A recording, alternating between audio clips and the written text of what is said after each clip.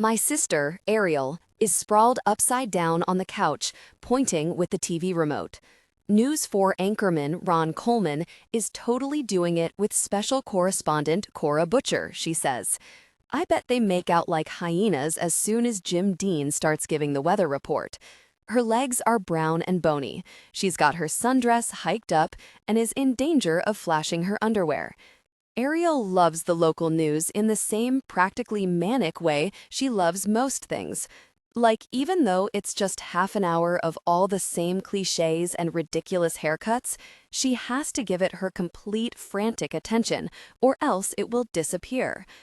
I can hear my mom flirting with my stepdad in the kitchen, arguing over when to stir the rice.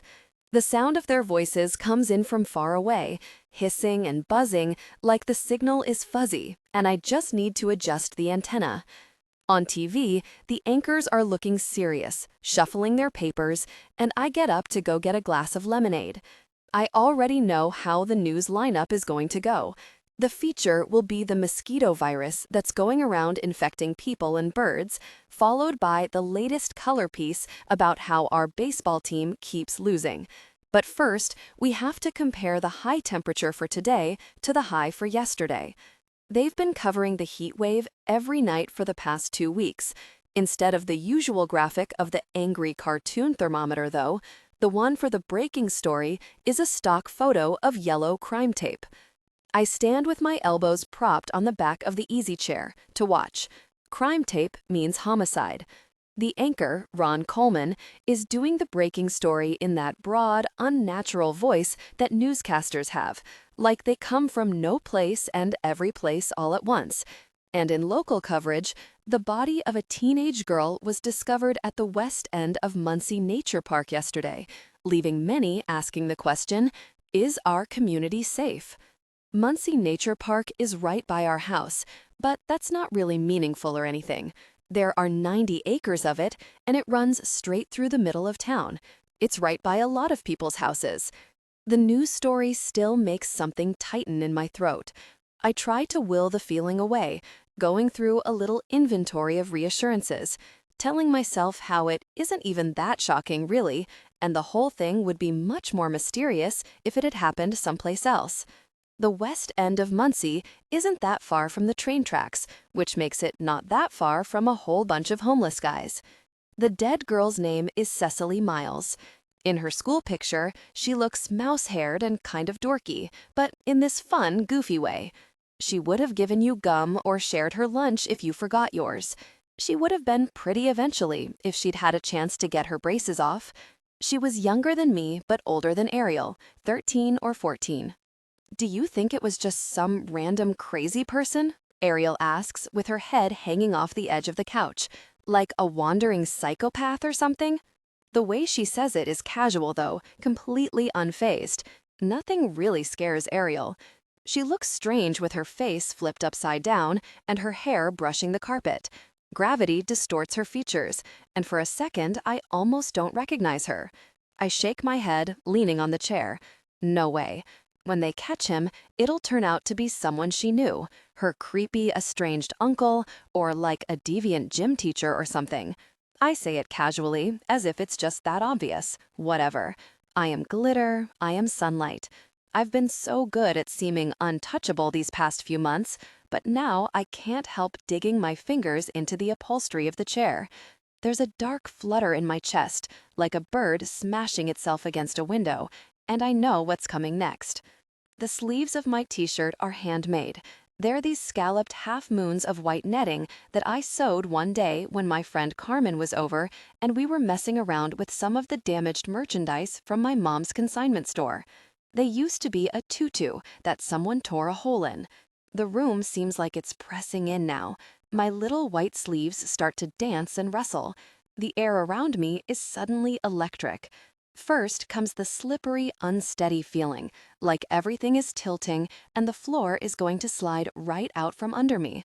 I stand perfectly still, trying to breathe, like everything is normal. The dry, unnatural cold is next, making the tiny see-through hairs on my arm stand up. Then comes the whisper, very close to my ear. It's a good theory, Hannibal, but you are 100,000,000% wrong. I bet you anything. I turn my head like a wind-up girl, so slowly I can almost hear the bones in my neck, and Lillian Wald is right there next to me with eyes wide as planets. Ghosts are the kind of thing you go your whole life with everyone telling you they aren't real. I believe in them anyway, because the world is full of things that no one really understands. Mostly, though, I believe in them because my best friend died 6 months ago, and now she's with me all the time, materializing silently out of the shadows, creeping closer, reaching out. She smiles, and her face reminds me of a skull. You don't seriously think this is the work of a rogue gym teacher, do you? I don't answer. The way she's staring at me seems to go on, like she's accusing me of something. Some days, it's like she takes every silence personally, while others, she'll forgive me for not talking if someone else is around and might think I'm weird. This is no run-of-the-mill pervert murder, she says into my ear. Her face is as sharp and hollowed out as a moon crater. It's a thrill kill, baby, all the way. The sound of her voice sends a chill racing over my neck. I shrug away from her and shiver without meaning to. On TV, the anchorman is talking about candlelight vigils, looking appropriately sad. Our hearts are with the Miles family tonight, he says, and then gives the address of a local church where people can send flowers, reminding us that we can reach out to Cecily's family during their time of need, that we all feel this tragedy as one big loving community. Lillian leans closer, making the sleeves of my t-shirt twitch and flutter like I'm about to take off. What a load of bull, she says, fiddling with my hair. We all feel this tragedy like gigantic slobbering gorehounds. Her hand tickles a little, but I hold still this time. When Ariel glances over, I smile automatically. Lillian scowls, waggling her fingers in a devil horn sign, but Ariel only stares right through her. It's like no matter how many times the universe proves otherwise, I still always expect someone besides me to see her standing there. Lillian weighed 78 pounds when she died. The outline of her hip bones looked like a basket with nothing in it. She was cold all the time and always wanted to hug me. It used to be that we were always together, never picking anyone else first, but by then, I'd stopped wanting to touch her. I told myself it was because I might hurt her, which was true. She bruised easily in dark purple smudges like ink blooming on tissue paper. But that wasn't the real reason. When she pressed against me, her bones felt sharp and spidery, like they might crawl inside me. When we were little, she was like a completely different girl. We lay in the rope hammock in my backyard and braided our hair together. Hers was black and hadn't begun to fall out. Mine was yellow like butterscotch. Best friends since forever, Wagnor and Wald. She'd flop down in her desk and grab me from behind, squealing my name with her arms around my neck. I can hear her voice like the cry of a bird. Hannity, Hannity, Hannity. I can feel her hands against my throat. She died in January. Now it's July. On TV, they've already moved on to the next story, but this one is old news. The latest in a continuing epidemic of avian mortality, says special correspondent Cora Butcher, looking heartfelt and serious, but the effect is sort of ruined by her lipstick, which is so red it's almost orange. She's standing on the front steps of the courthouse, and then the camera pans away from her and across the lawn, coming to rest on a scatter of dead crows. They're all over the grass like they just tumbled straight down out of the sky. The cameraman scans the ground, zooming in on a heap of black feathers lying next to the statue of Justice in a blindfold. The way the crow's eyes are scary and sunken, and the way its bones poke up through its skin remind me of Lillian, even though some days she's close to transparent and her own eyes are so wild and bright they almost look like stars. When our mom calls for us to turn off the TV and come to dinner, Ariel and I leave the living room with Lillian drifting along after us like a helium balloon. Even with the air conditioning on full blast, the air in the kitchen is warm from the stove, and everything smells like fresh garlic and sweet yellow onion. My stepdad, Decker, sets a heavy casserole dish in the middle of the table, and we all sit down, except Lillian, who crosses to the granite island and hops up on the edge of it. Seeing her in the kitchen is always disorienting. It reminds me too much of how things used to be, nights she'd stayed over and laughed around the table with my family, and did all her tricks to fake that she'd eaten something. Later, we would whisper back and forth in my room, then sneak downstairs at 2 in the morning to lie out in the backyard and look at the sky. I concentrate on the dish of carrots in front of me and try not to glance in her direction. "Did you hear what was just on TV?" Ariel says, even though there's no way my mom is going to let her talk about the dead girl, especially during dinner. Things like this aren't normal for a city like Ludlow, but they happen. My cousin Kelly runs a 1-hour photo shop over on Coronado Avenue. She's in charge of printing the crime scene pictures for the district police, and if there's one thing I've learned from hanging out there, it's that a lot more people die in a given week than you'd think. There are 150,000 people crowded into a 7-mile stretch along the Coeur de Bois River. For the past month and a half, it's been insanely hot every single day. Someone's bound to feel a little homicidal now and then. Lillian is wriggling on the edge of the counter, watching Ariel with her eyes wide and her hands clasped against her chest. "I love that your sister is like the darkest munchkin ever," Ariel soldiers on, even though there's no way Lillian's comment was actually meant for her. No one ever hears Lillian except me. "There was this girl, and they found her by that little cement dam in the nature park, and it was all taped off." Decker is leaning forward with his hands in fists on the tablecloth, like he wants to fight someone, like the killer is going to burst into our kitchen right now, this minute, and he will have to scrape back his chair and protect us. My mom is looking way too cheerful, though, blinking fast, and I know she's about to shut down this particular topic. She is the absolute master of avoiding the unpleasant. "Ariel," she says, sounding dangerously patient, "that isn't a dinner conversation." "But it's on the news," Ariel tells her, helping herself to salad. "It's a current event, which is like the most basic dinner conversation there is." My mom sighs, and I know from the way her mouth is set and her hands are folding and refolding her napkin that she's dying to do something totally neurotic, like stay up all night talking about it with Decker, or go around checking all the windows and the doors, or take away Ariel's television privileges. She's going to worry because it's what she does. I've already said I don't want you spending so much time watching stuff like that. It's always just the most violent and sensationalist stuff they can find. Why don't you tell us about your music camp? I ladle creamed chicken over my rice and give Ariel a look that says, "Please just do it."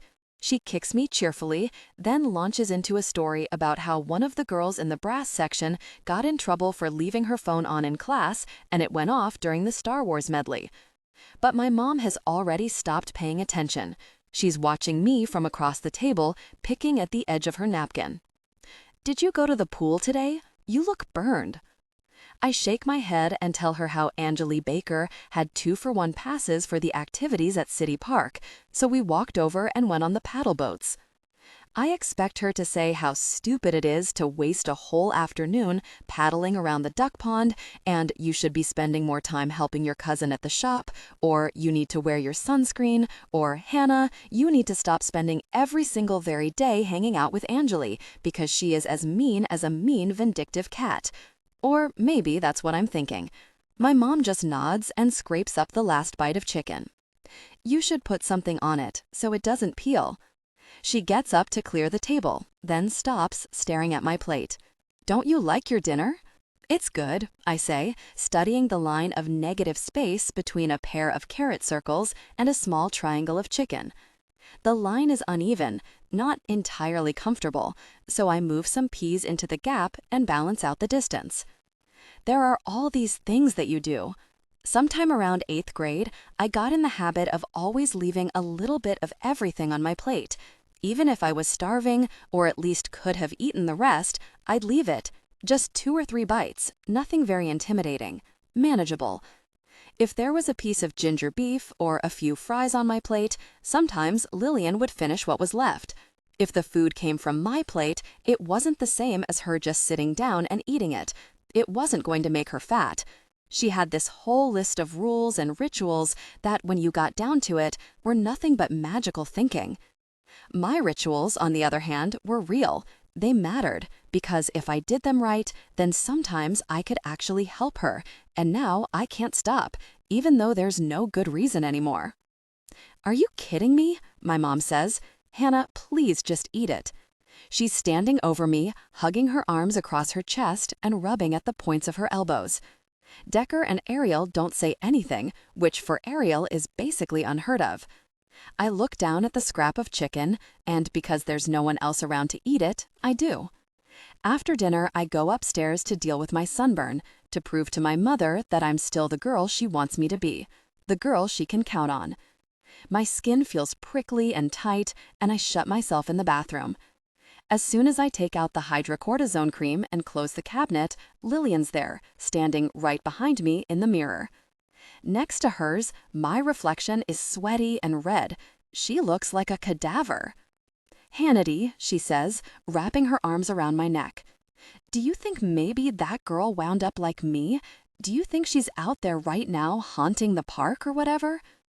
I stare back at her reflection, trying to look unconcerned, but I'm squeezing the tube of skin cream way too hard. Lillian almost never mentions her current situation. When I finally answer, I know on some uncomfortable level that I'm just echoing what my mom said earlier at the table, but I can't help it. The way Lillian fixates on ugly things makes me feel shuddery, like there's something creeping on the back of my neck. That's so morbid. Don't even talk about it. "You would have talked about it last year," she says, holding my gaze in the mirror, "back when you used to be fun." She presses close against me. Her cheek is freezing. "You used to call me Lyle." I shimmy away out of her grip and shake my head. "You used to be alive."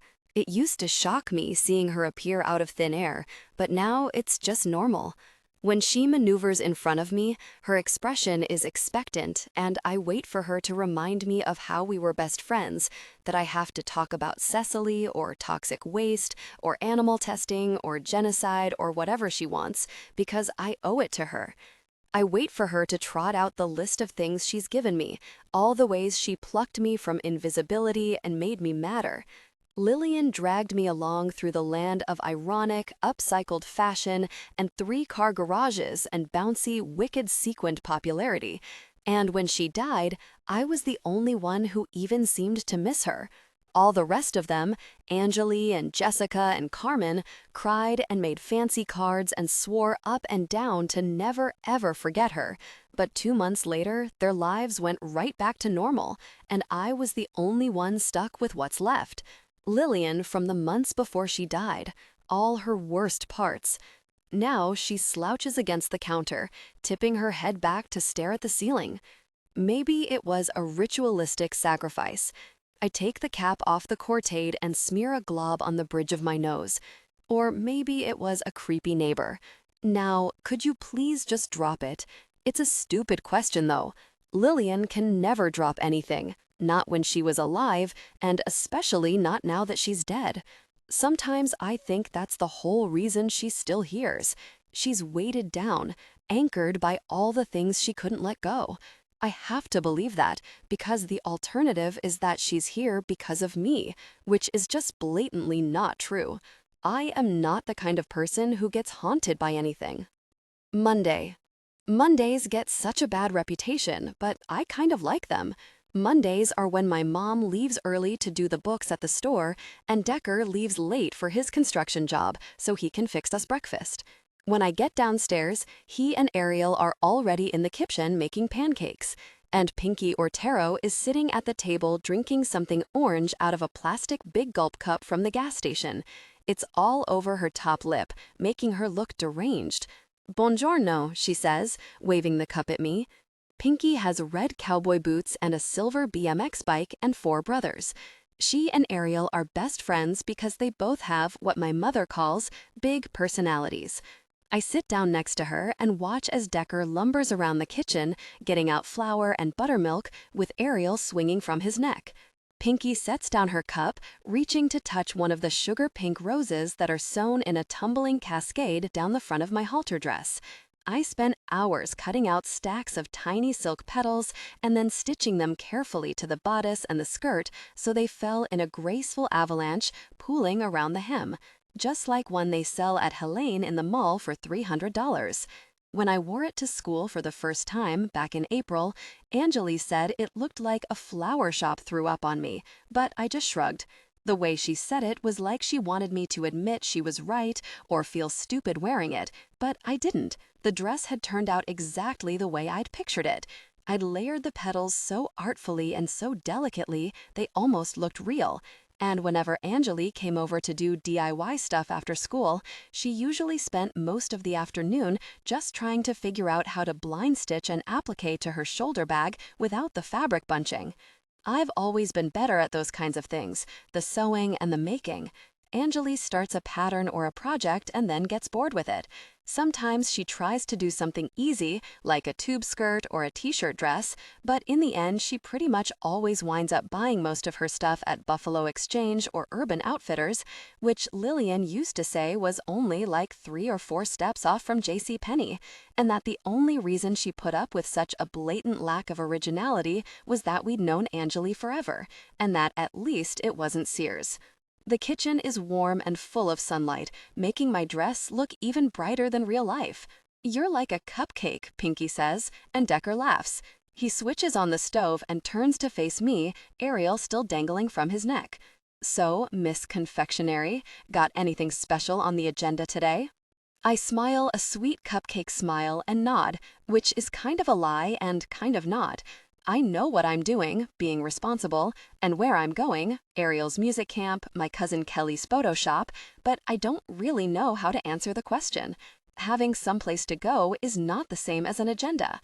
Before Lillian died, I was never out of ideas, and not just because we hung out all the time, but because I was always making things, designing bracelets or hair ornaments out of leftover beads and upholstery fabric from my mom's work. Now, I mostly fill the time with being helpful, and the rest of it hanging out with Angeli and Carmen and Jessica, and the hours spool out like a ribbon I can't find the end of. Even when I have a project or a plant, even when I dress up like Tinker Bell and smile so bright that the light hurts my eyes, everything around me feels sort of like it's winding back on itself. Across the table from me, Ariel is doing elaborate surgery on her pancake, cutting out a wide psycho smile, biting out eye holes. "Where's Katie?" I say, not really dying to know. Katie Randall used to be at our house all the time, and I know she's in the summer band program with them, but I haven't seen her around much since school got out. Pinky just shrugs, but Ariel shakes the pancake at me and rolls her eyes. She doesn't hang out with us anymore. She started to, develop. Now she thinks she's better than everyone. Pinky pinches her t-shirt with both hands, holding it out from her chest and wiggling violently in her chair. "Don't be mean," I say. "That's mean."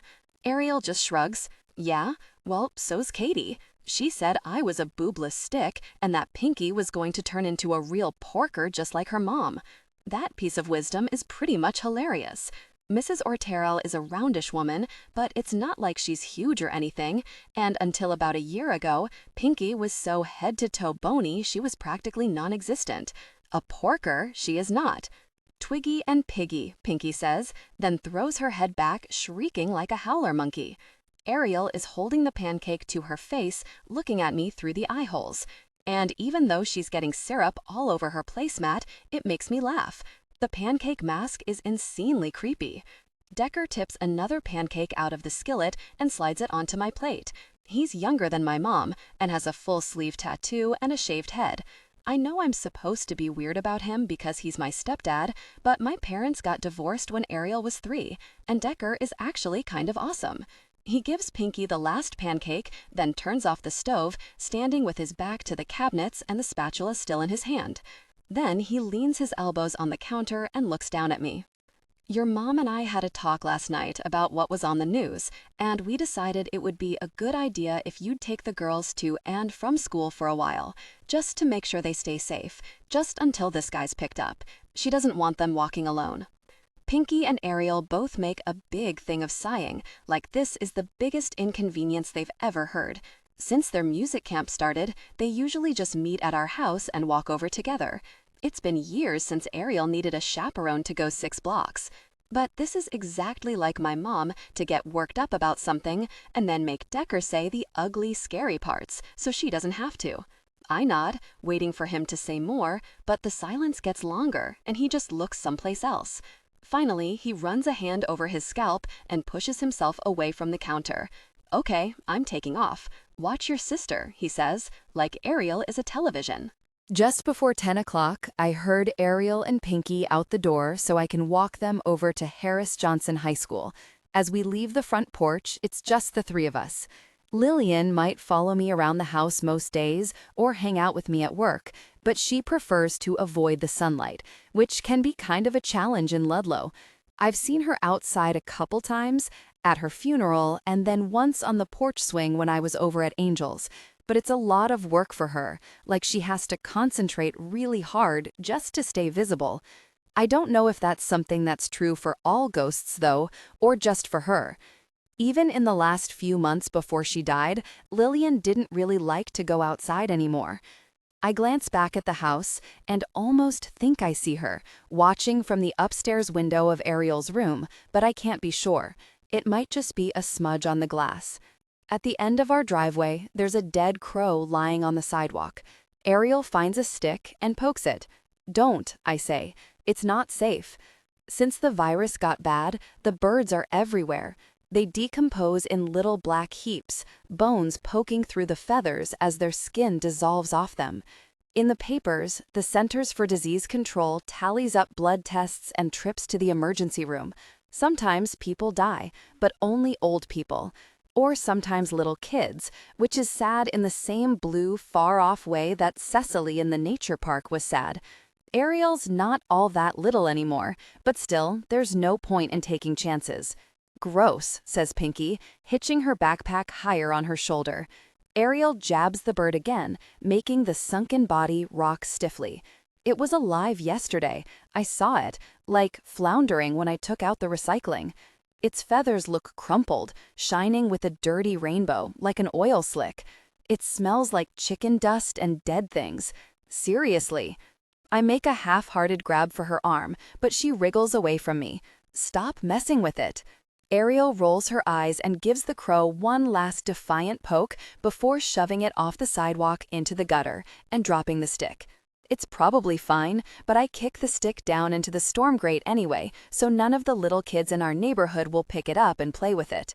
By the time I look up, the girls are already halfway down to the corner of Sherwood and Muncie, and I have to walk fast to catch up. Ariel is charging along like someone on a mission, but Pinky dawdles, hopping her way through a half-finished hopscotch grid. The squares are lopsided, drawn in 3 different colors of chalk, and it makes me think of a long rainbow crocodile. The 2 is printed big and floppy and backward. At Harris Johnson, I stand on the sidewalk and watch Pinky and Ariel until they're safely in through the double doors. Then I cut across the baseball diamonds and out along Coronado to the grimy strip mall 3 blocks over. Quality Photo is in a narrow slot between a coin appraiser and a locksmith. I step inside to the sound of the bell jangling above me. "Oh, thank God," Kelly says from behind the counter, turning with the phone caught between her shoulder and her ear. Kelly is 27. My mom says she's crazy to run a business by herself. My mom also says it's crazy to be processing color film when everyone in the whole technologically relevant world uses digital. But to be completely honest, Kelly has never been interested in what's logical or easy. The strip mall is about 40 years old, and you can still kind of tell that the shop used to be a payday loan place, but it's clean and bright. The walls are painted baby yellow, and most of the floor space is taken up by displays of camera accessories and picture frames. The rest of it is filled with big, noisy machines and a smell like vinegar and sulfur and warm moving parts. Right now, though, the biggest printer is sitting motionless, and Kelly is sighing into the phone, writing down part numbers on the back of a receipt. When she nods, the end of her ponytail slaps between her shoulders. She holds her hand over the mouthpiece and gestures at Matilda Brown, who is made of painted steel and is the oldest, noisiest optical photo printer in the world. I changed the paper, and now the advance is stuck, and Brad can't even tell me why. He just keeps saying that she's old. I know she's old. Kelly is always on the phone with Brad from services. The machines break down every other day, and it's true that some of it's because everything in the shop is really, really old, but sometimes it's because Kelly just isn't that careful. She moves too fast and never remembers that even though there's room for only 2 prints to move side by side on the belt, Matilda Brown doesn't cut the paper in pairs. Whenever there's a paper jam, there's always another piece. As soon as I kneel down to pry open the maintenance door, Lillian materializes like black magic, peeking around the corner of the machine. "I don't even know why you like these things," she says, pointing into the nest of rollers and belts and gears past the warning pictures taped to the inside of the door. They're practically cannibalistic. The illustrations are full of blunt metal slabs and sharp edges, pinch points like torture devices, hands caught in heavy machinery, crushing all the bones. "Careful," Lillian says beside my ear. "Don't want to lose a digit." I look away and snake my hand between the rollers, feeling around for the jam. The paper is crumpled, lavender from light exposure, and I roll it out carefully so I don't mess up the belt tension. Kelly is good with cameras and with money, but she always handles Matilda Brown too hard. "Did you get it?" she says, hanging up the phone. I nod and hold out the crumpled sheet. "That's it. I'm canceling the maintenance plan. Brad has no idea what he's talking about.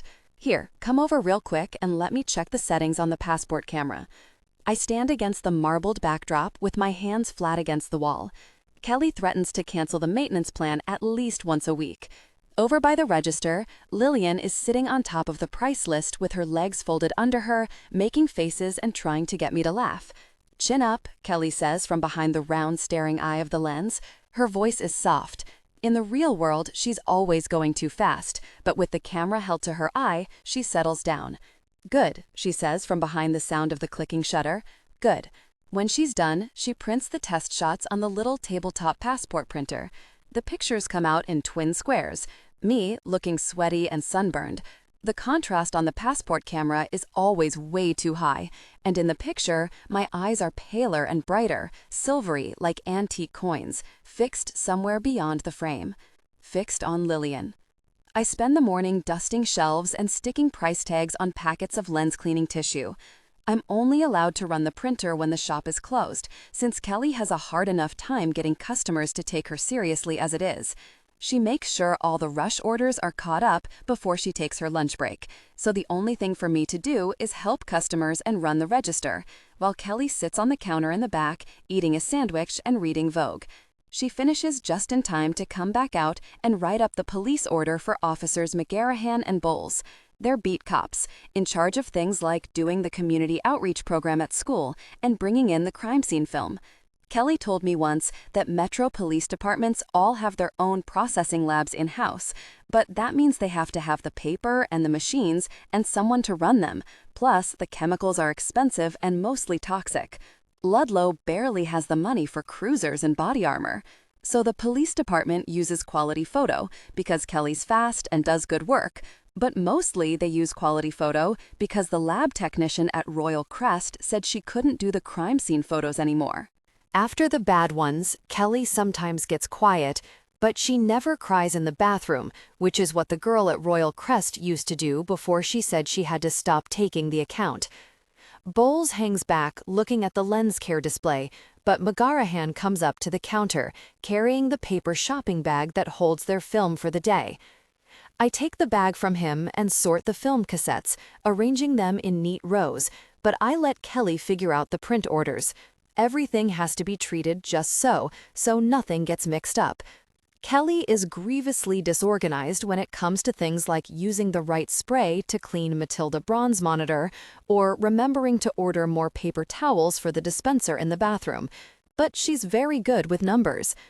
Officer McGarahan leans on the counter, watching her write down the cases. He's young for a cop and kind of goofy. "And what's Hannah been up to?" he says. "Staying out of trouble?" "Mostly," I tell him, twirling my pen like a parade baton or a magic wand.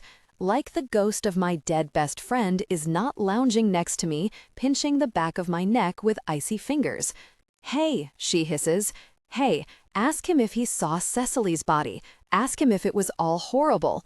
I shrug her off and shake my head, just a little, barely noticeable. Bowles stands with his back to us, spinning the wire rack where Kelly stocks the photojournals. He has a bony face and a dry, broken voice that reminds me of Crow's. He's always got that same blank look, like nothing ever shocks him.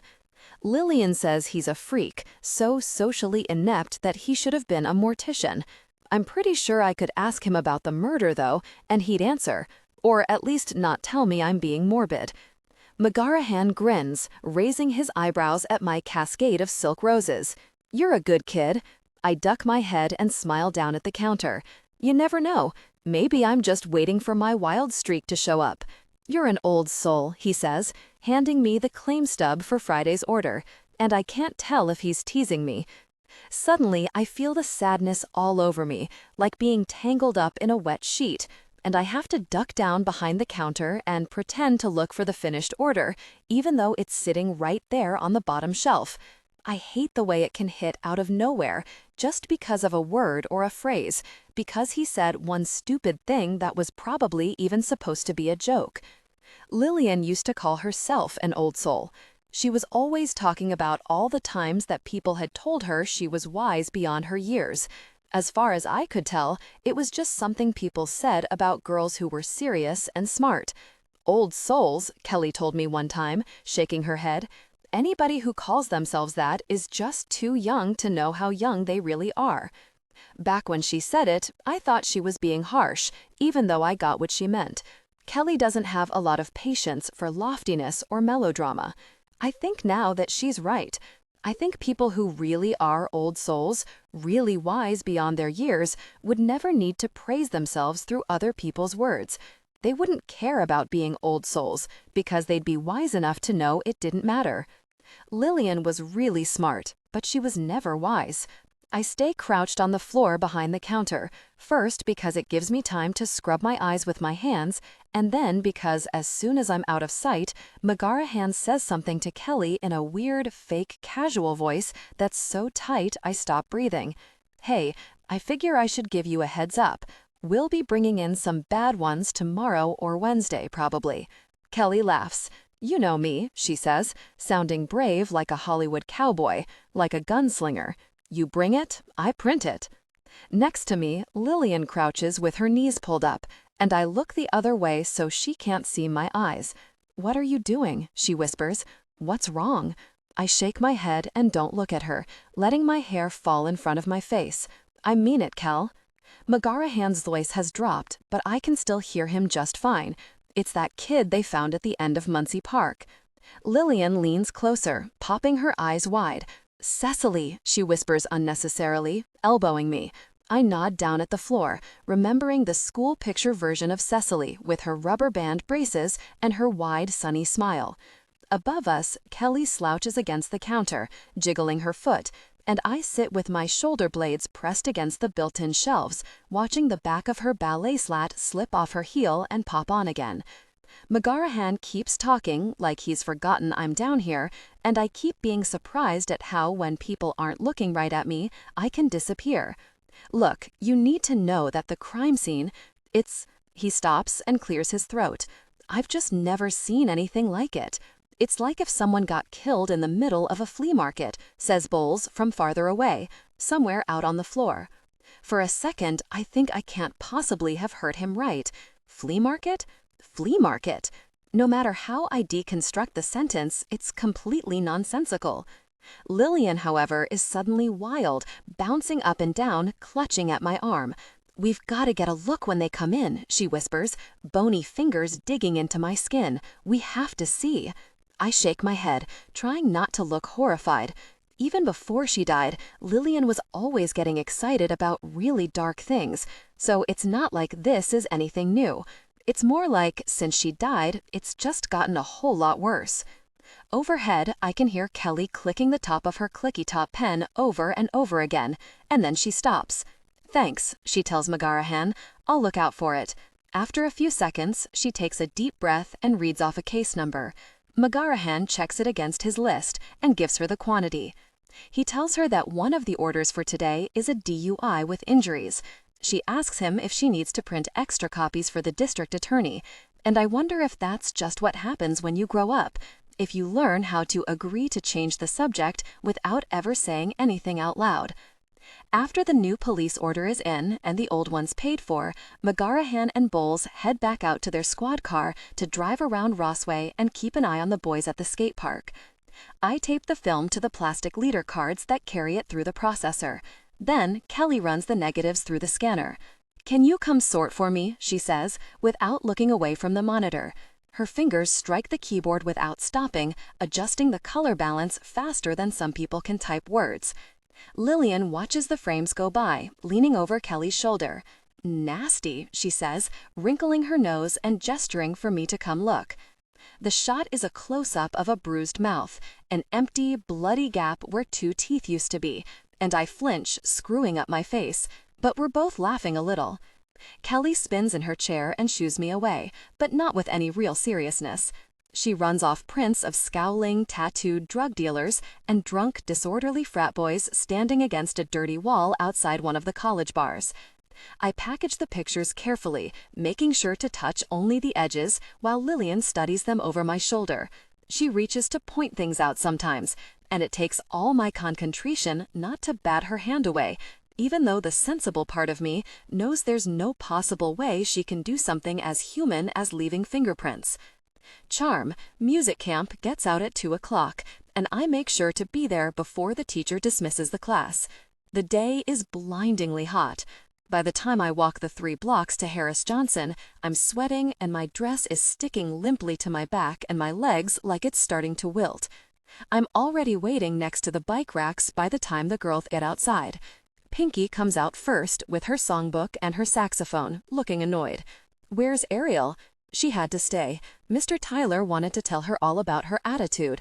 The obvious thing is to ask what's wrong with Ariel's attitude, but I don't. Knowing would mean having to decide how bad it is and whether or not I need to tell on her. I figure I can wait. If Mr. Tyler calls our mom, I'll know it's serious. When Ariel finally pushes through the double doors, she's already half incoherent, raging about how her music teacher is a total fascist. She comes straight at me mid-sentence, and I nod along, unhooking her hair from the buckle on her clarinet case, trying to zip the pocket on her backpack so her sheet music doesn't go everywhere. I duck around her to wrestle with the zipper, and when the doors swing open again, I almost run right into Finny Boone. He's paying more attention than I am and steps back before we actually touch. I freeze with my hand on Ariel's backpack, and we stand there looking at each other. I can't quite breathe. He is all shoulders. "Watch it," he says, and his voice is low and husky. He's wearing a plain wife beater with nothing over it, which is against dress code, but it's been so hot lately that the teachers must not care anymore. I don't want to seem like I'm checking him out, but I can't help it. His summer school books are tucked carelessly under one arm. They're all for classes I had 2 years ago. It's been a while since I actually looked at him. In my head, I still remember him big and mean and sticky in elementary school. I remember him licking Lay's potato chips and throwing them at me. The sun is crazy hot, and everything seems to come from far away. I can hear sirens and fire trucks out on Huxley Road and a noisy bird in the ash tree above us. His hair is standing up in crazy tufts like Johnny Rotten, bleached so blonde it's almost white. The way the sun hits it makes the ends look translucent. When we were little, it used to be this dusty in-between color. Not blonde, but not really all that brown either. Then last semester, near the end of March, for no apparent reason, he started bleaching it to within an inch of its life. I remember because it was just after the 2-month anniversary of Lillian's death, and the day I came very close to losing all my friends. Lillian was the one who'd started it. She'd been after me for weeks, telling me to stop moping, get happy, add more color. She kept saying I needed to start acting more like Hannah and less like one of the tragic emo kids who ate lunch out on the steps. So I was trying. That day, I had on a choppy lace-up tunic dress made out of one of her old oversized sweaters. She'd never wear them to school, but at sleepovers or on weekends, she lived in them. This one was printed all over with giant purple strawberries. The night before, I'd cut down the body and the sleeves and sewed little bunches of sequins to the middles of all the berries, but it was still so obviously the same bright, obnoxious sweater she always used to wear. It was so clearly Lillian. When I came up to our regular table at lunch and sat down, everyone stopped talking. "Are you for freaking serious?" said Angeli, who'd worshipped Lillian when she was alive. "I mean, that's the one she got last year at Camelot. It's hers." I nodded, trying to explain that I knew it was what Lillian would have wanted. But by then, Angeli wasn't even listening. She leaned closer until her nose was almost touching mine, and I could see the little hairs where her eyebrows grew too close together. "Do you think it's just okay? Do you think it's normal to go around cutting up dead people's clothes and wearing them?" Over my shoulder, Lillian made a disgusted noise. I could feel her humming with a cool, skin-crawling static as she leaned to whisper in my ear. "God, those brows are horrific. Someone needs to get her like a pamphlet to encourage proper use of tweezers." And I laughed even though I shouldn't have, even though I knew it was a bad, bad thing to do. Angeli was supremely not amused. "Is something funny?" Well, yes, but when I opened my mouth, nothing came out, and all the rest of them were just looking at me. "Do you think maybe you should go see the counselor or something?" said Jessica, and I couldn't decide if she sounded like she was being nice or nicely vicious. I mean, if you're having like some kind of psychotic episode. And in that moment, I thought maybe I was. Maybe this was the part where I gave up everything and went to the counselor, admitted to myself that it wasn't normal living with the ghost of your best friend. I left my plastic tray and my hot lunch and my social studies notebook. I left everything except my coat, and instead of the counselor's office, I walked out of the building. It was a long, gray day, and the sky was low and wet, spitting ice pellets like it couldn't decide if it should rain or snow. I walked all the way across the south lawn toward the football field and sat alone on the bleachers. The field looked as big as an ocean and too green. I thought about all the times we'd sat in the same place for football games or track meets or just hung around in the summer, and how we used to talk about what things would be like once we were in high school. I'd always imagined full-size lockers, better art classes. Lillian talked about boys, about parties and all the places we'd go once we got our driver's licenses. And then she stopped. After a while, the only thing she ever talked about was whether I thought her non-fat yogurt tasted like it had fat in it, and if no-calorie sweetener was made with real sugar, then where did the calories go? I thought about how I might be living with her ghost forever. After a long time, the bell rang and I got up, but I didn't go inside.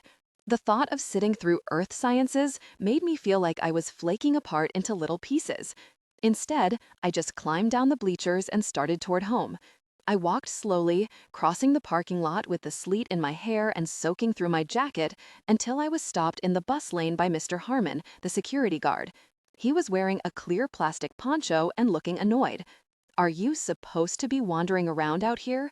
The question hung there in the air between us, and suddenly my mind was blank. He reached for my arm, talking louder like I might be deaf. "Why are you here?" I stood looking up at him, trying to think, because he was watching me like I was somehow so bad, and there were all these answers that he wasn't looking for. "I'm here because this is where my mom's family is from, and after my parents got divorced, she kept the house. Because I was conceived and born and grew up. I'm breathing and my heart is beating, and as much as it hurts, as much searing, monumental pain as it causes me, I have to exist." But there was a wall in my throat that kept the words in. I had a sudden uncomfortable image of something closing up inside me, slamming shut like a lid, and a memory of how last semester they explained diaphragms to us in health class. And I couldn't help it. The frantic, breathless feeling was coming up again, and just like with Angeli, I started to laugh. "Are you trying to be difficult?" Mr. Harmon said, with his arms crossed over his chest, his Cracker Jack badge winking in the rain. And that was a bad question, the kind adults only ask when they've already decided. But at least I knew the answer. "No," I said, and my voice came out impudent and loud. I hadn't sounded loud in months. I was beginning to think I'd never sounded loud at all. For a second, we just stood there. The rain was thin and constant. "That's enough," Mr. Harmon said, but he didn't say enough of what. He put his hand on my arm, and I didn't pull away. The sky was so gray it was almost colorless. And that is the story of how I got my first and only detention. If something like that had happened even 3 months earlier, I would have been horrified. But by then, I just wanted to go someplace warm where I didn't have to talk or feel or think. Detention was in the language arts wing, with a social studies teacher who never taught any of the college track classes, some boys from the wrestling team, 2 ninth-grade girls with glam rock haircuts, and Finny Boone. I showed up late because I couldn't remember where Mr. Harmon had said to go, so I had to ask the ladies in the front office. My jacket was covered in a crust of ice, and my hair was wet and sticking to my forehead. The teacher was this short, stocky guy with an awkward beard. He sat at the front of the room looking bored and let us sit wherever we wanted. I picked the seat next to Finny because it was about as far from the wrestling boys as I could get, and also he was pretty much the only one in the room who was sitting still. I kept waiting for Lillian to show up, so at least I'd have some company, but she didn't. Finny was exactly the kind of boy I was just not allowed to look at, but I couldn't help myself. Even though I already knew, I was kind of surprised by how tall he was. Even squeezed into a desk, he was so clearly over 6 feet. It was the first time I'd been in the same room with him in a while, maybe since elementary school. I'd known his name and his face for pretty much my whole life, but it was different seeing him up close. The thing about Finny was, we'd been at the same school since kindergarten, but we never really knew each other. And once they started sorting us into fast and slow classes, he was pretty much always in the slow ones. I kept being distracted by all these random details, all the things about him that were exactly the same as when we were little. The way the cuffs of his shirt were fraying away from the seams, and the tiny triangular scar on his chin. How his eyes were too light for his tan, but mostly how he was missing the pinky finger on his left hand. His expression didn't change, but I was sure he could feel me watching him, so after a minute or two, I slumped forward and put my head on the desk. With my jacket on and my hood up, I could peer out like someone in a cave. Beside me, Finny was hunched on his elbows, digging at his cuticles with a safety pin, and I studied the missing finger. It was ugly and shocking, and I couldn't make myself stop staring. The skin around the joint and down the outside of his wrist was shiny and puckered, pale against the rest of him. There were all kinds of stories about what happened, garbage disposals and alligators, but no one knew for sure because Finny never talked much. A few rows over, Connor Price got out of his seat and crossed the room to flop down in the desk next to me. He used to go out with Lillian in junior high, and now sometimes made out with Angeli, and always smelled like Slim Jims and Axe body spray. I thought he was going to comment on my strawberry sweater dress or ask me why I'd been mean to Angeli at lunch, but instead he leaned across me and snapped his fingers at Finny. Hey, gosh, what did you do to your hair, man?" His voice was incredulous, but different from how Angeli had asked about the sweater. Connor sounded sincerely interested, prepared to be impressed. "It's Clorox," Finny said. Then he flipped his notebook over and didn't say anything else. "Sick," said one of the rocker girls, but she said it in a voice that made it hard to tell whether she meant it as a bad thing or a good thing.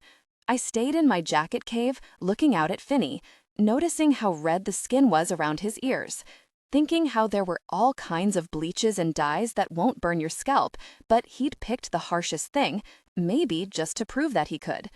After a minute, Connor reached over and rested his hand on top of my hood. "Hey, is that Hannah under there?" When I didn't answer, he poked me roughly between the shoulders, but I still didn't look up. I just closed my eyes and wished he'd stop touching me. "What'd you do, Hannah? Write your name on the wrong line in math?" I shook my head, keeping my face turned toward Finny. "Aw, come on, don't be mean. What's with the silent treatment?" On any other day, none of it would have even been a big deal, but right then, I was just so tired of acting fine and happy all the time. I was so unbearably sad, and it didn't matter that I'd known Connor since forever, or that he wasn't even trying to be mean. All that mattered was how I couldn't stand to play this game with him, to be poked and prodded and teased, but I couldn't find the energy to make him stop. Connor put his hand on my shoulder again, giving me another little shove. Then, on my other side, Finny stood up, and everyone in the room got quiet. He was wearing work boots, gouged and scuffed, and I watched them, staring dully at how they left black smudges on the linoleum floor, and then moved closer. He filled the aisle, leaning over my bent back. I could smell his deodorant and the bleach from his hair, and I held very still. For a minute, nothing at all happened. Then there was a scraping sound as my desk went sliding sideways under me, and Connor gave this sort of yelp. What in the world? I twisted around and looked up. Above me was a big, complicated silhouette, blocking out the light. Finny had Connor by the collar of his shirt and was holding him so their foreheads were almost touching, but he didn't say anything. He just leaned over me while Connor yanked on Finny's wrist, trying to get loose. "Hey man, gosh, what are you doing?" With his hand on the back of Connor's neck, Finny held Connor away from me, leaning close to his ear. "Don't be a jerk," he said. Then he opened his hand and let him go. Connor thumped back down into his seat, and Finny went back to digging at his cuticles. I buried myself in my hood and put my head down on my arms, so no one would see me crying. In front of Harris Johnson, the pavement is white hot, and the sun sits high and scorching over the roof of the school. Ariel's cheeks and forehead are already starting to turn red, and Pinky's squinting around like everything is too glaringly bright to look at. Finny is still standing with his books held loosely by his side and his eyebrows raised, like he's waiting for something. I understand in a hazy way that we're blocking the sidewalk, but he doesn't say anything, just sighs and steps around us, cutting across the grass toward the Quick Mart convenience store at the corner of Huxley and Coronado. It's hard to stop looking at his wide, mostly bare back, and my heart is hammering out a loud, frantic drumbeat as I watch him stride across the parking lot and into the store. The air is so hot and dry, it's like opening the lid to the barbecue and leaning over the grill, a sudden updraft that can take your breath away. I step off the curb into the bus circle and feel around in my purse and then my pockets. Ariel is making little panting noises, fanning herself with her sheet music. "Okay, that guy was weird. How bad were you?" I say, ignoring her remark and taking out a wad of crumpled dollars, flattening them one by one against the palm of my hand. "How bad were you in class?" She gives me an indignant look. "I told you, I didn't do anything." "Okay, then I'll tell you what. It's way too hot out. Do you want a slushie before we go home?" I almost stop to consider the fact that I'm only taking them to get slushies because Finny Boone has just disappeared into the Quick Mart, and I kind of want to keep looking at his shoulders. That would be too awkward to think about, though, so I put it out of my head and follow the girls down the block toward the convenience store. The parking lot is small and mostly empty, with a smashed beer bottle lying on the sidewalk by the payphone and weeds springing up in dry clumps where the cracks in the asphalt are wide enough to let them poke through. In places where the blacktop's been patched, the squiggly lines of road tar are soft from the heat. It sticks to the soles of my ballet flats as I cross the parking lot, like it's trying to suck them off my feet. A couple of sunburned summer school boys are leaning up against the front of the store, smoking and giving me unfriendly stares. I lead Pinky and Ariel past them, trying to look indifferent, like I don't even see them. Inside, a wall of cold air hits me like a solid thing, making my face tingle.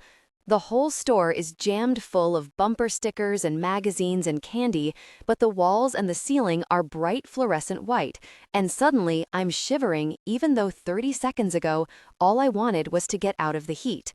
Pinky and Ariel head straight for the drink counter at the back where you can get yourself slushies and fountain Coke and pink plastic straws. I follow them through the narrow rows of shelves, keeping an eye out for Finny while still trying to look casual. He's near the back examining one of the end cap displays, a couple aisles over from Pinky and Ariel. When I come up to the drink counter, he glances away from a selection of fake Zippos like he's surprised to see me there.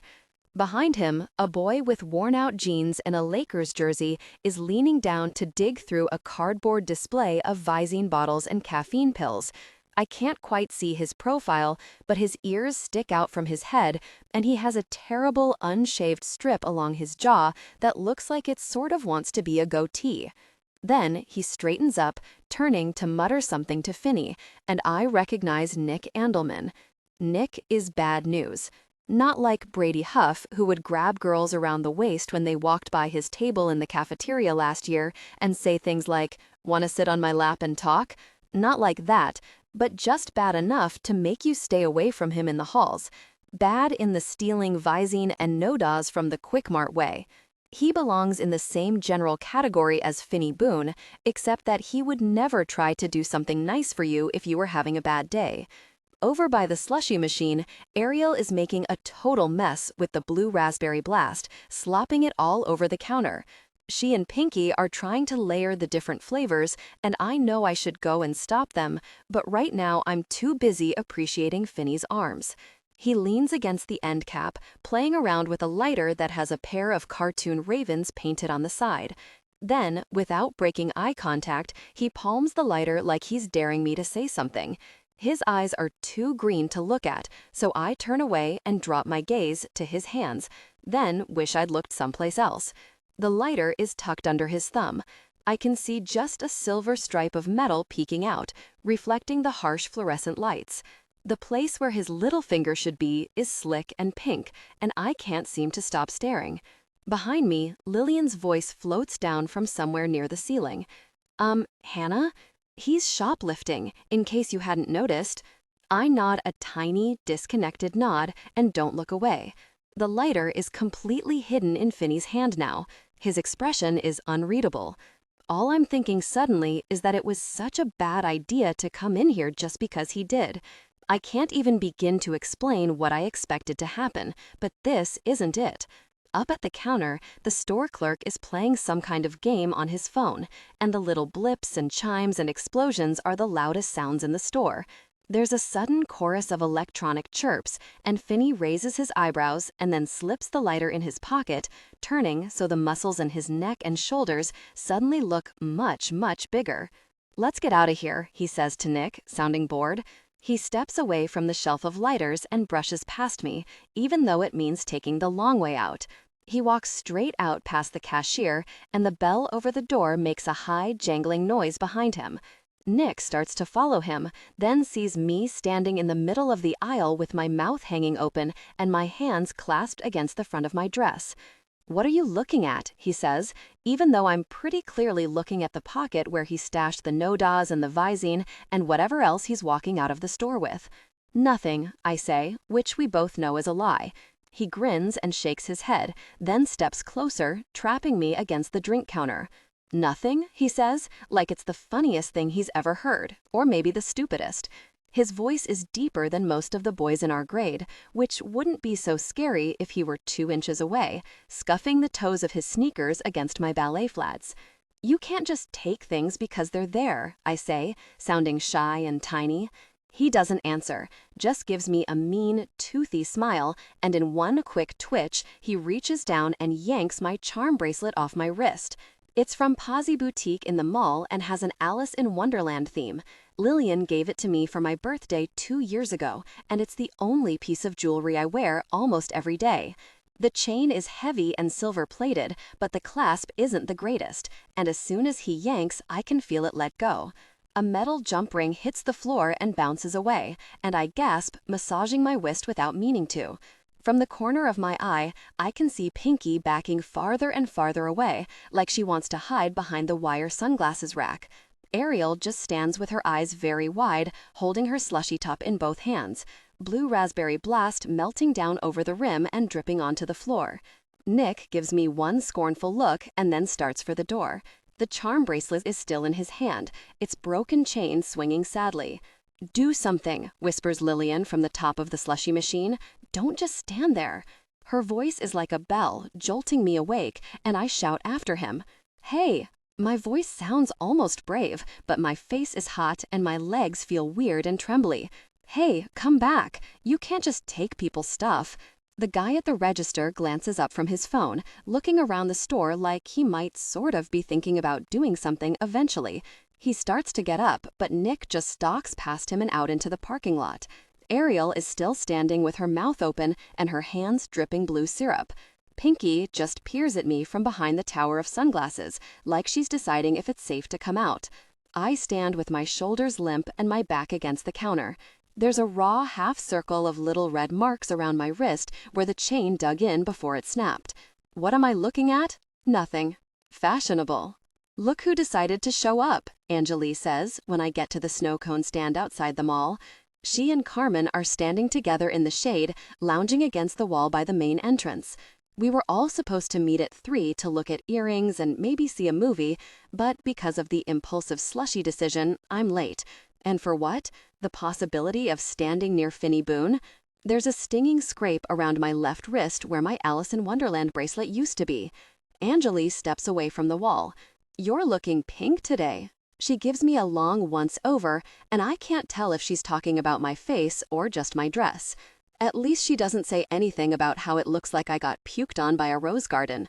It's okay, says Carmen, who's wearing a lip gloss so red it looks like nail polish. Carmen's sundress is almost as bright and outrageous as mine. It's hibiscus orange with a ruffle around the bottom and a giant purple bow on the shoulder.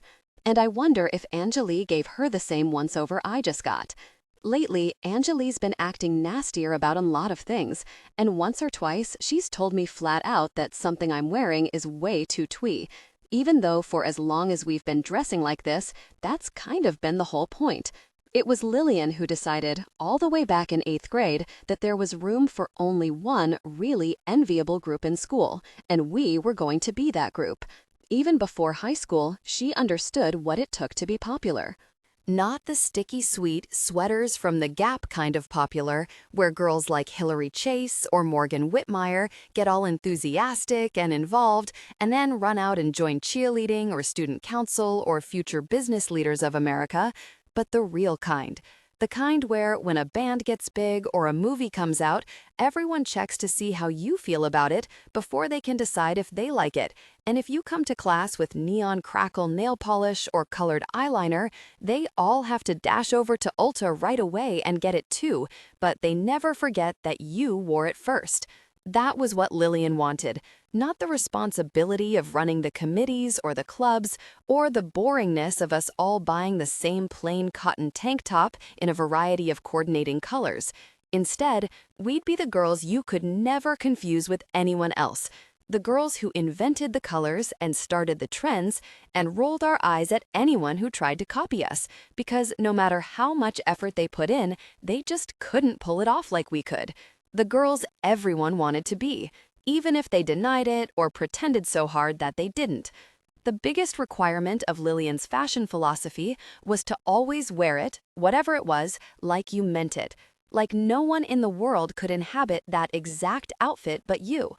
Today, though, Anjali's just wearing a striped tube top and cutoffs. Except for her cat-eye eyeliner and the way her thick, coffee-colored hair is pinned up in a complicated figure-8 braid, she looks normal. She could be anyone. And I wonder suddenly if maybe she only went along with the accessories and the outfits because Lillian said so. If maybe Lillian's idea of what popular should be was never really hers. Jessica doesn't show up for another 10 minutes. We spend the time hanging out on the little half-wall by the entrance. When she finally coasts around the corner on her lavender Schwinn cruiser, Anjali sighs a huge put-upon sigh and throws up her hands. Jessica just shrugs and locks her bike before starting for the entrance. I go in after them, wondering if this is how it's always going to be now. The truth is, things haven't been the same since Lillian died, but mostly they haven't been all that different. Anjali still calls me almost every day. We still make plans for the weekend and spend the night at each other's houses. And even though these days we've pretty much stopped doing projects together and she occasionally ditches me to hang out with Connor, we're still friends. It's just like it always was, the kind of friends where you sometimes want to disappear. The Deer Meadows Mall is the biggest one in Ludlow, with a movie theater and 2 escalators and a cheesecake factory. The air inside echoes like a canyon, and as we walk down the middle of the main corridor, I have a little daydream about being home, burrowed in my bed with the pillowcase cool against my face and the air bone dry and freezing from the air conditioner. I want to turn on my stereo and listen to songs about heartbreak on repeat. The mall is full of people from school, and even though I don't know most of them, I catch myself smiling automatically. The friendly expression is just a holdover from last year when I was always smiling in the halls, always making an effort to look normal and happy. I want to be carefree, seem brighter. Mostly, I want to forget how Nick Andelman ripped the charm bracelet right off my wrist while I stood there and let him. Carmen follows into step next to me, and I watch the way our skirts flutter against each other. The orange and the pink look nice together, like a garden party, and I'm just starting to feel lighter and more like myself when Lillian materializes on my other side, letting her arm thump down across my shoulders. I flinch without meaning to, then try to turn it into a little twirling skip, like a pirouette. Anjali hears the soles of my shoes slapping on the tile and glances back. Something wrong? When I shake my head, Lillian makes a high-pitched, incredulous noise, but Anjali just nods and starts for Claire's. We're almost inside the store when Carmen stops me, catching me by the arm. "Hey, you do look kind of twitchy. Are you sure you're not upset about something?" And no, I'm not sure. The afternoon is still fresh like a slap, and Finny Boone is probably a sociopath, a big, lighter-stealing sociopath. But his eyes are steady and complicated, and I haven't really taken the time to notice boys since before Lillian died. The day seems very long suddenly. I consider telling Carmen that I just remembered something I'm supposed to do, that I have to go home, but her hand on my arm is light and warm. I can feel myself stepping away from the tense, helpless feeling, letting it go, rising above it. "I'm fine," I say. At Claire's, we wander up and down the aisles, trying on barrettes and plastic bangles. Carmen wants to go to the pet store, but Anjali says the puppies make her sneeze. "Untrue," Lillian says next to my ear, sounding bored. "Whenever she goes to your house, she never sneezes because of Joan." I nod, a little tiny nod, picking through a bin of on-sale lip glosses.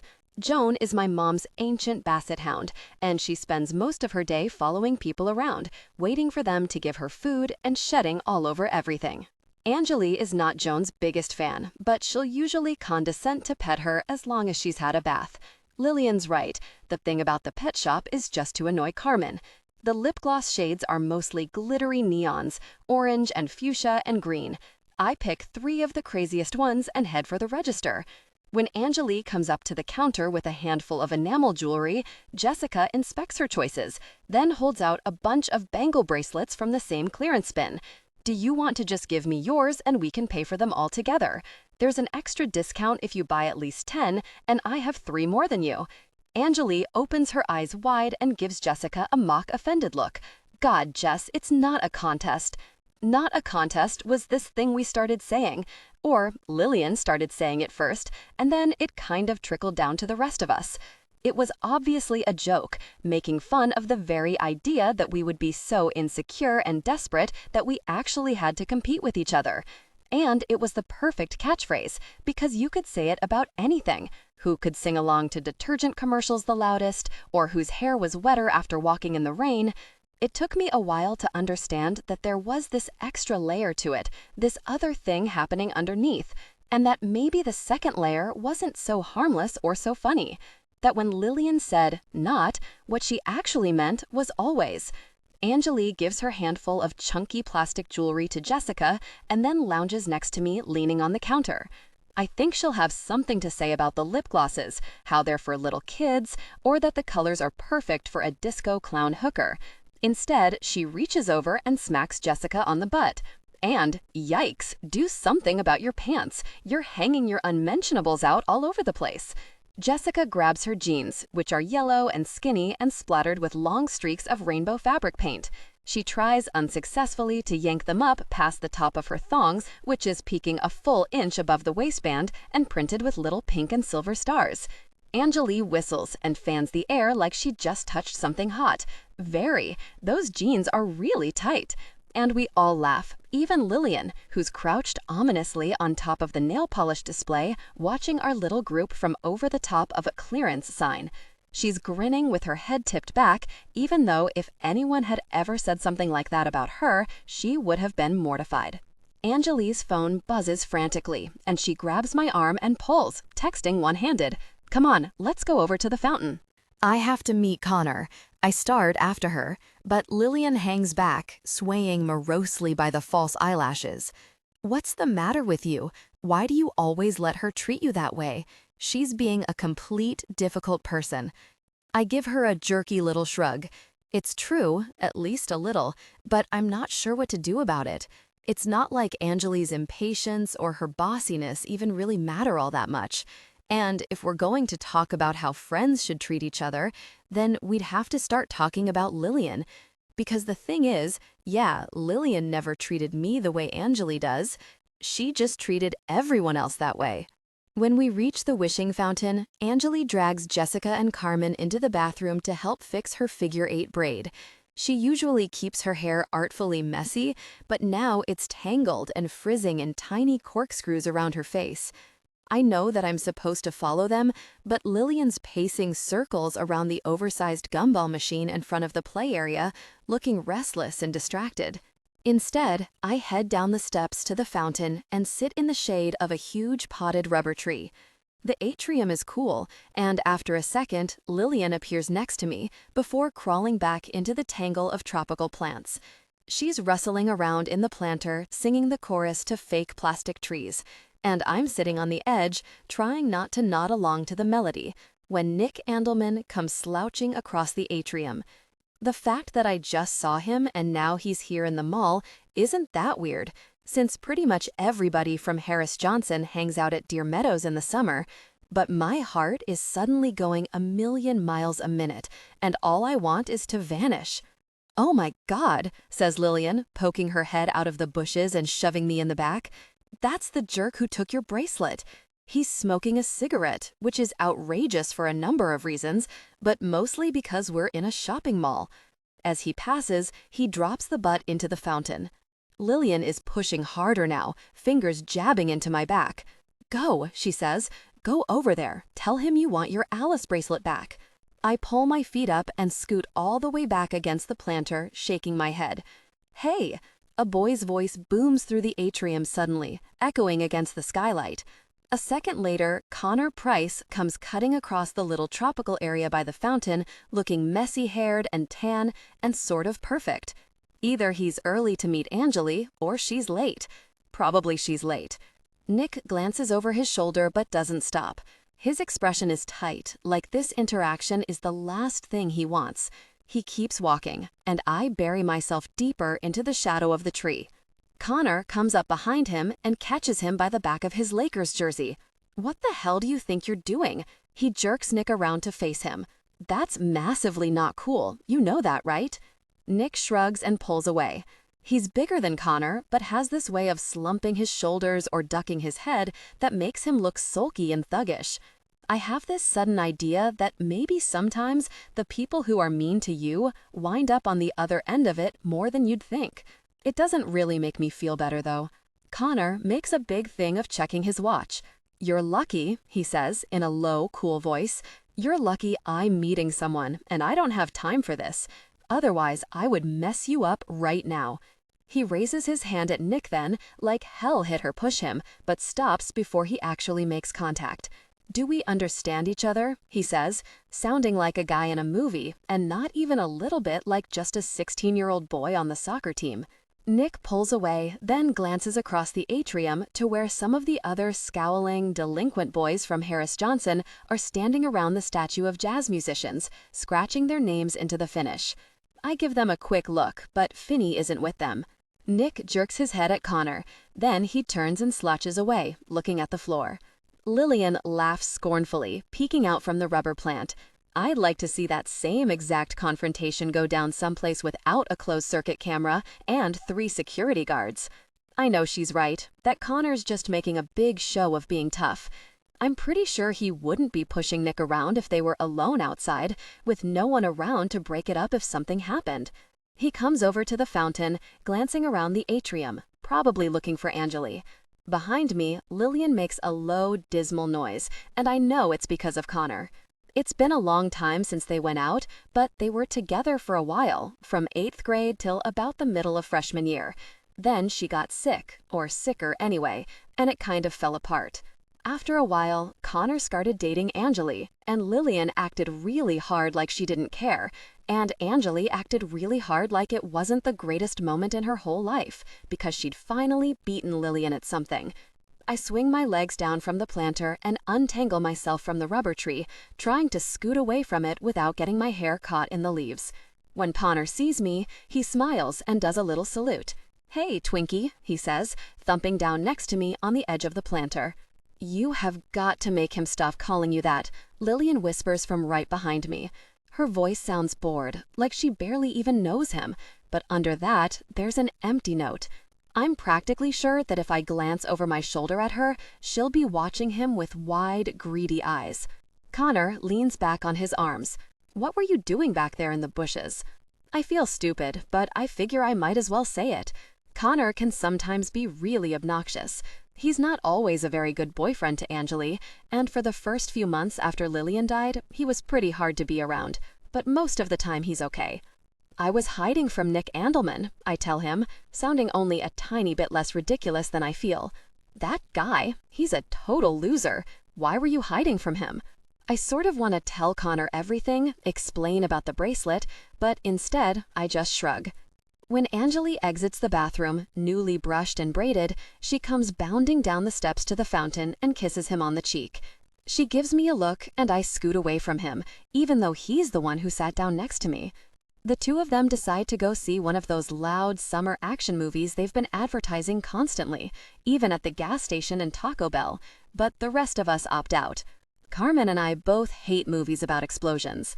We say goodbye to Angeli and Connor and then head down the walkway to Bathing Beauty so that Jessica can get some more Harvest Peach body spray, which comes in a round orange bottle and smells exactly like peach schnapps. As we pass the food court, I slip my arm through Carmen's and try not to search the crowd for Finny. I know I shouldn't be looking for him, but I can't help it. I keep picturing him standing over me in the Quick Mart every time I let my mind wander. On my other side, Lillian's mood has darkened abruptly. She's glaring at the clusters of afternoon shoppers with their French fries and their floppy slices of pizza. "Don't waste your time swooning over him, Hannah. He's just a big, dumb animal who hangs out with bracelet thieves." I don't answer, but I have the stark, uneasy feeling I always get when she does this, like she's just seen straight down into my soul. The magic of ghosts is that she always seems to know what I'm thinking, and even when she was alive, Lillian was a little bit of a mind reader. "Gosh, you're such a weenie sometimes," she says as we wander through the fragrant section at Bathing Beauty. "If you had any self-respect, you would have gone up to Nick and told him to give it back." I twist away and pretend to be very interested in an elaborate pyramid of pastel bath bombs, but she steps in front of me, making me look at her. "Seriously, Hannah? When are you going to stop letting everyone in the whole entire world walk all over you?" I turn my back on her. In the long mirror behind the counter, I look strange and secretive, like I'm trying to keep my face under control.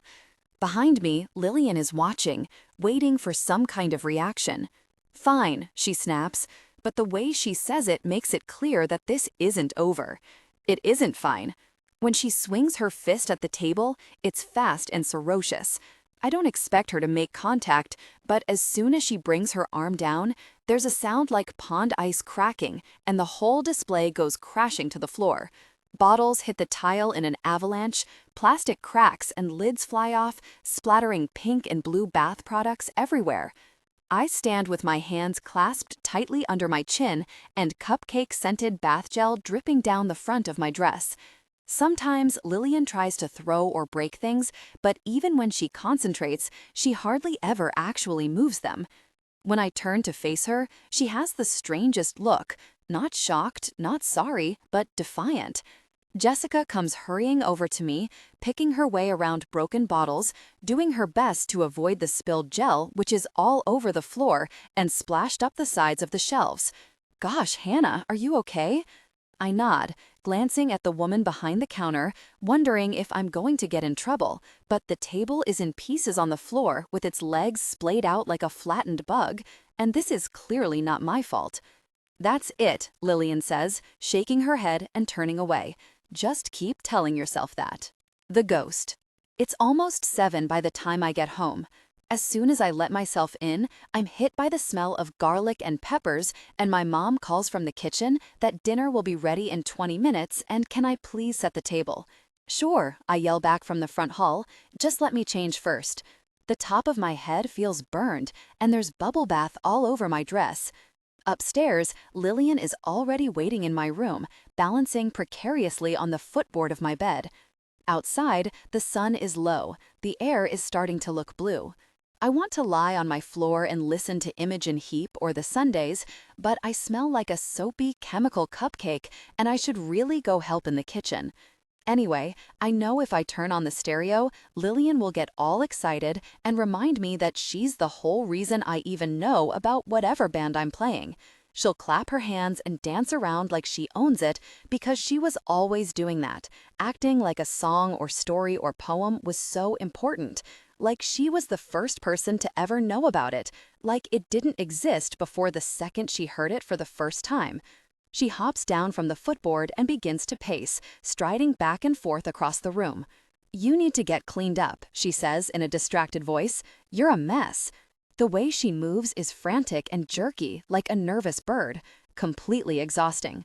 She's wearing the powder blue flannel pajamas she died in, and her hair is loose and straggly and unbrushed. Her feet make no sound as she crosses the floorboards and the little braided rug.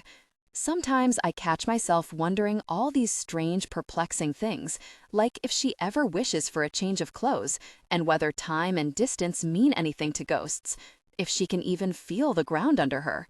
I gesture to my soapy dress. "Yeah? Well, whose fault is that? I didn't make the mess." She doesn't answer, just gives me a tiny shrug, like she might be half sorry. After watching her pace for a few seconds, I sit down and take off my shoes. The AC clicks off with a sharp mechanical sound, and then there's silence. I can hear my mom and Decker downstairs in the kitchen, laughing about paella, and for a minute, I just sit there in the dimness, listening to them sound happy. Lillian folds her arms over her chest, but doesn't stop pacing. Gosh, could an afternoon with Angeli be any more gruesome? I don't know why you even do this to yourself. When she talked Jessica into getting that feathered headband, I actually wanted to shoot myself. "Don't," I say. "Don't joke about things like that. Anyway, you used to hang out with Angeli all the time." "We've always hung out with Angeli. She's my friend." "Oh, I forgot. Hannah doesn't like to live in real life. Hannah just wants to pretend that we all live in happy fairyland where everyone is super best friends and no one is a heinous, difficult person and nothing bad is ever going to happen." "Yeah, well, maybe you should ask Cecily about that." I've been waiting for this. Ever since the breaking news story and Lillian's little tangent about ghosts the other night, I've been wondering when we'd get into the topic of Cecily Miles, the gory details. Lillian sighs and flops down in my desk chair. "What do you think the police are doing right now? Do you think they'll call in the FBI?" "Come on," I say. "It's not exactly a freak occurrence or anything. I mean, do you know how many people die in Ludlow every year? This is just the kind of thing that happens in cities." That's not really true, though. The only other time anything this bad has happened was almost a year and a half ago to a girl named Monica Harris. She was in our civics class, and she died the winter of freshman year, the Saturday before Valentine's Day. One of the city garbage collectors found her out in the parking lot behind the Bolorama in her pink polyester jacket, beaten dead with a piece of 2x4 and her own ice skates. It was one of those shocking nightmare things, and afterward, I wove floral wreaths for the makeshift memorial by the bowling alley and tried not to think about it too much. For the next few months, though, it was all anyone at school could talk about. When Lillian first got the idea to contact Monica Harris from the dead, it was like just another part of this same bad running joke that people had started spreading around, that Monica would come back and haunt you. I said absolutely, positively not. No way. The whole thing was awful. It was stupid. It wouldn't work. Lillian kept after it, though, teasing me about ghosts whenever I slept over, waking me up in the middle of the night with the sheet over her head. And when that didn't work, she threatened to do the seance with Carmen and Angeli instead. I think she always knew I'd do it, though. And in the end, I did. Neither of us had a Ouija board, but Lillian had read this article about how you can make one the way they did in the 1800s, with a card table and a drinking glass.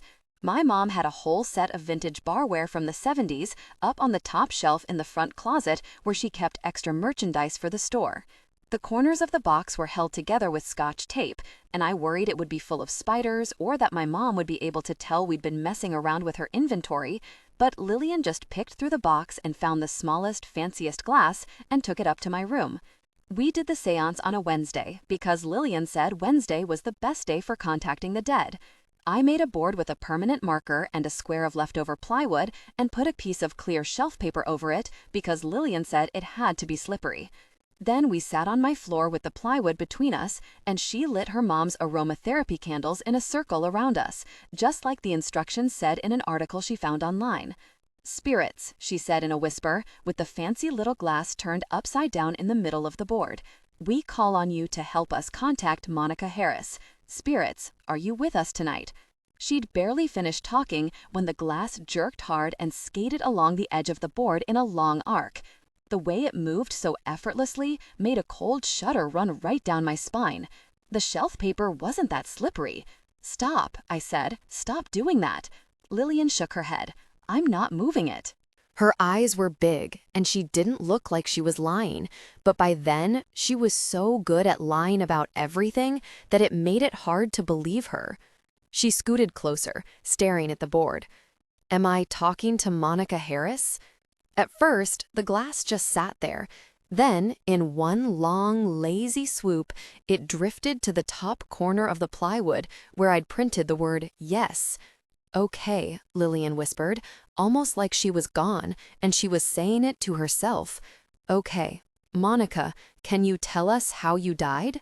We sat perfectly still, and I watched without breathing as the glass slid down again and hit the H, then circled briefly before gliding across to the E and stopping.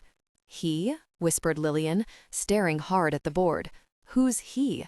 But then the glass moved again, sliding to the A, and then, just as quickly, to R, and finally coming to rest on T.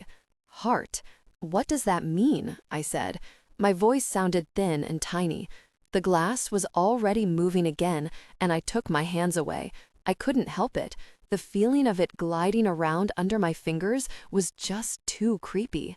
Lillian gave me an outraged look, but didn't say anything.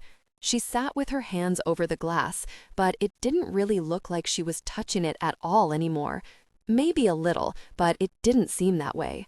I could have sworn I saw the glow of candlelight in the gap between her fingertips and the bottom of the glass. I sat perfectly still, watching the board with goosebumps coming out on my arms.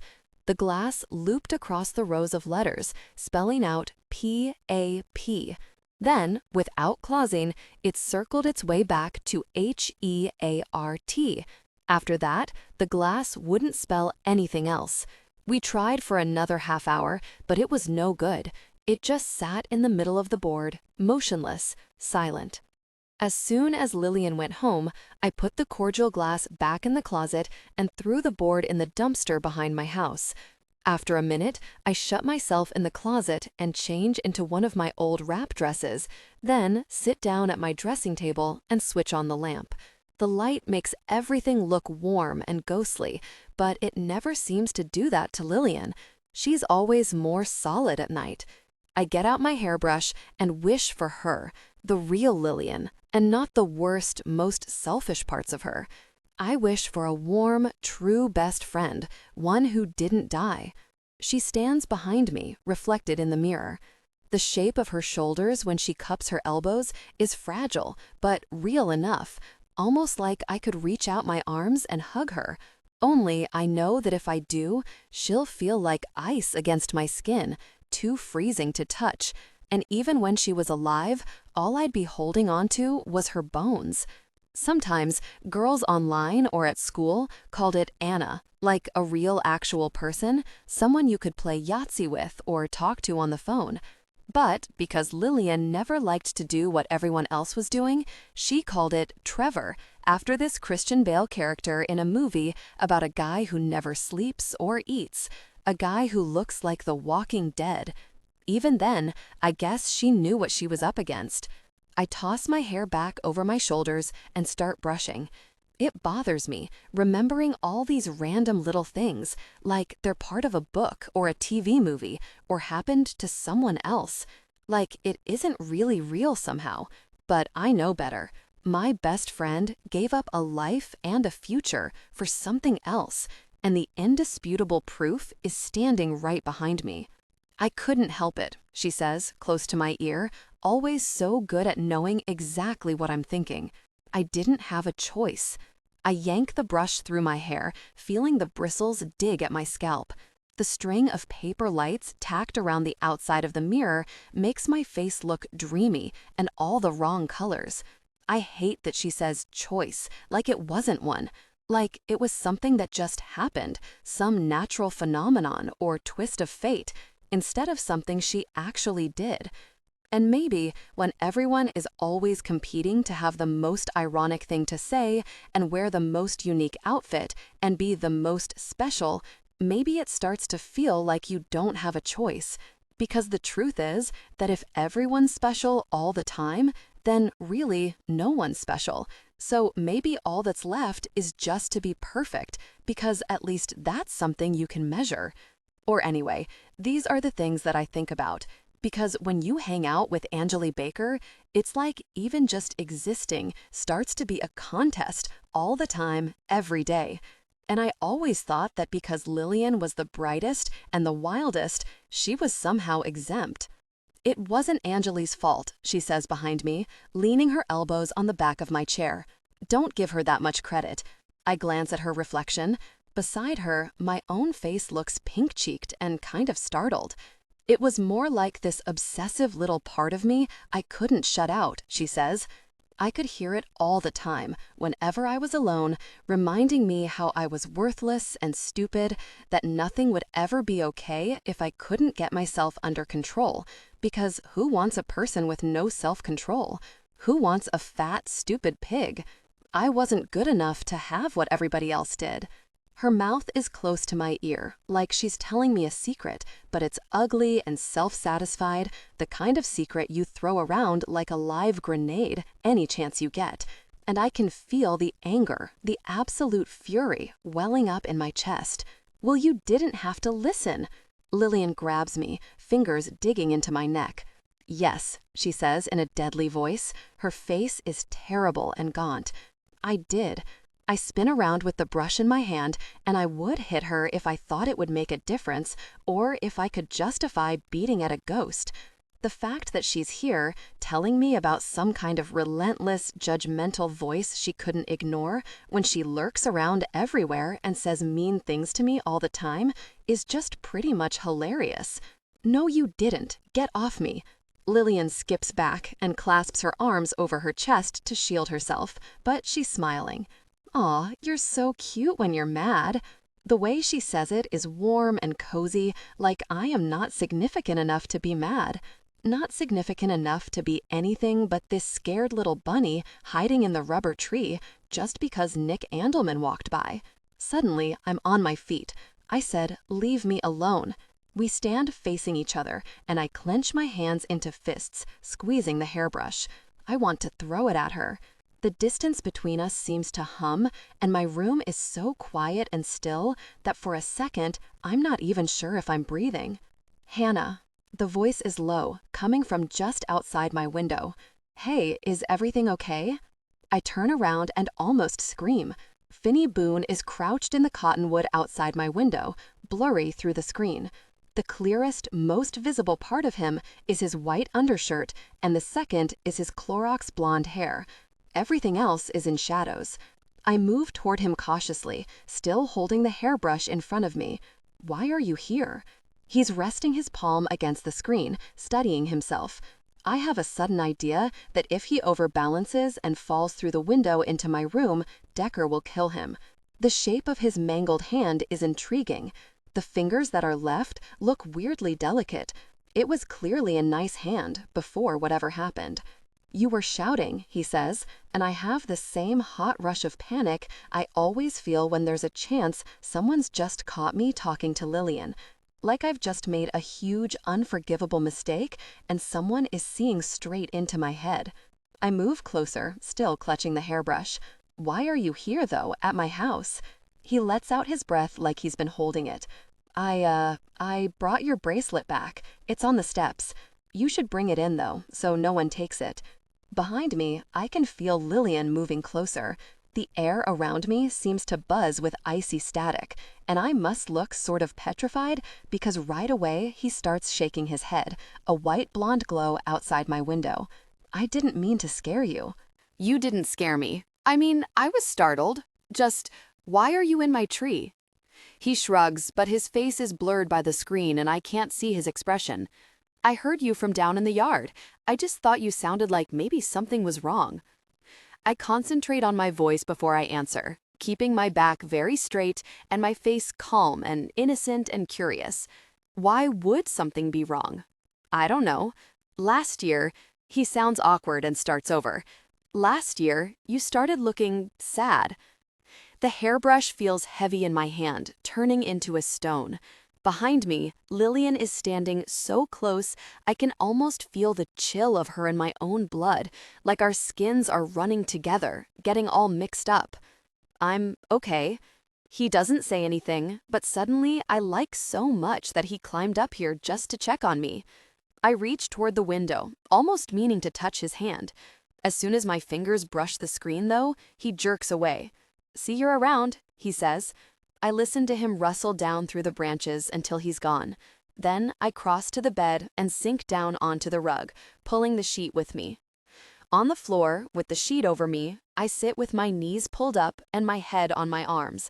My heart is beating in huge spasms, but under the sheet is safe, like I'm the ghost and Lillian's the real live girl. "Hannity," she says, from somewhere above me. "Are you really all squishy over Finny Boone? He's a total delinquent." I don't answer. The word delinquent is sort of right. Finny is a troublemaker and a lighter thief and probably a lot of other things, but those parts aren't everything. He's also the boy who cared enough to bring my bracelet back, and once, when I was very sad, he stood up out of his seat and pulled Connor Price off me. Lillian reaches down and twitches the sheet away. The shadows around her eyes are deep purple. "You really, truly like Finny Boone? Oh my God, I thought you had better judgment." Her voice is mocking, and I flop down so I'm lying at her feet. Me and her, staring at each other in the dim rainbow light. I'm choking on all the things I never could say when she was alive. At first, because she was always Lillian, and I was just Hannah. And then later, when Trevor got bad, because I was supposed to be strong and supportive, because I didn't want to do anything to make it worse. This whole list of bad, forbidden things. Never say, "Be reasonable." Never say, "You're too thin." Never say, "Eat a God-very Twinkie." And I'm not stupid, Lillian. Chewing up food and spitting it into your napkin isn't fooling anyone. Why do you have to control everything? So you don't run the universe. So what? So the world is big and scary and chaotic. You know what? Deal with it. I do. I never said those things, and when they bloomed in my head like huge, toxic flowers, I pushed them down again. I did everything I was supposed to. I nodded and listened and never bullied her. I went to her house after school and made crochet arm warmers and shared pieces of my bagels and my granola bars, because if it was mine, then it wasn't the same as her eating it. I did everything I was supposed to, which is such a lie. Whatever thoughtful, comforting things I said, whatever effort I made, it wasn't enough. She died anyway. And if I go downstairs now, Decker will be in the kitchen making paella, and Ariel will be standing on the corduroy ottoman and singing Mamma Mia and Girl Anachronism for our mother. There will be a broken Alice in Wonderland bracelet waiting out on the steps because Finny Boone might be big and quiet, but he isn't stupid, and I spent the last 4 months of 10th grade looking sad. Lillian is blocking the door, standing over me with her cadaver's jaw and her sunken, bloodshot eyes. I take a deep breath and yank my sheet out of her hand. With the fabric draped over my head, the light looks dim, and I can barely see Lillian at all.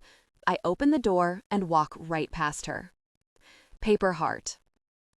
On Tuesday morning, I wake up late and can't remember if there's something I'm supposed to be doing. The sunlight makes a crisp yellow square on the wall.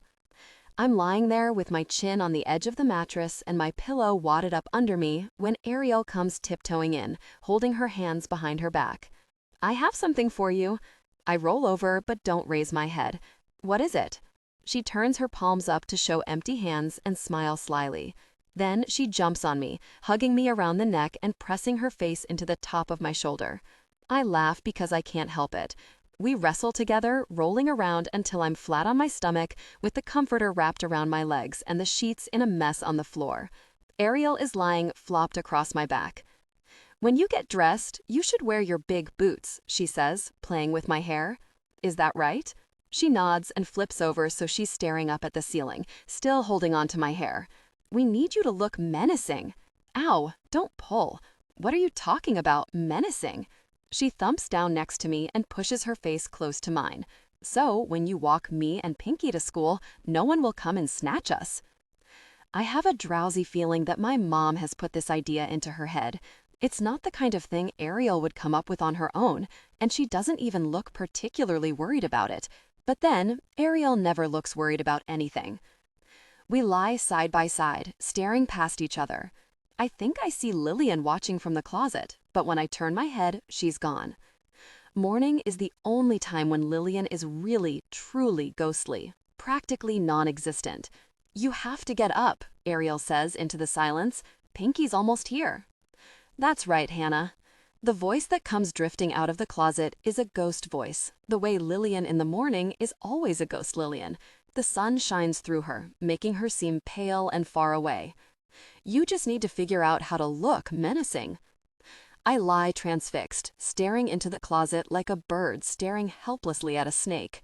"Get up," Ariel says again, pulling at my arm, "or we're going to be late." "I am. I will." The way I say it is just a little off, not bright enough somehow, and I take a deep breath, trying to channel old Hannah, who always had an easy laugh and something whimsical to say. "I was just watching how the sun looks on the wall. When you squint, it looks like a window to a secret yellow place, like a fairyland," I say, shooting Lillian a dark look, even though I can barely see her anymore. Ariel lets me go, turning to see. "Really?" "Yeah, try it." She lies with her cheek resting between my shoulder blades. "It does," she says, and the tone of her voice sounds like she's humoring me, but it doesn't matter. The weight of her head is sort of nice, and for a second, it's just the two of us, lying there together, looking at that bright yellow square. When I come downstairs 10 minutes later, Decker is sitting at the kitchen table, sorting through the mail. "What are you doing still home?" I ask, taking down a bowl and a box of cereal. "We have 5 kinds, but 3 of them are cornflakes." "Money day," he says, which means he'll spend most of today driving around in his truck with the air conditioner on, harassing contractors to pay him. As I pour myself some shredded wheat, he gives me a long, doubtful look, but doesn't say anything. I'm wearing a sleeveless mini dress made out of a heavy metal t-shirt from the thrift store, which is the most menacing thing I own. The dress is black, with Slayer angled across the front in pointy silver glitter letters. It would probably be more menacing if the scalloped trim around the neckline and the armholes weren't pink. Decker just looks at me, and I can't tell if his fixed stare is because of the outfit or something else. His eyes are too serious. If it were the outfit, he'd just say something. "What?" I ask, trying to sound unconcerned, like he's not freaking me out. Decker shrugs and shakes his head. He's picking at his arm, touching his 4-color sleeve tattoo. "Nothing." "Just you be careful out there, okay?" Then he pushes back his chair. "I'll take off pretty soon here. Get back maybe around 2, 3 at the latest." The way he says all this has a false easiness to it, and it occurs to me that maybe my mom has been after him too, reminding him to remind us of how the world is actually dangerous. Out in the hall, the doorbell rings, and Decker goes to let Pinky in. "We should do some new portraits before school starts," Kelly says when I come into work. "I could set up some really dramatic lighting and maybe do some fun makeup." "Yes, let's," I say, lacing my fingers together and propping my chin on my hands, elbows stuck out in imitation of a 1950s pinup pose. Over by the register, Lillian mimics me, flopping herself down on the counter with her arms splayed out, elbows jutting. I make sure to keep my eyes focused somewhere to the right of her, like I'm not looking at anything. Kelly loves high-concept shoots, but the truth is that it's been a while since I've liked having my picture taken. It always makes me feel like I'm being magicked into someone else, and then I don't even know how I look anymore. Some days I'm pretty, and some days I'm not. And once, for 3 hours and 45 minutes, I was beautiful. But that was a long time ago, at the 8th grade dance, and I wore a blue dress that I'd made from a McCall pattern after I fixed the serger, and Jason Forrester really, really liked me. I mean, he liked me so much that it wasn't just hypothetical. I could actually tell. I let Ariel put my hair up in a fancy braided bun that she'd just invented, and I didn't even mind that it was kind of lopsided or that the ends stuck out because it looked almost intentionally messy. It looked the way girls' hair looks in magazines sometimes, like their lives are so wild and glamorous that their hair is constantly getting tousled. I wore makeup, and everyone kept looking at me in this confused, startled way, like they'd never known before that I could surprise them. And I know it's what you're supposed to want, but it scared me. Lillian laughed because I was so awkward, and because usually she was the one who made people stare. She was the beauty, with her sweet fairy tale face and her long black hair. And then, not. I was no one, barely even a real girl. I'd had to alter the pattern to make up for the fact that my waist was 22 inches and my bust was 26. Even shoes and blouses were a problem, and shopping for swimsuits was embarrassing. But Lillian never made fun of me. She already wore a real underwire bra and the kind of jeans that you don't buy in the kids section. She said I was lucky, that I was so delicate and tiny, like a pixie, she said.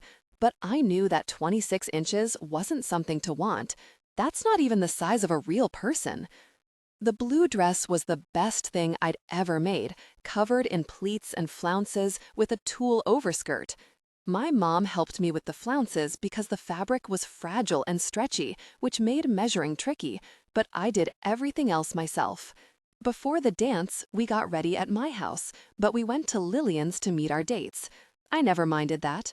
I knew it was because she didn't have a sister to be loud and sticky and mess things up, or a dog to shed all over everyone, and because my house wasn't as nice as hers. And that was just how it was. "Lillian," her mother said when we stood in front of the gas fireplace for pictures, "honestly, honey, I don't know if you should be wearing those kinds of dresses anymore.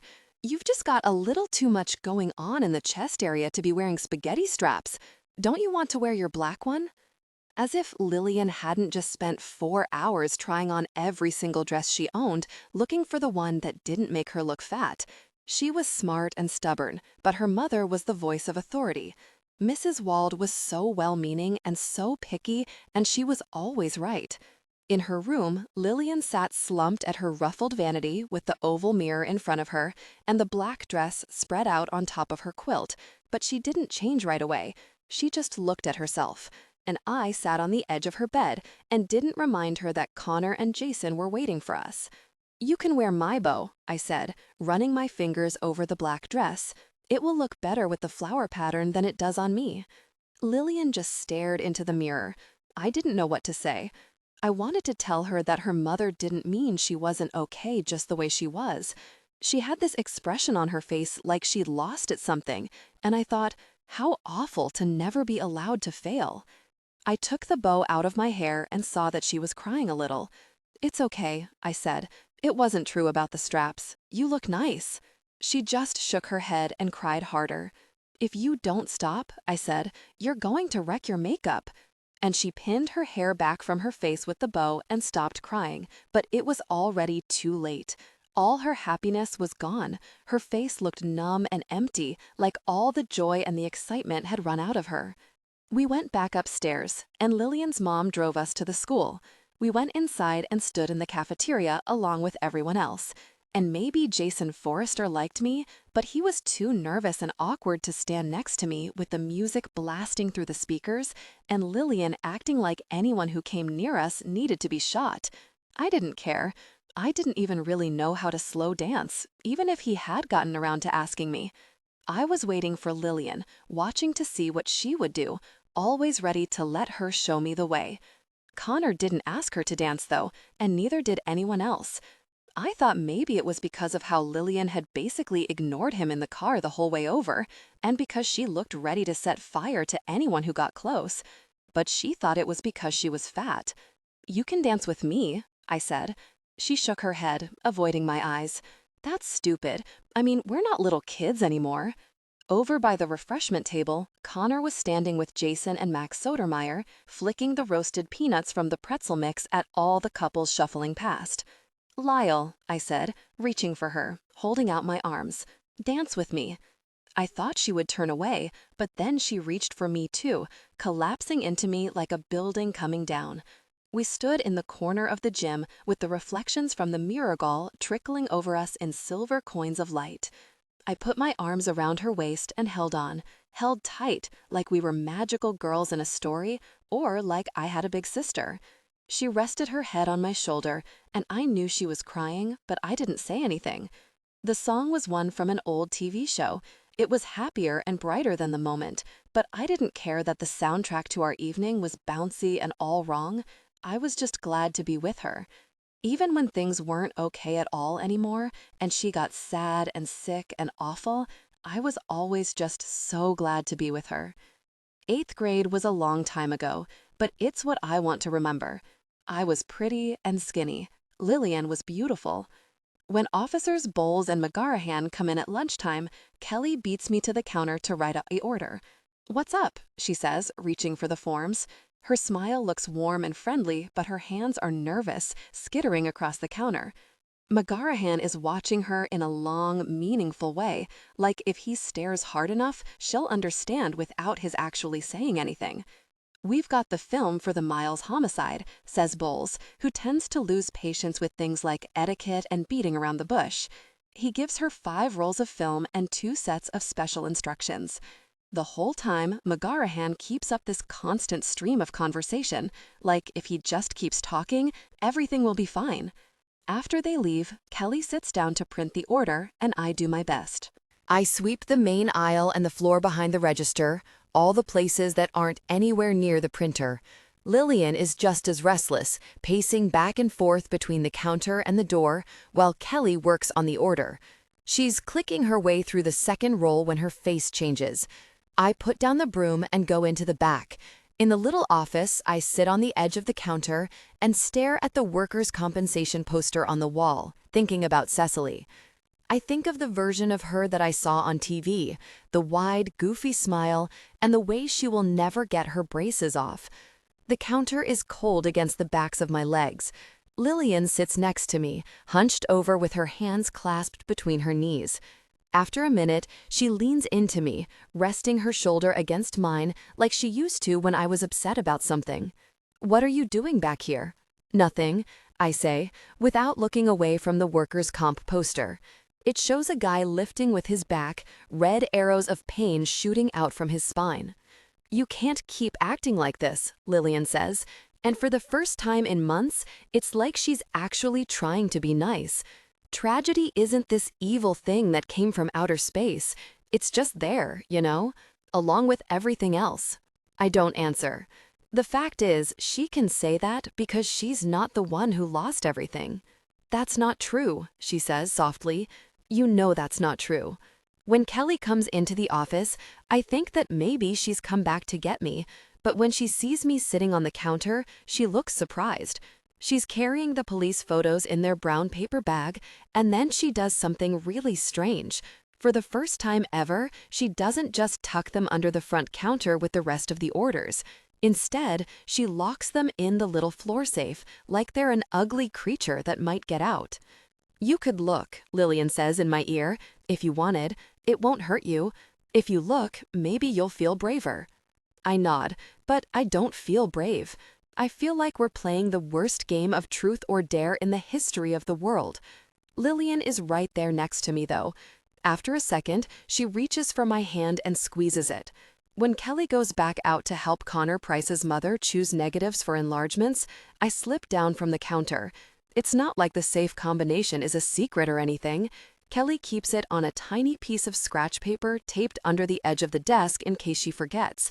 She even has me open it sometimes when she needs extra quarters for the register. Still, it takes me 2 tries before I actually manage to twist the dial the right number of turns. With shaky hands, I take out the stack of envelopes and sort through the order. I used to be honest, not underhanded, not a sneak. I never would have looked at the crime scene photos when Kelly said not to. But Lillian's right. It's no good pretending the tragedies aren't happening. And I have to believe I'm brave enough to know the bad things. Anyway, this isn't the same as taking something. I'm not vandalizing lawn ornaments or stealing candy from the gas station or cheating on a test. I'm just looking. I hold the pictures in the palm of my hand, flipping through 2 traffic accidents and a B&E before I get to the final set. Cecily is lying just below the little cement dam at the west end of Muncie Park. She's wearing a blue sundress, the kind with a smock front, where the straps tie in little bows at the tops of the shoulders.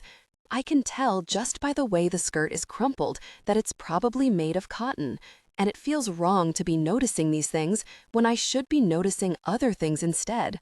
Her face is shockingly white, dead white, and there are dark, finger-shaped bruises all over one shoulder. In the blue evening light, the bruises look black, almost as black as the blood that's splashed in the weedy grass around her. She's lying face up, with her legs twisted awkwardly and her arms out to her sides. Even though the crime scene photographer took the shot from 12 feet away, it's not too hard to see how she died. The blood all seems to be coming from one side of her head, like maybe she was hit with something big and heavy. None of this is the most shocking part, though. The real, actual worst part is the thing that Bowles mentioned the other day, flea market. When he said it, the words didn't even add up to anything in my head, but now I understand. The body of Cecily Miles is the drabbest thing in the picture. All around her, arranged in no particular order, marked with yellow police markers and reaching all the way to the corners of the photo, is a collection of toys.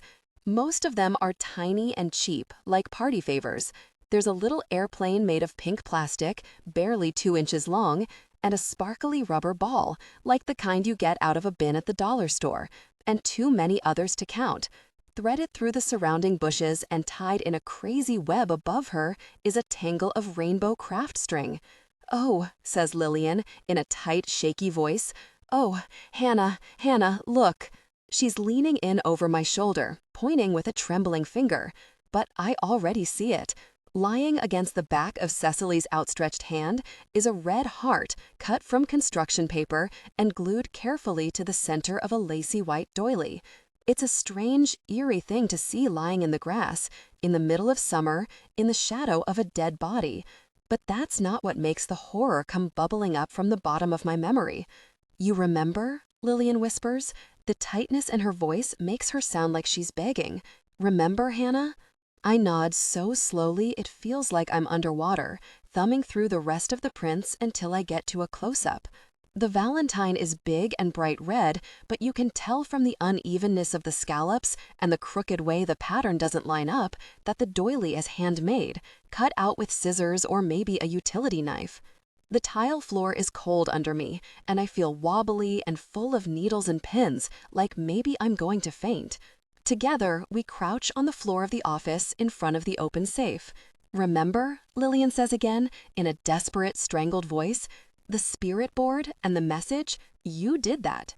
I mean to sound impatient and kind of bored, but it comes out much too loud. I wince and clap my hand over my mouth. Out in the front of the store, Kelly and Mrs. Price both stop talking. There's nothing but the sound of the machines, and I sit very still. Then Mrs. Price says something I can't hear, and Kelly laughs, and everything is normal again. I shove the pictures back in their paper bag and lower my voice to a whisper, glaring at Lillian. You did that. It doesn't mean anything. She shakes her head, raising one hand and keeping her back very straight. Hannah, I swear to you, I didn't move that glass. I sit staring down at the package of photos in my hand, not really seeing them. That's not possible, okay? What's a better explanation then? That I was trying to play a prank on you and I accidentally broke a murder case that hadn't happened yet? That I psychically tapped into some freaky collective unconsciousness? Look, whoever wanted us to know about the heart, it was someone else. I put the pictures back in the safe and closed the door, making sure not to let it slam. Someone killed a girl one winter, left her dead like a worn-out toy, all powder pink ski jacket and bloody hair, and then they killed another, tucking her in a nest of the cheapest party favors $10 can buy. This is not one of those dismal everyday tragedies that Lillian talked about, those bad things that just happen. This is something black and monstrous. It's so much worse. The rest of the week is like a strange alternate reality where everything keeps chugging along like always. It's one thing to know with a crazy, impossible knowing that someone in my city is out there killing girls, but it's another to actually be able to talk to anyone about it. So, I don't. I walk Ariel to school, and I go to work, and I paint my toenails, and I act like nothing is wrong. Since I saw the crime scene pictures of Cecily Miles, though, that raggedy homemade Valentine has mostly been all I've thought about. I'm almost sure I'd be having nightmares, except that it's been really hard to sleep. I've started wearing my Alice bracelet all the time. I never take it off, even though the chain sometimes pinches my wrist, and a lot of the charms are kind of sharp. I don't care. The weight of it against my skin is comforting, and it's nice to have something solid to remind me of Lillian. I never told her, but the Queen of Hearts charm always reminded me of her, even when she was alive. The way that all ways were Lillian's ways, and how in the story the Queen is unpredictable and kind of scary, but even when she throws a tantrum or threatens to cut off Alice's head, she never really means it. Sometimes Lillian got mean or moody or snapped at me to stand up for myself, reminding me that she wasn't going to protect me from every cranky teacher and varsity jerk forever. But mostly, she liked me exactly how I was, and I liked her right back. I wrap my fingers around the charm and hold on until I fall asleep. On Monday night, when I went downstairs for dinner, the bracelet was lying on the porch where Finny said it would be, arranged in a careful circle on the welcome mat. It wasn't in great shape, but I fixed it so it's wearable at least. The chain was still in one piece, but the jump ring holding the clasp had to be replaced. The Cheshire Cat's tail is broken, and some of the enamel is scratched off the cardguard. The white rabbit is just plain gone. Now, it's 4 o'clock in the afternoon on Friday, and the house is empty except for me. Ariel's at the pool with the Orteros, and there's a note from my mom on the refrigerator door saying she's taking Joan to get her shots. Decker is out at one of the new housing developments on the east side of town, putting up drywall. I can remember so many days when all I wanted was to be alone, hating how crowded and noisy the house was, wanting so badly to have the place to myself. Now, though, I don't really want to be by myself. No matter how loud I turn up the stereo and dance around, I can't shut out the list of random words that keeps popping into my head.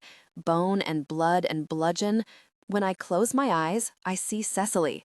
I see Monica Harris, who I did an English project with one time and then never thought of again until she was dead.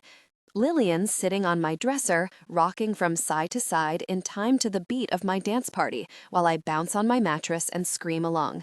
After my legs get tired and my throat starts to hurt, I stop jumping and turn off the music. The air feels suddenly still, like the silence right after a thunderclap. Okay, Lillian says finally, this can't be how you spend the rest of your life. Come on, what are you doing, Hannah? I'm supposed to be the obsessive one. I sit on the edge of my bed, breathing hard, with the raw, screaming feeling still sitting in the back of my throat. I know she's right. It's strange to have Lillian be the voice of reason and me the one who can't relax or sit still or act normal. How do you stop obsessing? I whisper, pulling at the little tufts of fleece on my bedspread. Lillian laughs and rolls her eyes. Do I look like I know the answer to that? I always just locked on to the target and then followed it all the way down. I nod and stop ruining the bedspread. Then I get up and dig through the pink footlocker at the end of my bed until I find my yearbook from freshman year. It's weird to look at a picture of someone and know that they're not even in the world anymore. You are never going to run into them in the beauty aisle at Rite Aid or pass them on the street. They've gone past the point of no return. They've winked out. In her class photo, Monica looks almost unbearably happy. Her teeth are small and straight, but there's something in her smile that reminds me of Cecily, at least the photo of Cecily they keep showing on the news. For a freshman, Monica is in a lot of the candid shots. She was in a ton of clubs and activities, which is one of the surest ways to get your picture in the yearbook, but still, I can't help thinking that maybe they included more than they normally would because she's dead. On the front page of the fall sports section, there's a picture of her with Taylor Weatherall and Izzy Marks at the first football game of the year, wearing matching sweatshirts with their hair up in pigtails and "Go, Fight, Win" written on their cheeks in grease paint. It's the kind of undisguised enthusiasm that Lillian always considered dorky, but I don't even know if that's fair. They look really happy. Lillian has climbed down off the dresser and is crouched on the floor next to me. She watches me flip through the book, leaning over my shoulder to study a black and white photo of Monica, looking responsible and serious as she represents Turkey during a debate for Mock UN. God, she was a piece of work. Do you think Cecily was even 1/3 as annoying? They seem like they were both really sweet, I say, running my finger along the caption underneath. International drama sparks lively discussion. Lillian rolls her eyes and makes a dry, scornful noise. That's one word for it. I don't answer or tell her to be nice. I'm thinking about smiling Monica, about smiling Cecily, and the awful scattering of plastic toys lying in the grass around her. The Valentine that is the only thing tying them together, and I'm not even sure it's a real thing. I glance over at Lillian. When Monica died, it was in the newspapers for a while, right? All the interviews and details about the investigation and everything. I expect her to say, "How should I know?" But instead she nods, looking almost awkward. Well, I think we should try to find copies of that stuff, check the details, see if there's anything about a heart or Valentine's Day, or what her head wound was like, anything that could connect her to Cecily. The library would have all that, wouldn't it? Lillian sits very still, like she's bracing herself for something. It takes a minute before she answers. Or you could go get it from my house. I have a scrapbook in my room. I sit with the yearbook open on my knees, staring at her like she's blurry around the edges, and I'm trying to make her come into focus. Sorry, a what? It was just this thing, she says, sounding defensive, talking very fast. I was really bothered that someone could just die like that, with no warning. I sort of kept a record of all the important things, plus a bunch of little details, dates and stuff. So it's all there. You just have to go and get it. Are you insane? I'm just supposed to ring the doorbell and ask your mom if I can go downstairs and get your secret dead girl scrapbook out of your room? Lillian gives me a disdainful look. Don't be stupid. Anyway, she's at work right now. Lillian's house is big and eggshell white, and right across the street from Muncie Park. When she was alive, Lillian and I would sometimes climb out her window late at night and run across the street to the playground. We'd swing on the tire swing or lie on the grass by the baseball diamonds, even though Lillian's curfew was 11 o'clock and the park was supposed to be closed to the public after dark. I haven't been on this side of Muncie Park since before she died, and it's weird to me that her street doesn't look any different from the way it looked 6 months ago. The trees and bushes all have leaves now, and the daylilies are in bloom, but otherwise, it's exactly the same. I have to climb in through her bedroom window, which is in the front, barely hidden behind a row of snowball bushes.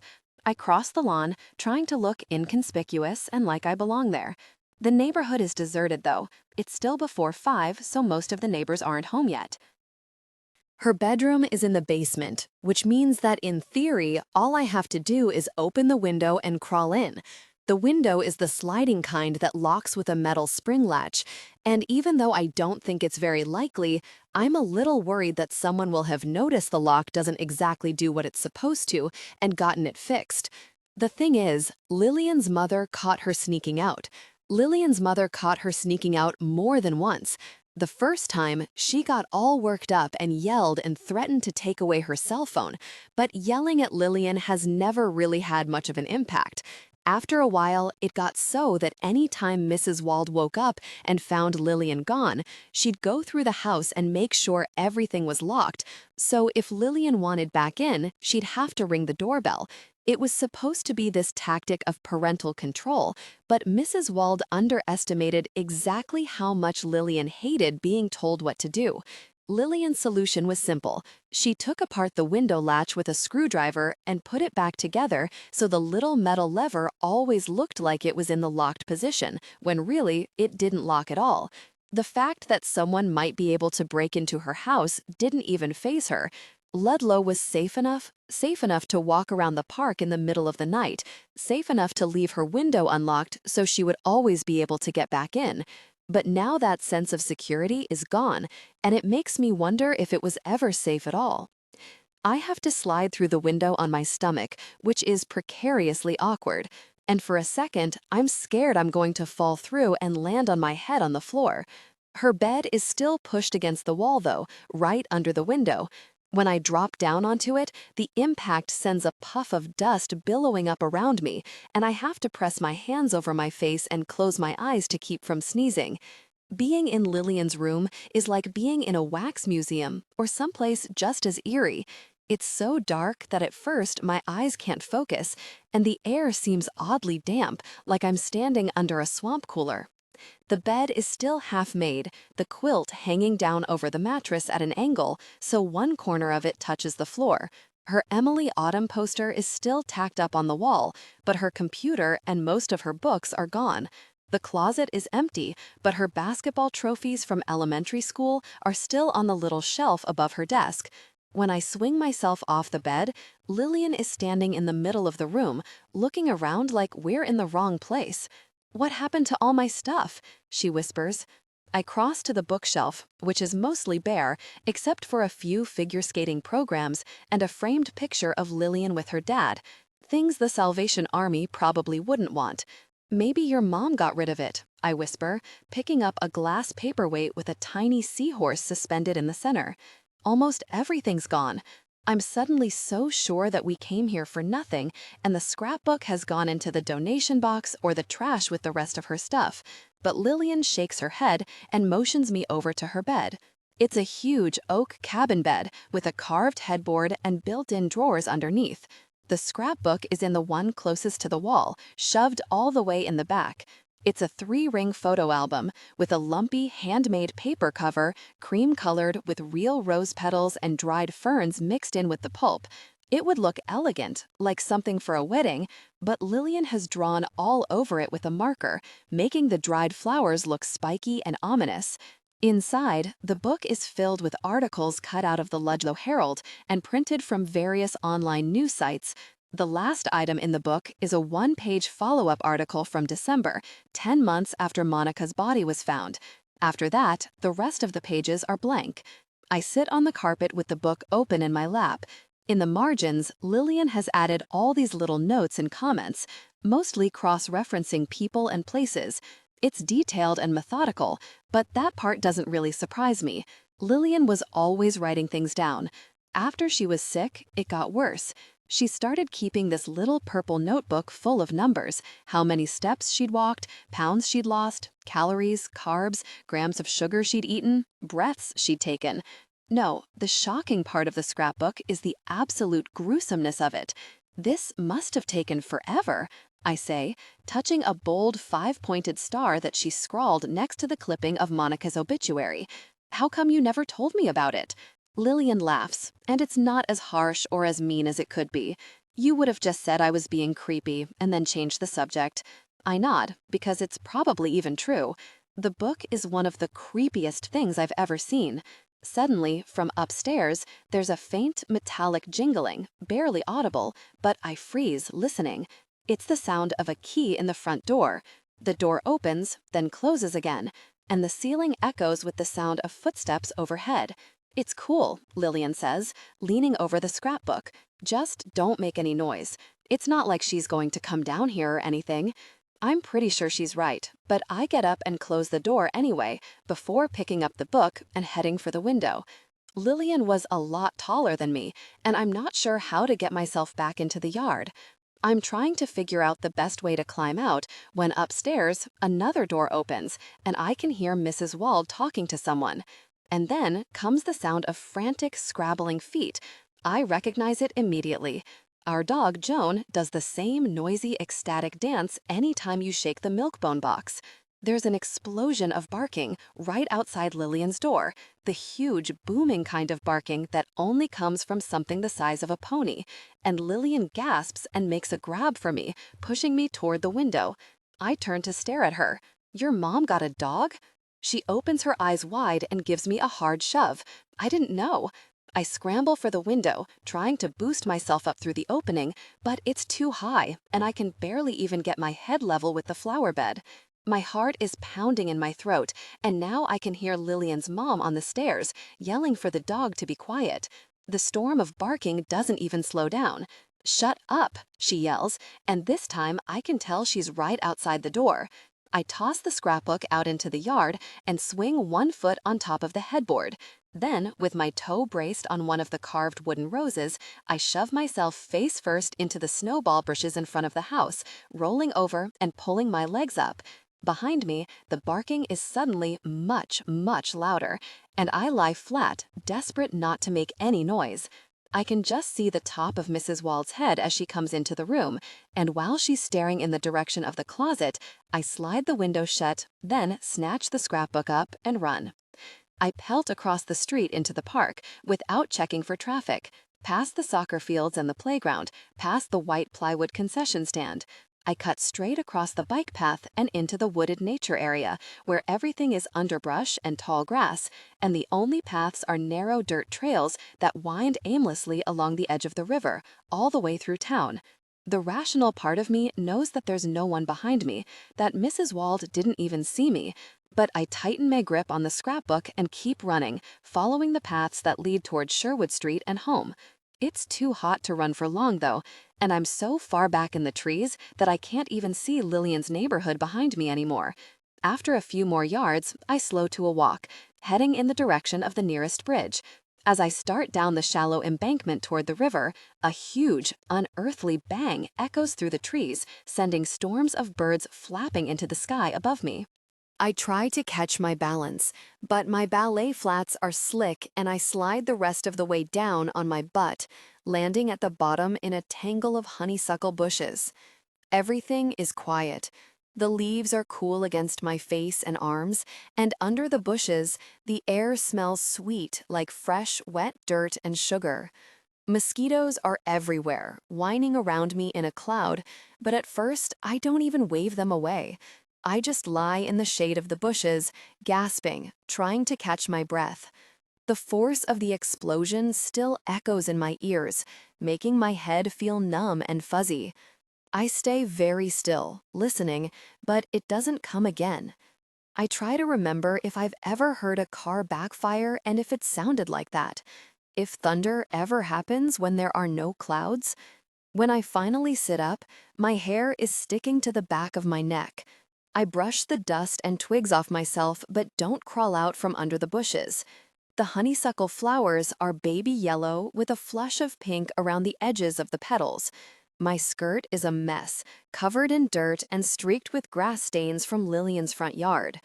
I'm sitting with the scrapbook in my lap and my head tipped back, staring up at the little gaps of sky that show between the honeysuckle branches, when from somewhere close by, there's the heavy, plodding sound of footsteps crunching through the underbrush.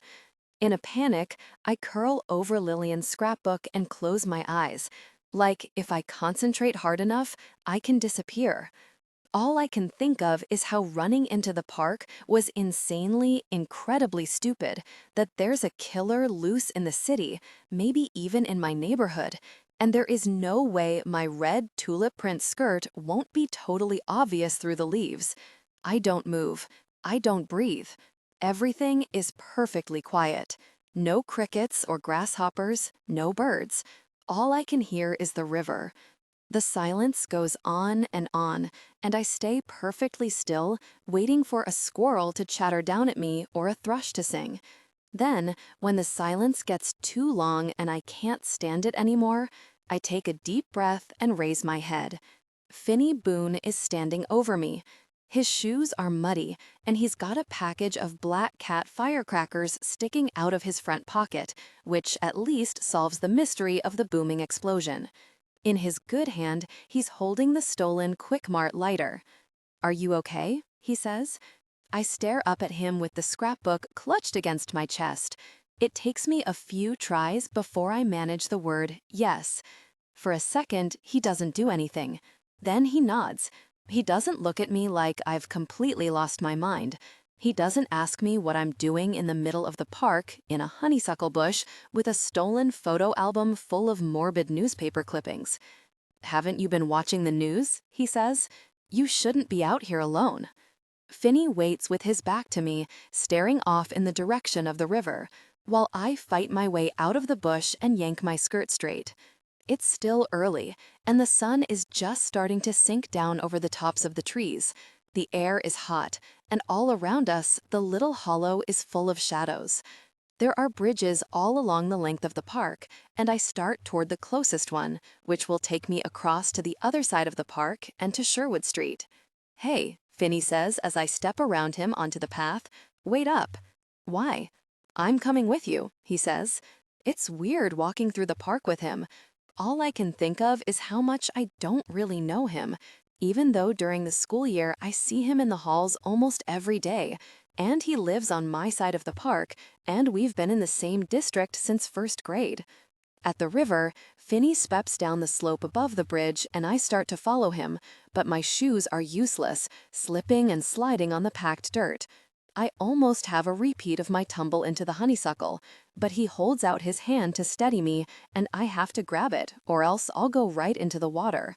His fingers are warm and solid in mine, and I think how it's surprising and kind of cool that he will just offer his hand to another person, even someone sweaty and red-faced and covered in leaves.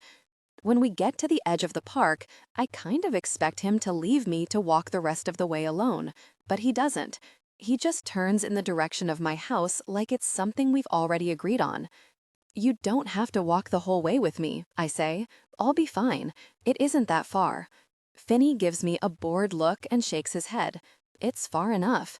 Seriously, you can't be walking around out here without someone to watch out for you." Then he smiles. "And I don't want to brag or anything, but I'm kind of scary looking." It takes me a second to realize that he might actually be making a joke. I didn't even know he was the kind of person who made jokes. He is kind of scary looking, though. We walk in silence, winding our way through my neighborhood. The sun is setting now, and it's sort of nice not to talk. Usually, I have this whole parade of things I could be saying, how Spirited Away is a really good movie, and what kind of Jolly Ranchers I like, and whether or not the new statue in front of the bank is ugly. But most of those things aren't that important, and sometimes when I talk, all I'm really doing is filling up the silence. The streets are empty and still, and it's funny to think that I've never walked anywhere alone at night with a boy, and now I am. "Hey," Finny says when we're almost to the little flagstone walkway that leads up to my front porch. He sounds careful, like he's trying to get a poem or a motto right, only he's not sure he knows all the words. I glance up at him, waiting for the rest.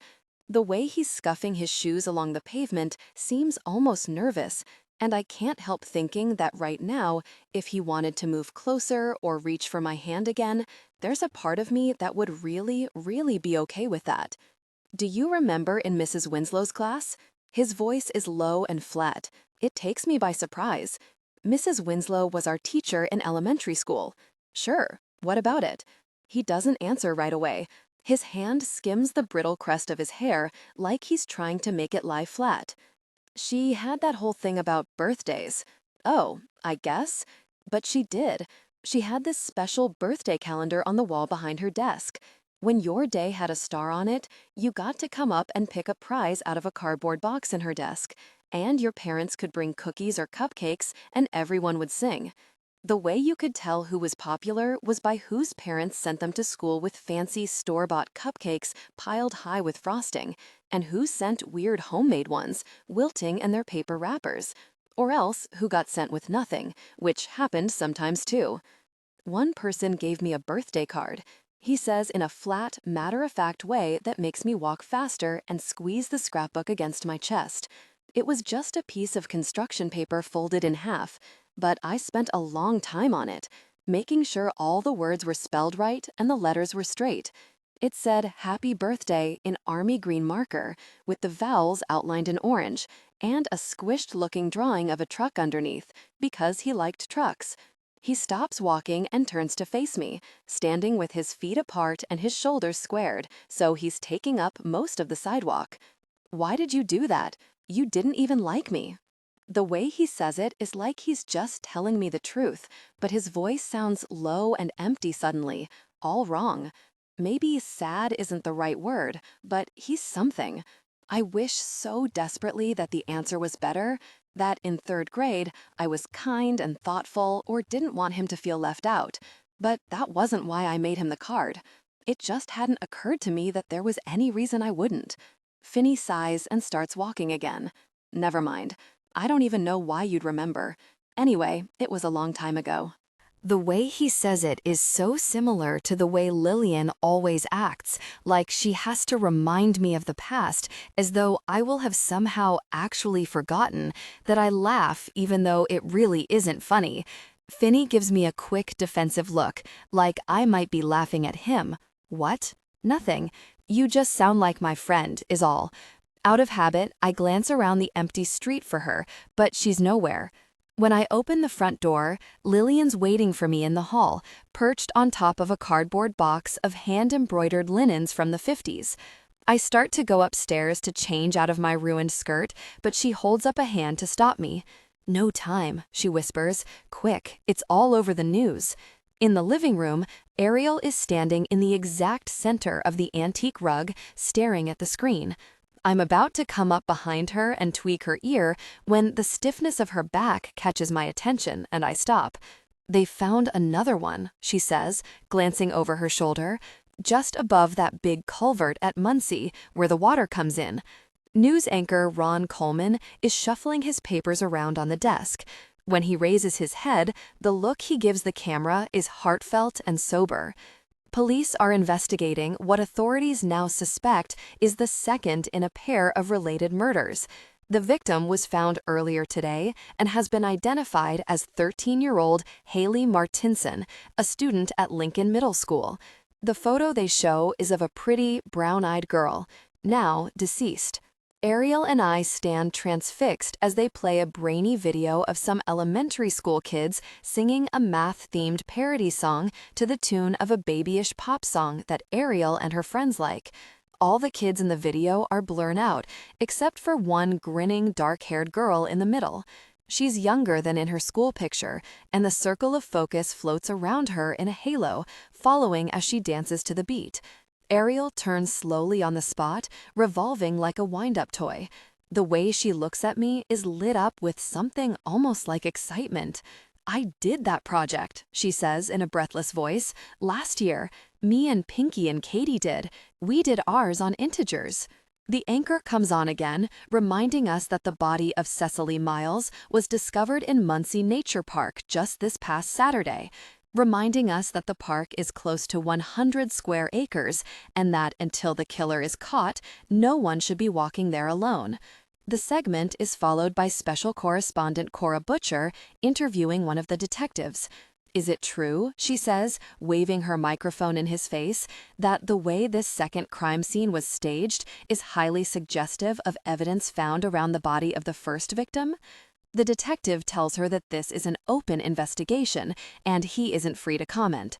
Then the news switches over to a story about the recent rise in petty crime, clips of police and local store owners talking about vandalism and an upsurge in shoplifting, and finishing with another segment on communicable blood diseases and the dead birds. Ariel's standing with her arms stiff at her sides, and it's weird to see her so still. "Go turn down the thermostat," I say, not quite daring to touch her. I want to shake her hard, just to make her move. Why is it so hot in here? The air conditioner's broken, she tells me, glancing up at me in a flat, distracted way. The look on her face is the strangest kind of vacant, and she doesn't ask me why there's dirt all over the front of my skirt or why I'm carrying a wedding album. When I turn to leave the room, Lillian is standing in the doorway. She's cupping her elbows in her hands, and when she meets my eyes, her expression is stricken. That's our killer again already. That just happened today. I nod, trying to get a grip on the fact that I was in the park at the same time that the killer was in the park, and now Haley Martinson is dead in the park, almost exactly a week from the death of Cecily Miles. My thoughts are fast and circular, like ponies on a merry-go-round I can't get down from. In my room, Lillian stalks over to crouch on the edge of the bed. Her face is turned away from me, and her fingers are sunk deep in the fabric of my comforter. I sit down in the middle of my rug, still holding Lillian's scrapbook. Right now, I don't want to open it. The thing is, there are just going to be more articles, more girls to go inside. I'll have to open it eventually, whether I want to or not, and so for a few minutes, I only sit there holding it in my lap. Lillian scoots to the edge of the bed, looking down at me over the side. Aren't you going to read any of the articles? It's what you wanted, right? I lie on my back and study the ceiling, which is covered in smears of glitter glue and stick-on stars. The way Lillian says it is hungry, like she's waiting for something to be revealed, and I wonder if maybe that's the real difference between us, that when she pulls back the curtain and stares into the blackness behind it, it's just one more way of testing herself. Like some game you can never win, because even if you face all the shocking realities and the horrors of the world, once you've seen that kind of awfulness, you can never unsee it. You have to carry it around with you forever. She stands up in the middle of the jumbled mattress and then begins to pace, walking briskly from the bed to the desk to the dresser. Perched on the bookshelf, she seems impossibly tall, towering over me. Then she crouches down and clasps her hands. "Why do you think he does it?" she says, picking at her bloodless cuticles. She's hunched over like a giant bird, hair hanging down on either side of her face, making a kind of hood. I stare up at the ceiling. That's the big question. I mean, if they knew that, they'd be able to catch him, right? Do you think he put all those toys around her the way he did with Cecily?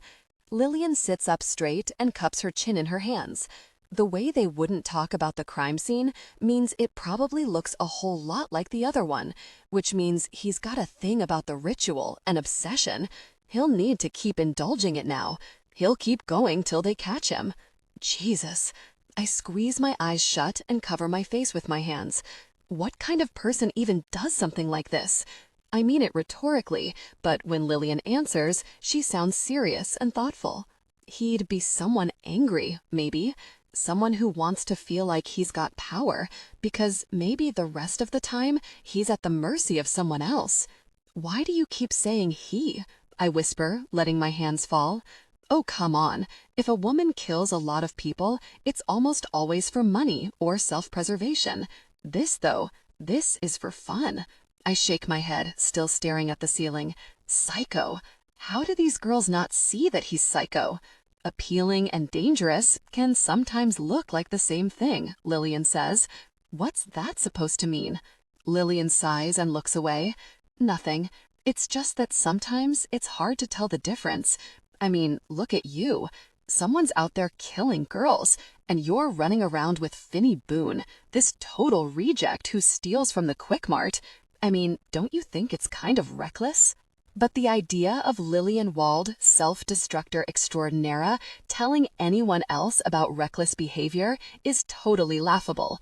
I want to remind her about the time she took that bottle of sour apple pucker from her mom's liquor cabinet and we drank it in the back of her garage, and the time she snuck out alone to catch the midnight bus to see her dad, even though it was 20 degrees out and she didn't have permission. And that time she talked me into breaking into her mom's house to steal a makeshift shrine to a murder victim. And that time she didn't eat for so long that she died. My room is sweltering. When Decker bought home, he spent 45 minutes out in the backyard trying to fix the air conditioner, but it's frozen over, covered in a thick crust of ice. Lillian is humming to herself, stretched out on top of my bookcase like she doesn't mind the heat. And of course, she doesn't. Even when she was alive, she could never seem to get warm. The tune she's humming is thin and tight with anxiety. It's the opposite of carefree. The obvious explanation for her mood would be the new murder, but somehow I don't think that's all of it. It was hard seeing Mrs. Wald today.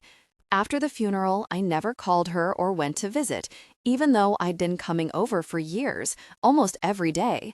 And now, on some insane secret mission, I've broken into her house, risking all kinds of trouble, when the truth is, she probably would have just let me in if I'd asked.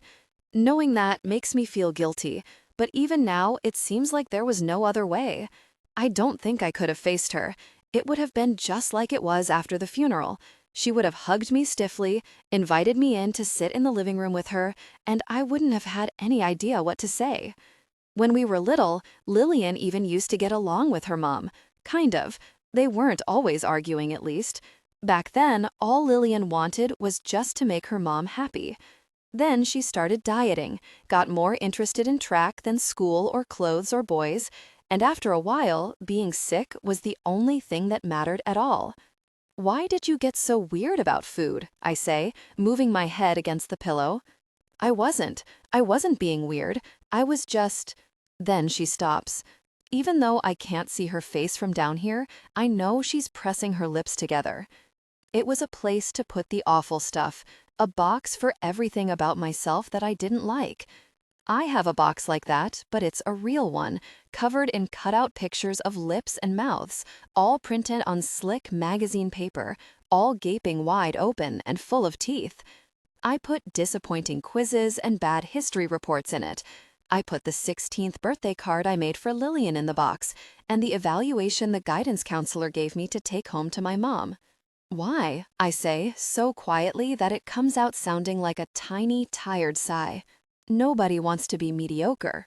Her shadow on the ceiling is monstrous, a witch in profile. "Your mom didn't ever say anything or get worried about you?" Not when it might have made a difference. And I know it's the truth. I was there after all. But the idea is so foreign, and until recently, my mother has been a never-ending voice of anxiety, always coming right at me with sunscreen and Band-Aids and nightlights. How could she just stand there and let you do that to yourself? Lillian turns her head sideways and smiles, showing all her teeth. Well, it was my problem, right? My own gosh to deal with. The way she says it is nasty and final. She doesn't say anything else, and after a minute, I roll over and reach for the lamp. The broken air conditioner seems more broken in the dark, and the heat comes in waves, throbbing like a bad tooth. Someone has stolen the trees outside my room and replaced them with bones, the kind that throw long shadows on the wall, reaching in through the butter yellow curtains until morning. If I were younger, I would think of ghostly hands. Haley Martinson, reaching in from the afterlife, fumbling through my things until at last she finds the way back to the real world. But what a joke! Lillian found her way in, found the secret passage months ago, and now her skeleton grin is just normal. After 2, when I still can't sleep, I flail around in the tangled nest of covers and then throw all the blankets onto the floor. The air is dry and suffocating. I'm lying on my back with the window open and my t-shirt hiked halfway up to leave my stomach bare, when there's a low rustle and Lillian climbs onto the bed and hunches there, crouching over me. The air around me is suddenly freezing. "You get to need it," she says. "That's the thing. You start out so strong, in perfect order, controlling everything, and then you get to need it." Lying there in the dark, I know that no matter how deeply I imagine needing something, I'll never understand. My body. In the past 4 years, it hasn't changed much. My hip bones are wider, but other than that, it's practically the same one I had in 7th grade. Except for the way I want to press it against Finny. The thought of him is electric, beating in my chest like a birthday wish, dark and warm and secret. Did you ever think about boys? I say, staring up into the dark. The shape of Lillian looms over me. If she were a live girl, I'd be able to hear her breathing. There wasn't room, she whispers, and her voice is unbelievably sad. At first, after Connor, I was just waiting. I was going to get a new boyfriend soon as I was prettier or better, more perfect. But after a while, there was no room for anything else. If I thought about kissing or sex, I just started feeling ugly, too awful for anything good. Above her, the galaxy of stick-on stars stands out in pale specks, but the glow is faint, losing all the light the stickers soaked up during the daytime. I never really used to get too philosophical about things like existence and free will and mortality, but since the murders started, I keep thinking more and more about how hideous it is that someone can just take your entire life away from you at any second. You won't have a choice. And it was still worth it, I whisper to Lillian in the dark. Not to have the laughing and swimming pools and movies and the kissing. How could you just give all that up? Because you want to have a real normal life and be okay, but even more, you want to be beyond it and not want anything. You're always thinking two different things. So am I. The pattern alternates between Lillian died from a bad disease and why the hell didn't she just decide to get better? Circus. In the span of a weekend, everything has changed. By Monday, there are public service announcements running on TV every hour, telling parents to keep their kids inside as much as possible and to watch their neighborhoods for anything suspicious. I spend half of Saturday afternoon on the phone with Angelique, talking about the murders and how crazy everything is, how our parents are dealing with it, and what new rules we each have to follow. This whole thing is just so out of control, she says with a weird little shudder in her voice. I mean, I was so freaked out when I heard about that second girl. Weren't you so freaked out to hear about it? I nod into the phone. The way she says it is loud, almost theatrical, and I want to tell her that it's not a competition, but it wouldn't be the right thing to say. Because maybe, for the first time since Lillian started that whole stupid thing 2 years ago, it would actually be true. My mom is nearly hysterical over the fact that there's been a second murder, and there's a very tense 20-minute period after breakfast where she decides that I'm not allowed to go out after 7 or go farther than the end of the street or spend the night at anyone's house. Even after Decker takes her into the kitchen and talks to her in a soothing voice for so long that they're both late for work, she still seems like she might be on the verge of a meltdown.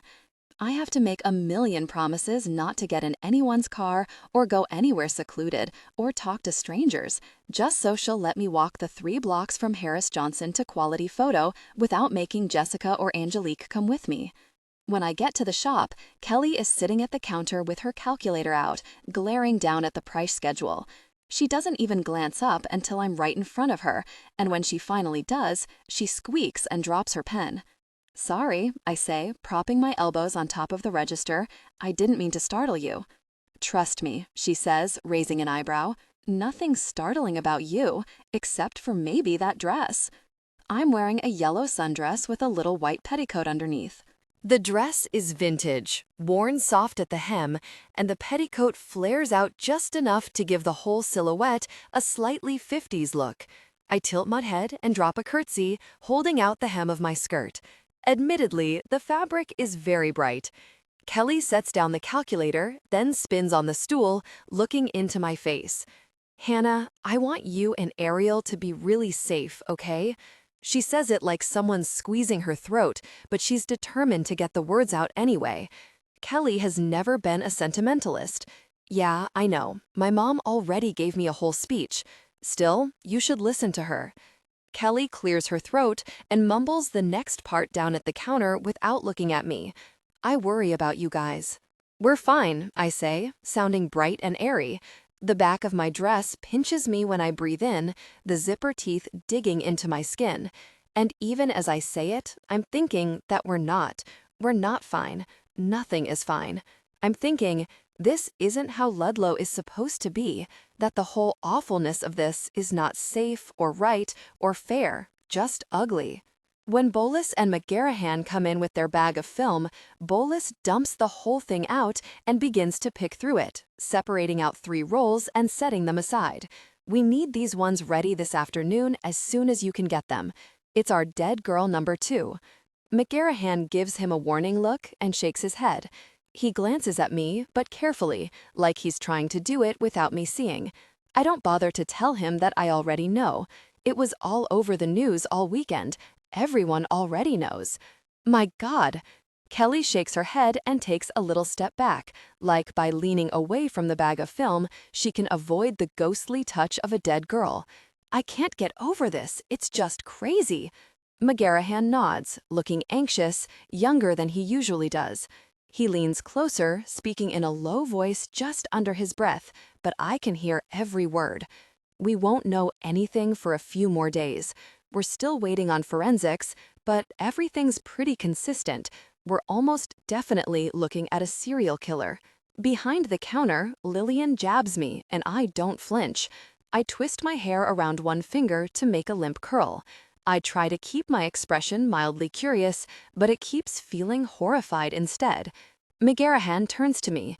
You know, he says, in that way grown-ups do when they have something crucial to say, but they don't want to scare you by letting you see how important it is. I'm sure your parents already told you to be careful about talking to strangers and not to go places alone, right? I nod, peeling a stray piece of tape off the counter. The number of times I've been told this in the past 24 hours is beginning to rival the number of days the thermometer at the bank has broken 100. Days when the sun sits over the city, blindingly white, and baking everything to a hard, brittle crust. The nights when I let Lillian's ghost in bed with me, because maybe she's cloud and vapor and not really real, but the dry chill of her next to me is still better than empty silence and brutal, unrelenting heat. Officer McGarahan's eyes are full of a deep, troubling concern. It scratches my throat like sand. Look, just be careful. There's someone dangerous out there, and it's not smart to go thinking that because you're young, it's the same as being immortal. I open the junk drawer for a rubber band and look up at Officer McGarahan. His face is steady and sad, like he's seen it all before, like he's thinking of some other dead girl, one he couldn't save with his friendly neighborhood warnings, the unsuspecting victim. Lillian was always so good at treating everything like a test, like some kind of game where the prize was shiny and untouchable. Perfection. She wanted me to back off, butt out, stop trying to control her life. And she wanted me to save her. There are all kinds of things in the world that can happen to a person. Terrible, unpredictable things. Suddenly, the world seems very random, full of freak accidents, killers, and bird viruses, and pinch points. Maybe she thought she was immortal, but I don't. Kelly spends the rest of the morning pacing back and forth between the printer and the door. Every time she sits down to work on an order, she gets maybe 3 frames in and then jumps right back up again. I don't know if she's doing it on purpose, but it's nerve-wracking. I'm beginning to think there's no way I'll ever have a chance to slip into the back and get a look at the photos of Haley Martinson before I have to pick Ariel up from band. But then Mrs. Price comes in with Connor to pick up her enlargements. I don't like Mrs. Price because she has this way of treating everyone like they are much, much stupider than she is. And once she yelled at me for touching her prints without gloves on. Also, every time I've been over to the Price's house, which is easily 15 times in the past 3 years, she always looks at me like she's never seen me before, and I don't belong in her living room. Or maybe that's just how she feels about anything she didn't put there herself. Her whole house is full of Tiffany floor lamps and velvet upholstery and faux Victorian bookends shaped like cupids, and is always featured in the Ludlow home decorating tour, which is something she never gets tired of mentioning. Today, she goes straight up to the counter without even glancing at me. But Connor comes over to the sink where I'm washing a big stack of plastic leader cards. "What up, Twinkie?" I shake the water off the card and set it on a towel. "Not a lot. I'm just here till I have to go pick up Ariel from band. What are you doing here?" Connor makes a face and lets his shoulder slump. "I need to get a new set of screw-ins for my cleats, but my mom didn't want me to go by myself, so now we're running errands." At the counter, Mrs. Price is flipping through her order. "You printed this one blurry," she tells Kelly, holding up an 8 by 10. Kelly's standing with her elbows propped on the shelf behind the register, and the look she gives Mrs. Price is frighteningly patient. "No, I didn't." Mrs. Price pinches the enlargement between 2 fingers and holds it out, giving it a little shake. "Are you really going to look at this and tell me it's not blurry?" Kelly takes it from her and makes a big thing of examining it. "Yep, that's blurry all right." "Then you're going to reprint it free of charge." "No, I'm actually not. It's not a machine error," I say before I can help myself. The way Kelly just announces things without explaining always makes me feel so agitated, like I need to jump in and translate for her. Matilda Braun uses an optical lens, but it's stationary. As long as the lens is clean, there's no way for it to be us. Mrs. Price turns on me with a fierce, uncomprehending stare. "I just looked through 15 perfectly clear shots, so don't tell me that it's not your machines." "Mom," Connor says, looking kind of mortified. "God, calm down." "Don't you dare talk to Hannah like that," Kelly says, snatching up the photo. "I was standing right next to you last week when you picked out your enlargements on that light table, and you told me that you had to have this shot. And when I said that all the exposures of your giant, tacky-ass mantelpiece were soft, you told me you couldn't see anything wrong with them. Well, this is that thing you couldn't see." Mrs. Price is leaning forward, eyes narrowed. Sometimes, mostly when she smiles, she looks a little like Connor. Right now, though, the resemblance is non-existent. "Let me explain something to you, Missy. I don't have to bring my business here. I don't have to put up with your language or your disrespect or your laughable customer service. Although, honestly, I don't know why I'm even surprised that you have no idea how to run a business, considering this is coming from someone who has children working in their store." Connor snorts into his hand and gives me an incredulous look, like, "Can you even believe this?" "Mom, she's not children." Hannah's in my same grade at school. With her face arranged in a perfect icy mask, Kelly takes me by the shoulders and turns me toward the back. "Hannah, why don't you go straighten up the supply cupboard?" I give Connor a little wave and head for the back. As soon as I step into the office, I find Lillian standing in the shadow of the supply cupboard, looking gaunt. "Quick," she says, motioning me toward the desk. I cross the room and crouch down to open the safe. The homicide close-ups are in the 3rd envelope. I stand with my hand resting on the desktop, almost like I need to catch my balance. The way my head feels is light and dizzy, like this is all taking place in my imagination, just some dream I'm having, and soon I'll wake up and go downstairs and everything will be fine. But it isn't a dream and nothing is fine. I can feel the shock at the base of my skull, throbbing to the hum of the air conditioner. Haley is one of those girls that everyone just liked, without even knowing why or having to think about it. You can see it, even as she's lying in the tall grass above the culvert. Even with her t-shirt torn and her hair bloody and tangled, her absolute goodness is everywhere, right down to the orange polish chipping off her fingernails and the spray of freckles on one cheek. Around her, lying in the grass like spilled candy or Easter eggs, are the toys. The pattern seems to be random, just like with the things that littered the ground around Cecily Miles. I immediately notice an assortment of candy squares of bazooka gum and red and white striped Starlight mints. Then a rubber pencil topper shaped like a slice of watermelon, liquor store keychains, and plastic whistles, and a Hello Kitty compact with a broken latch. I spend a long time squinting at one of the close-up shots, trying to figure out what I'm looking at. I finally have to turn the print upside down before I recognize the thin, twisted shape. A purple crazy straw. The riveting thing, though, is the Valentine. It's placed carefully, propped against the curve of Haley's shoulder. It's bigger than the one that was lying near Cecily's hand, and more complicated, made of 2 interlocking hearts and decorated with little clusters of concentric circles alternating pink and red. The scalloped lace around the edges is dusted with a sprinkling of pearl-colored glitter, and in the close-ups, I can see where the glitter landed unevenly and the glue beaded up, making lumps along one side.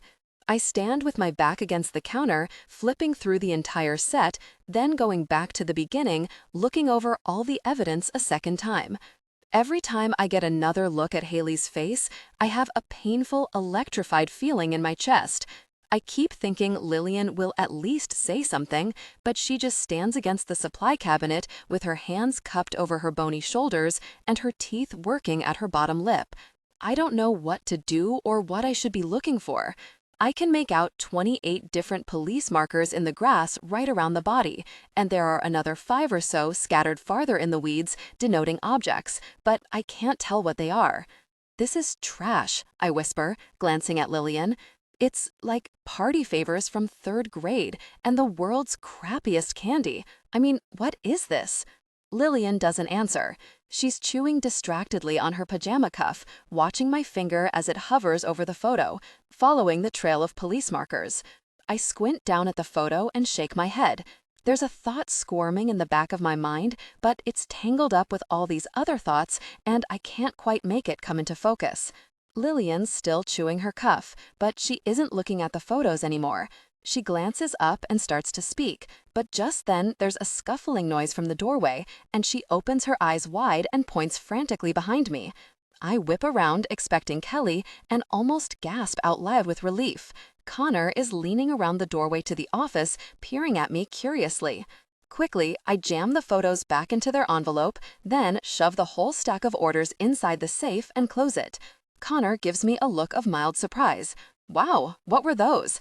Then he grins, wiggling his eyebrows. "Wait, were you looking at something private? I bet you were. I bet you've got something completely personal in there. Come on, let me see." "Jerk," Lillian says, folding her arms across her chest and staring at the ceiling, but she's biting her cheek like she's trying not to smile. And I know that for all her disdainful comments and her eye rolling, there's still this tiny, sentimental part of her that never really stopped liking him. I shake my head, then motion Connor into the office so I can whisper. "It wasn't anything like that. It's just, we print the police photos, but I'm not supposed to look at them, so I was. That's what I was doing. If I ever admitted something like that to Angeli, she'd probably tell me I was disturbed. But Connor looks frankly impressed. 'You get to see the crime scene photos? How come you never told me you get to see crime scene photos? I thought your whole job was just to put up with unreasonable, high-maintenance ladies like my mom. That's actually cool.' I shrug and try to casually steer him back toward the front of the store, hoping he won't ask me to show him the pictures, because then I'd have to tell him no. It's one thing to sneak a quick look when I'm alone in the office, but it would be totally unforgivable to show them to my friends. Except Lillian, but that's different, because she doesn't really count. Connor looks back over his shoulder, like he's going to ask, but just then, there's the hurried scraping sound of Mrs. Price gathering up her things, and Kelly says, "Thanks for choosing quality photo. Come again," in a bright, clipped voice. Connor claps his hand on my shoulder and gives me a shove. Looks like the Price family 5-ring circus is on the move. Next stop, Silver Spring Cleaners, and if her slacks aren't ready, look out, because that show is going to be super spectacular. As he leaves the room, I think I catch a wistful look wash over Lillian's face, just from the corner of my eye. But by the time I turn toward her, her expression is back to normal. "God, I hate her," Kelly shouts as soon as Connor and his mom are out of the store. "How did that wretched, wretched woman ever even find someone to procreate with?" I still have to finish washing the leader cards, but I don't go back out to the sink right away. There's a word going round and round in my head, tripping all over itself, and the word is circus. I stand perfectly still, staring into space, and trying to work out why that word is stuck in my brain. Because it's not the right one, but it's sort of close in that maddening way that's right on the tip of your tongue. Lillian is standing by the supply closet, hugging herself. "Not a circus," she says softly, almost like she's talking in her sleep. "More like a trashy neighborhood carnival, or a tragic, seedy shrine to something." And suddenly, the thing I've been trying to find words for slips into place, and I freeze in the doorway with my hand pressed flat against the wall. All those cheap toys and broken party favors? Not a carnival, not a circus. It's bigger than that. They might look like trash, but what they stand for is childhood. The sun is beating down by the time I leave to walk over to Harris, so bright and hot it makes my eyes ache. I have the unsettling idea that I can actually feel the heat thudding up from the pavement like a deep, constant drumbeat. The bank's clock on Evans says it's 102 degrees Fahrenheit and 1:37 p.m. My lip gloss feels slick and sticky on my mouth, like it might be melting. I'm way too early to meet Pinky and Ariel, but it's better than being late. Since the discovery of Haley Martinson, the school has put out a new flurry of safety bulletins, and none of the kids are allowed to leave unless someone's there to pick them up. I probably should have stayed and finished out my shift, but I had to get out of the shop. After Connor and Mrs. Price left, I went out to the front of the store like nothing had happened. I washed the rest of the cards, rinsed them carefully, and clipped them on the wire rack to dry. I did it without moving too fast or too slow, without attracting attention, and if Kelly noticed anything weird about my behavior, she ignored it, or maybe just chalked it up to Mrs. Price shouting at me and calling me a child. When I asked to leave early to go pick up the girls, she acted like it was the best idea I'd ever had. Then she hugged me, which isn't something Kelly does, and reminded me twice to be careful. I walk the 3 blocks to the school slowly. Like, if I'm not careful of every step, every tiny movement, I will lose my grip on gravity and go flying up into the stratosphere. It takes almost the whole walk to stop feeling like the world is tilting every which way, and I have to focus on each breath, telling myself I'm fine, that I won't come unstuck from the earth because the staggering heat will hold me down, that the soles of my flimsy cloth ballet flats are heavy, unmovable. I imagine myself sinking into the ground, anchored there by fabric and rubber and gravity. I'm here. I'm okay. But as soon as I come around the corner of the school, the vague, floating feeling rushes back in, making me hold out my hands like I need to catch my balance. Finny Boone is standing by the east doors, looking tall and brown and Clorox blonde. He adjusts his grip on his books when he sees me and pushes himself away from the wall, looking off somewhere over my head. I stop on the sidewalk a few feet away and stare up. I haven't seen him since Friday, when I broke into Lillian's room and he found me in the park and walked me home and touched my hand. I have an awkward feeling that I should say something, but I don't know what. The thing that finally pops out is so inane I almost wince. Aren't you supposed to be in class? He still doesn't look at me. We had a test. They let us out early. I don't ask why he hasn't gone home. I'm scared that if I ask, he'll tell me. He might say that he stayed to wait for me, and that scares me, but so does the thought that he doesn't even care that I'm here and is waiting for something else. For maybe 5 seconds, we just stand facing each other but not making eye contact, looking around the parking lot at all these places that aren't each other. The sun glares down overhead, and I'm already starting to burn across the tops of my shoulders where the straps of my dress keep slipping sideways. I tuck my bangs back into my beaded headband and make myself look at him, taking in his blank expression, his massive shoulders, and his white shirt. The way his shoes are breaking apart at the seams, like his feet are still growing. I lace my fingers together, thinking that this is where I could use some friendly guidance from Lillian, some vague inkling of what to do now. This is where Angeli would deliver a wide, crest commercial smile and play flirtatiously with her cocktail rings. The part where Lillian would work her magic, punch her number into his phone, and give herself some clever nickname in the contacts. All my friends are so much better at knowing how to talk to boys. I stand in front of him, trying to figure out how to look friendly or normal and where to put my hands. I never used to have to think about any of that. It just came naturally. It seems ridiculous suddenly that people have hands and no place to put them. Finally, I gesture to his stack of books, which is bristling with loose papers. Careful, you're losing one of your worksheets. Finny raises his eyebrows, and right away I wish I hadn't said anything. The sentence hangs, and I have this idea that it's because the air is so insufferably hot. There is no room for a conversation to move. "Thanks," he says, then yanks the worksheet from between the pages of Foundations of English and jams it in the trash. The gesture is unexpected and weirdly refreshing, but he must think I'm staring at him for some other reason, because he takes a deep breath and says, "I'm sorry, okay, about the other day with Nick. That was really bad what he did." I shake my head and smile so easily it's almost automatic. It's fine. It wasn't a big deal or anything. He doesn't answer. The way he's looking at me is oddly gentle, like he's seeing all this bad, uncomfortable stuff inside my head, all the things I've tried so hard to ignore. Then he clenches his jaw and looks away. "So, are you ever going to act like something actually matters?" "What are you talking about?" "You," he says.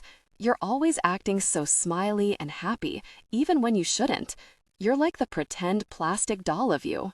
What Nick did, taking your bracelet, that was a really bad thing. At least admit that, say it. Otherwise, you're just letting bad stuff happen and then acting like you don't care."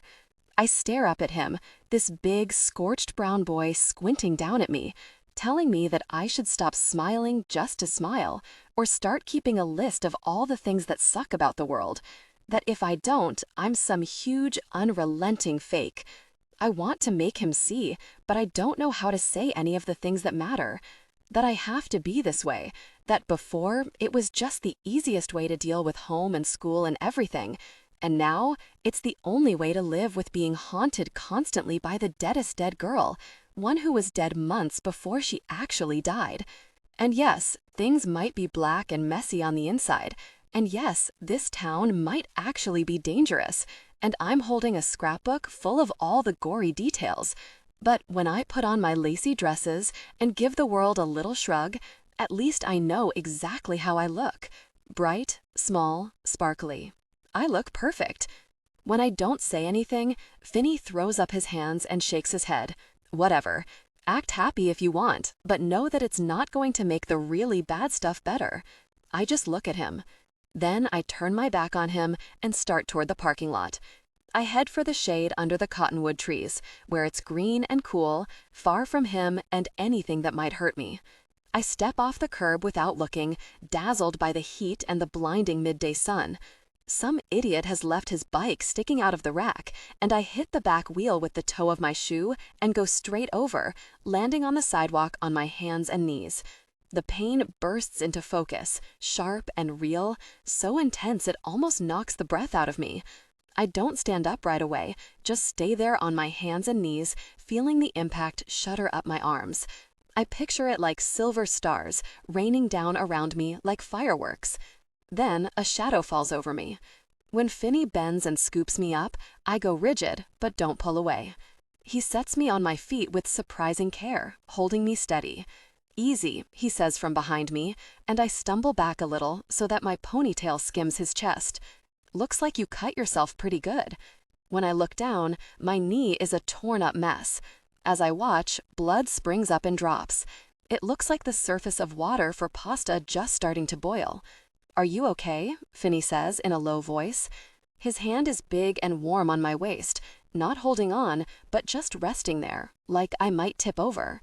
"It hurts," I gasped, staring down at the bleeding place. He doesn't say something mean, like what did I expect? He doesn't even ask why I sound so surprised. He just lets me go and takes my arm, leading me off the pavement and into the grass. Blood is running down my shin and into my shoe.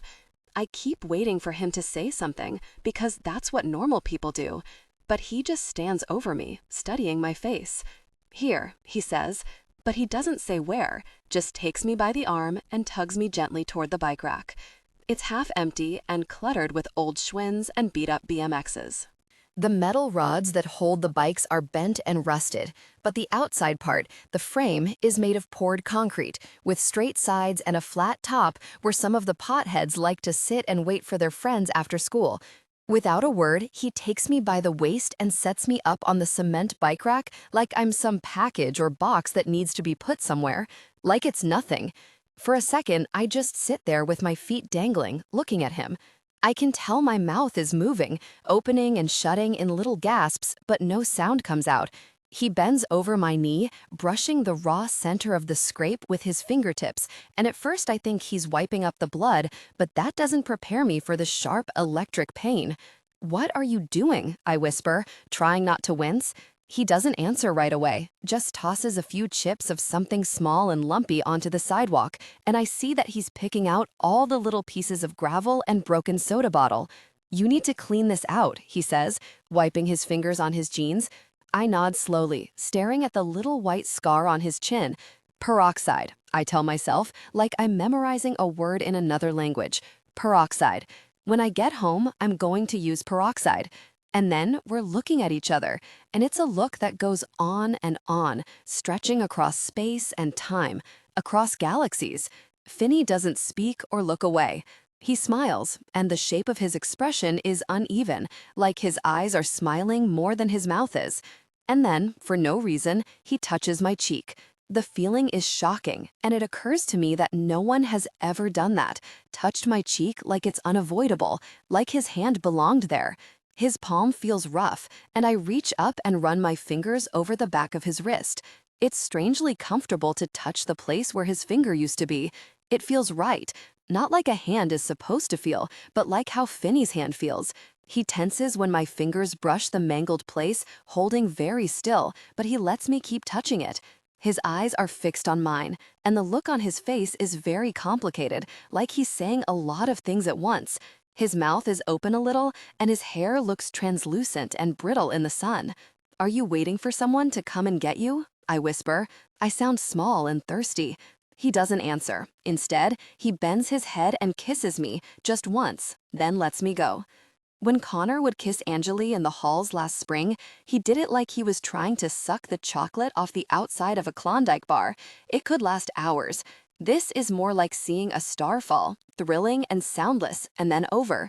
"Why did you do that?" I say when he straightens, surprised at how conversational my voice sounds. I don't know if I mean, "Why did you start?" or "Why did you stop?"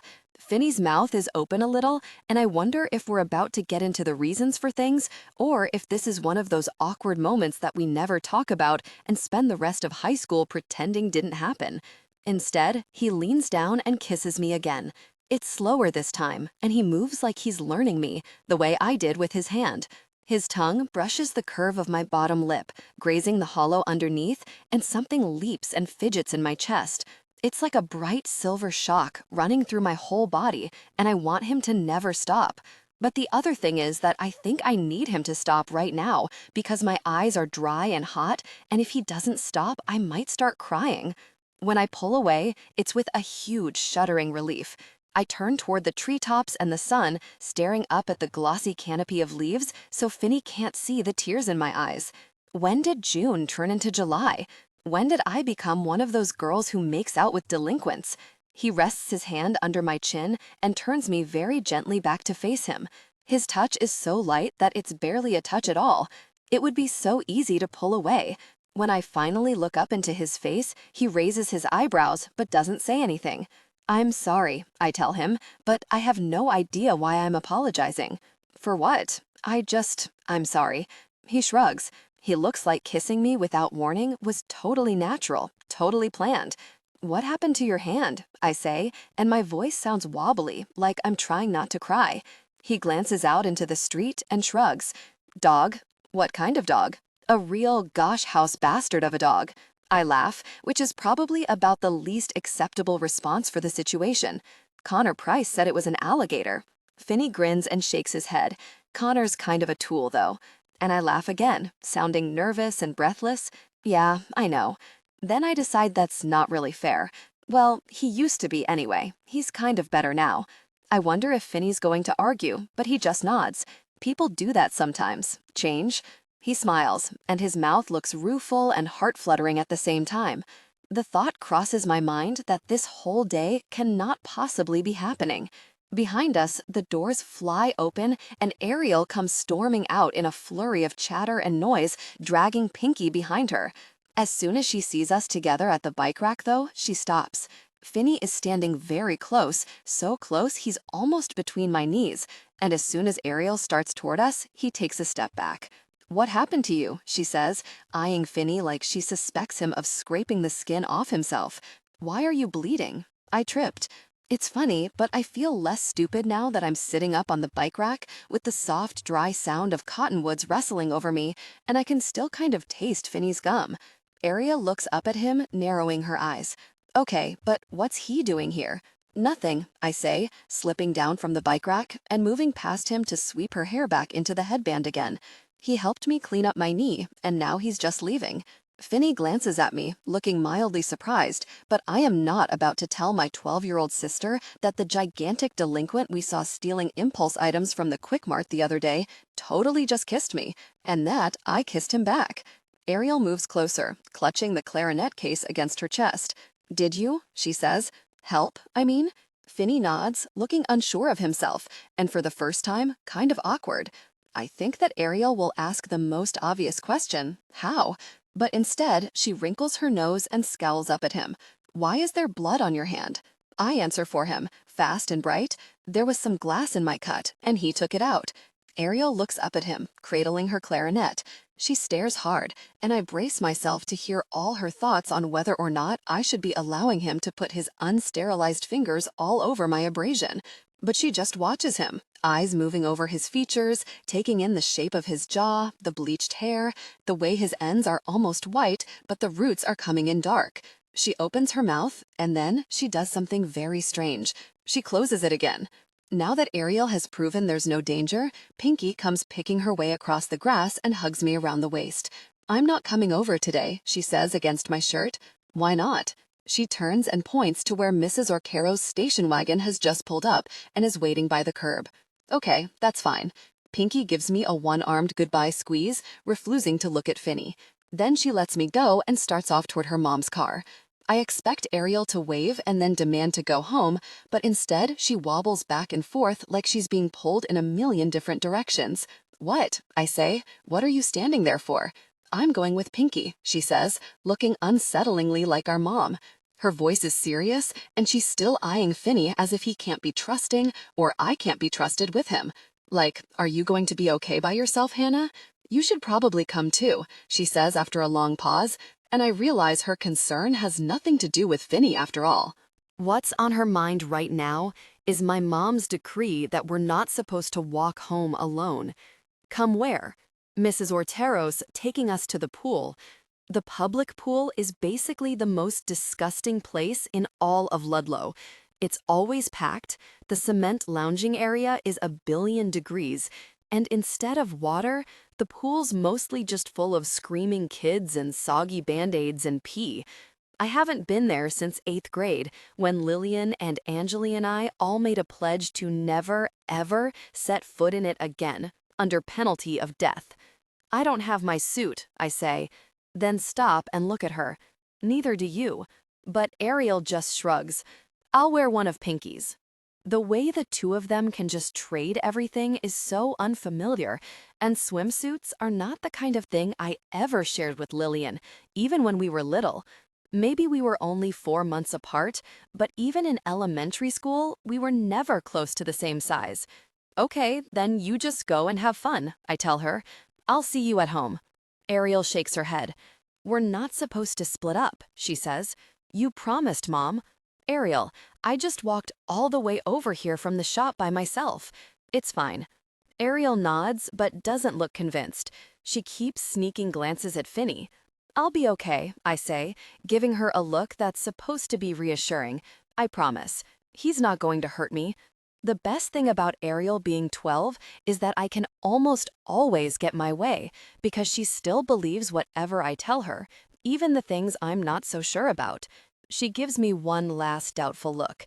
Then she climbs into Mrs. Ortero's station wagon and leaves me there on the sidewalk next to Finny, where the afternoon sunlight bakes the pavement and everything is hotter than it was just seconds ago.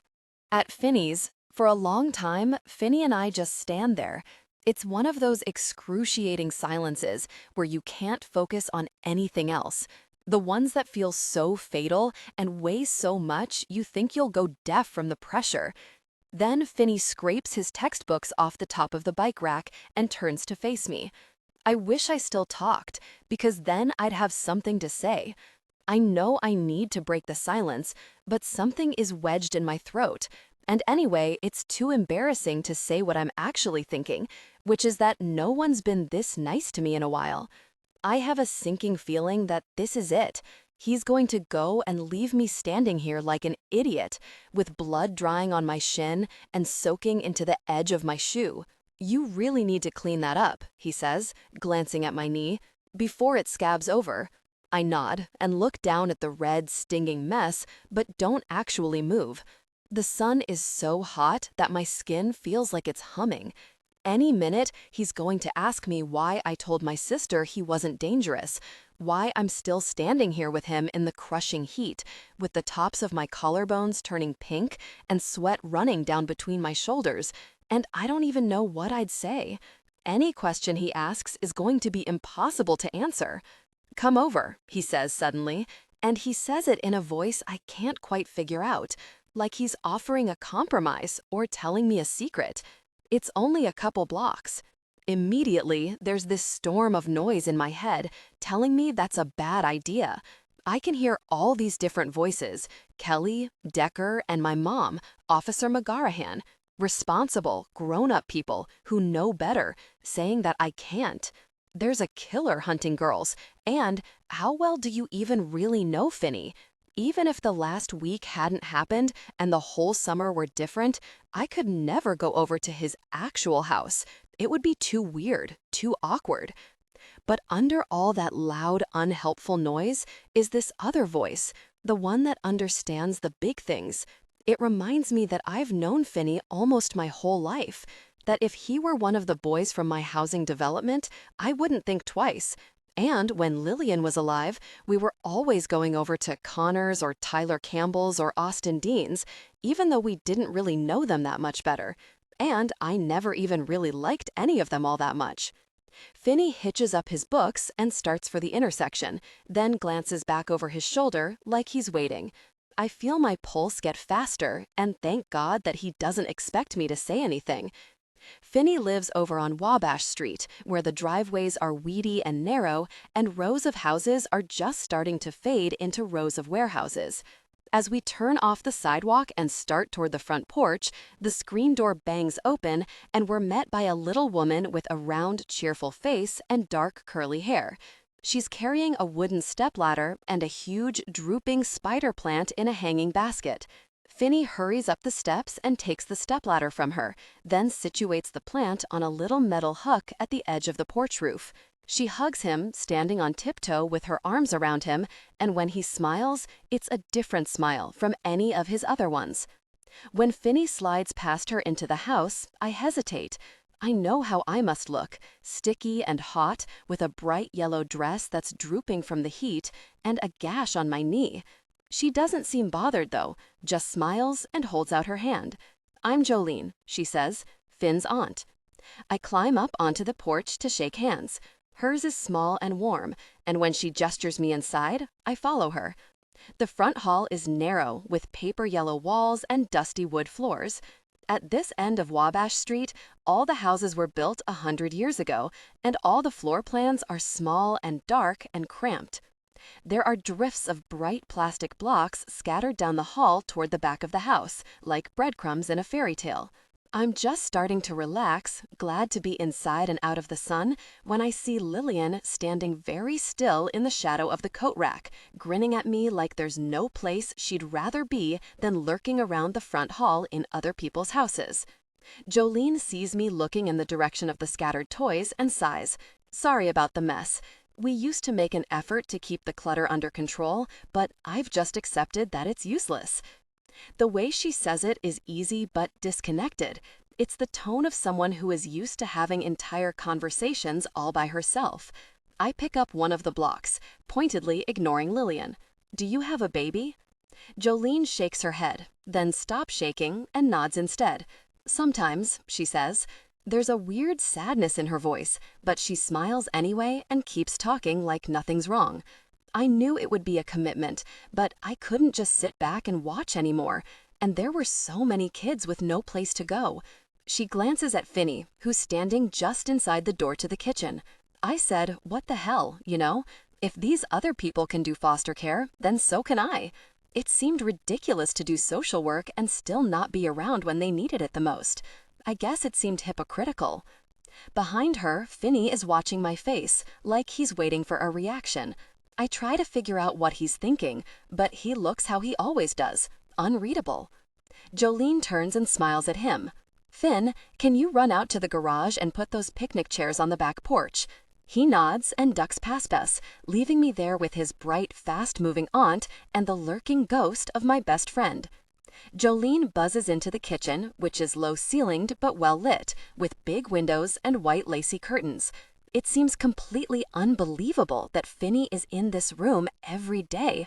It looks much too cozy, like something that belongs to a little old lady, not to this bright, busy woman and her huge, defiant boy. I realize I'm standing very near the table and step away without thinking. The way the tablecloth hangs down halfway to the floor gives me a bad feeling. I keep expecting Lillian to pop out at me, grabbing for my ankles, trying to make me jump. "Would you like something to drink?" Jolene says. "No, thank you," I tell her, and immediately wish I'd said yes. Yes would mean something to pass the time until Finny gets back. It would help me take my mind off the fact that Lillian is haunting my entire life. Also, something about being alone in the kitchen with Jolene feels unnerving, like she's seeing too much of me before I'm ready. It occurs to me that maybe she has to be able to do that in order to live in the same house as Finny, because he never talks. "Hannah," Lillian says in a ferocious whisper, peering around the doorframe and then flouncing across the kitchen and climbing up onto the table. "What are you doing here? This is crazy. It's not okay. Go home right now." I don't respond, but I can feel my cheeks get hot. The fact that she's telling me what to do and what counts as crazy is pretty much hilarious. She flops down hard on her back on the tablecloth, and dust puffs up around her, twinkling in the yellow shaft of sunlight. Her skin looks yellow too, ugly with liver damage. Okay, look, yes, sometimes it can seem really tempting to do something you know you shouldn't. I get it, believe me, I know all about that. I raise my eyebrows at her just for a millisecond, as if to say, but this is way too much of something you shouldn't. God, not him. He's a total waste. I mean, he's not even cute. And he made you cry. In 5th grade, don't you remember? I do remember, like an old TV show or a movie I used to watch. Something you can relive any time the notion takes you. Just stick it in the player. The snow was weeks old, crusty with ice, and when he scrubbed my face with it, the crystals were so sharp they made me bleed. I felt stupid for crying, stupid for caring, stupid for being small enough that Finny Boone could hold me down in the snow with one hand. I blamed him a long time, only thinking of how much it hurt and being completely humiliated that he could overpower me. But now, the memory runs over and over, playing out like a punishment. What had I been doing in the minutes before he tried to whitewash my face off? I'd been standing in the recess yard with Lillian and Jessica and Anjali, and we'd been whispering to each other in shrill, gleeful tones, cackling like a bunch of little witches. We'd been talking about something pointless flavored lip gloss or the best kind of gummy candy when Finny went by. Even back then, he was already bigger than everyone else, and none of his clothes fit right. His jeans were too short, and his coat was so big that the shoulder seams slumped halfway down his arms. The only thing that wasn't too big or too small were his sneakers, which were dingy, white canvas with rubber soles. Not the right kind of thing for snow. "Nice shoes," Lillian said, and I hadn't said anything, but I'd laughed this high-pitched, witchy laugh and looked right at him. Mostly, I remember feeling vital and untouchable, like I was free and separate from him. I would never be him, and because of that, I would never be lonely or laughed at, and I would never have to worry about anything. And that was why I couldn't stop crying. I was so ashamed of myself for being awful, and for the fact that he could see it, see the meanness in my expression, or hear it in my laugh. He'd done the most logical thing, and tried to scrape it off me. Lillian lies stiffly on the table, arms straight at her sides, head turned so she can watch me. "You can't possibly like him, Hannah. He made you cry." I stare back at her, not moving or blinking or anything. The only thing I can come up with is indisputably true, and I'm not going to say it. That yeah, maybe he made me cry, but so did she. When Finny comes back from the garage, he looks rumpled, and there are huge dust smears down the front of his shirt. "They're on the porch," he says. Jolene gives his arm a squeeze. "Thanks, I'll go out and hose them off later." I stand in the kitchen watching them and feeling like an intruder, like they're putting on a show for me, not the fake, lying kind, but just trying to figure out who they are and how to show it in front of someone else. Finny glances over at me. Then he jerks his head, indicating my scraped knee and motioning for me to jump up on the counter. I balance next to the sink, leaning out of the way while Finny reaches around me to turn on the faucet.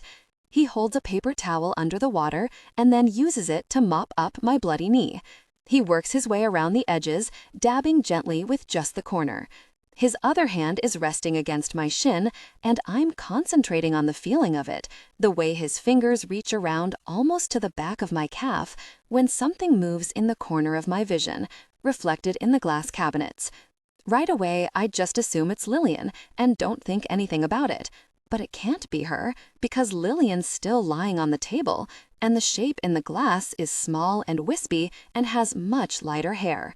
It's faint, hard to make out in the wash of sunlight, but its appearance makes something tighten in my throat. I sit very still. Finny's still bent over my knee, rinsing the scrape with handfuls of lukewarm water. I stare past him at the reflection in the glass, so indistinct that I might be imagining it. Then, a stray cloud drifts across the sun, and in the dimness that follows, the reflection darkens, becoming sharp and clear and horribly familiar. I'm looking at a pale, round-cheeked girl with shoulder-length brown hair and a small, pointy nose and silver braces, smiling at me with blood running slowly down her face. Her eyes, which were cloudy blue in the crime scene photos, are still cloudy blue, but now they're lively and alert and looking right at me. It's Cecily Miles. All the breath goes out of me, and my hands move on their own, fluttering at the air. My mouth is open in the shape of a soft little O. "Stings?" Finny says, turning off the water and leaning to look into my face. I nod in a series of little jerks, trying to make my hands stay still. The cloud moves over and the kitchen brightens. Lillian is standing in the center of the table now, the top of her head almost touching the ceiling. The cabinet still reflects the sunlit kitchen, but the bloody reflection of Cecily Miles is gone. "Don't you need to put something on it to disinfect the cut?" My voice sounds unnaturally high-pitched, and I fidget on the edge of the counter, trying to seem normal. Finny shakes his head, opening the cupboard under the sink and dropping the paper towel in the trash. "Something that shallow, anything you put on will just burn like hell, and it won't heal any faster."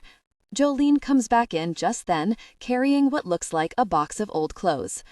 The rest of the week passes in a hot, high-octane blur, fast and silent, skimming along like clouds in a time-lapse photo. Even at 2 o'clock, when I go to get the girls from school, the streets seem unnaturally quiet, like everyone's waiting for the apocalypse to come, or like the whole city is holding its breath. Mostly, I've been staying in the house. My mom is weird about me going any farther than the photo shop, or even going into the backyard by myself if it's after dark. Angelique calls a few times, but she's stuck inside too, so we pass the time playing I Spy with all the stuff in our rooms and texting back and forth with Carmen and Jessica and Connor. Finny doesn't call at all, which makes something tug in the center of my chest, but it's also kind of a relief. I want to see him again and hold his hand and maybe make out a little, but the thing is, if he comes over, then Decker and my mom will have to meet him.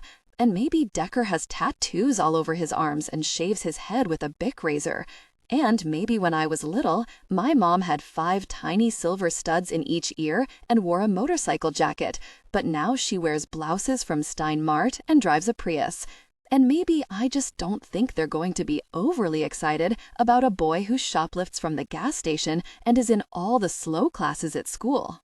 It took a while, but the police have finally given an official statement, letting the press in on the bizarre nature of the crime scenes. It's awful to have seen the actual details myself, this ugly, secret mix of blood and cheap-colored plastic. And now every newscaster and reporter in Ludlow is talking about the Valentine killer like he's some kind of major figure or celebrity. Every headline, breaking bulletin, and news feature seems to be basking in the horror. It would be so tempting to put the awful things out of my mind.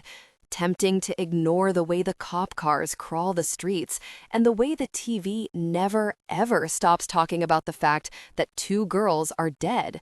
Except I can't ignore it, because every time they talk about 2 girls, all I can think is that they should be talking about 3. And because twice, after getting out of the shower, I thought I saw a brown-haired shape reflected behind me in the door of the medicine cabinet. Each time, though, it disappeared, there and gone so fast that by the time I wiped the condensation off the glass, I was half sure I'd imagined it. The air conditioner is still broken. I find a few old blog posts and online write-ups about the Monica Harris murder, but Lillian's scrapbook is the only account of what happened that feels truly honest. I read it through again and again, looking for some piece of insight or tiny detail that might link Monica to the other 2 girls. For the first time, I kind of understand how Lillian could be so obsessed with numbers and facts. There's this constant nagging feeling that if I can just collect the right information, keep adding one more piece and then one more, the whole picture will fall seamlessly into place. The clippings all start to look the same, though, and it's hard to know what counts and what just gets shuffled off to the side somewhere. Monica was the middle sister in a family of 3 girls.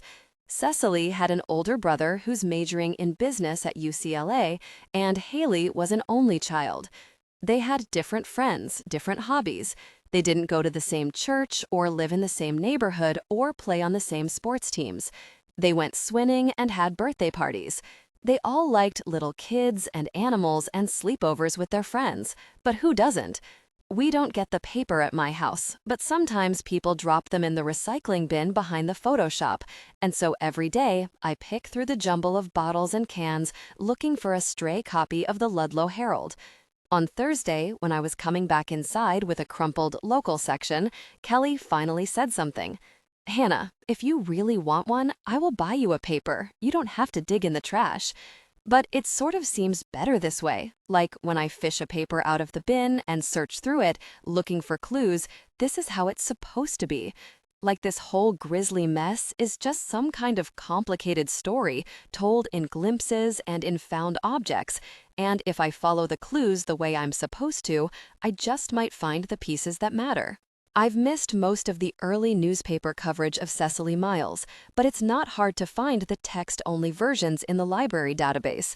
Plus, the Herald runs community portraits and supplementary pieces almost every day.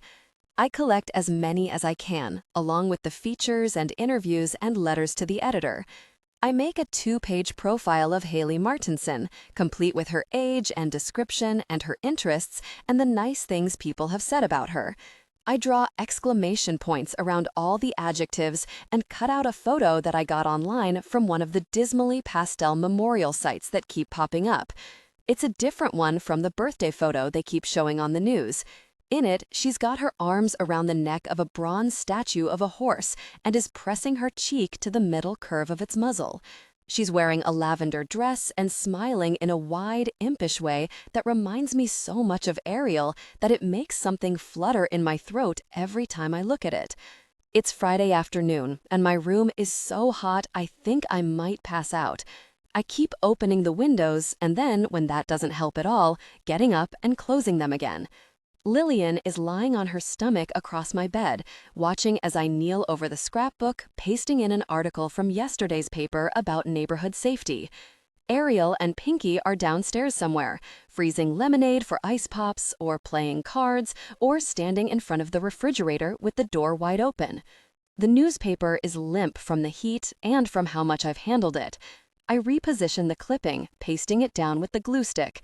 In the margins of the book, I've drawn lines between pages and paragraphs, circling words like happy and generous. The same words keep coming up over and over: helpful, well-liked, lively, outgoing.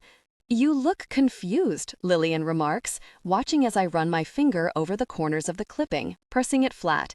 "It's just, these articles don't add up to anything," I say, staring down at vibrant.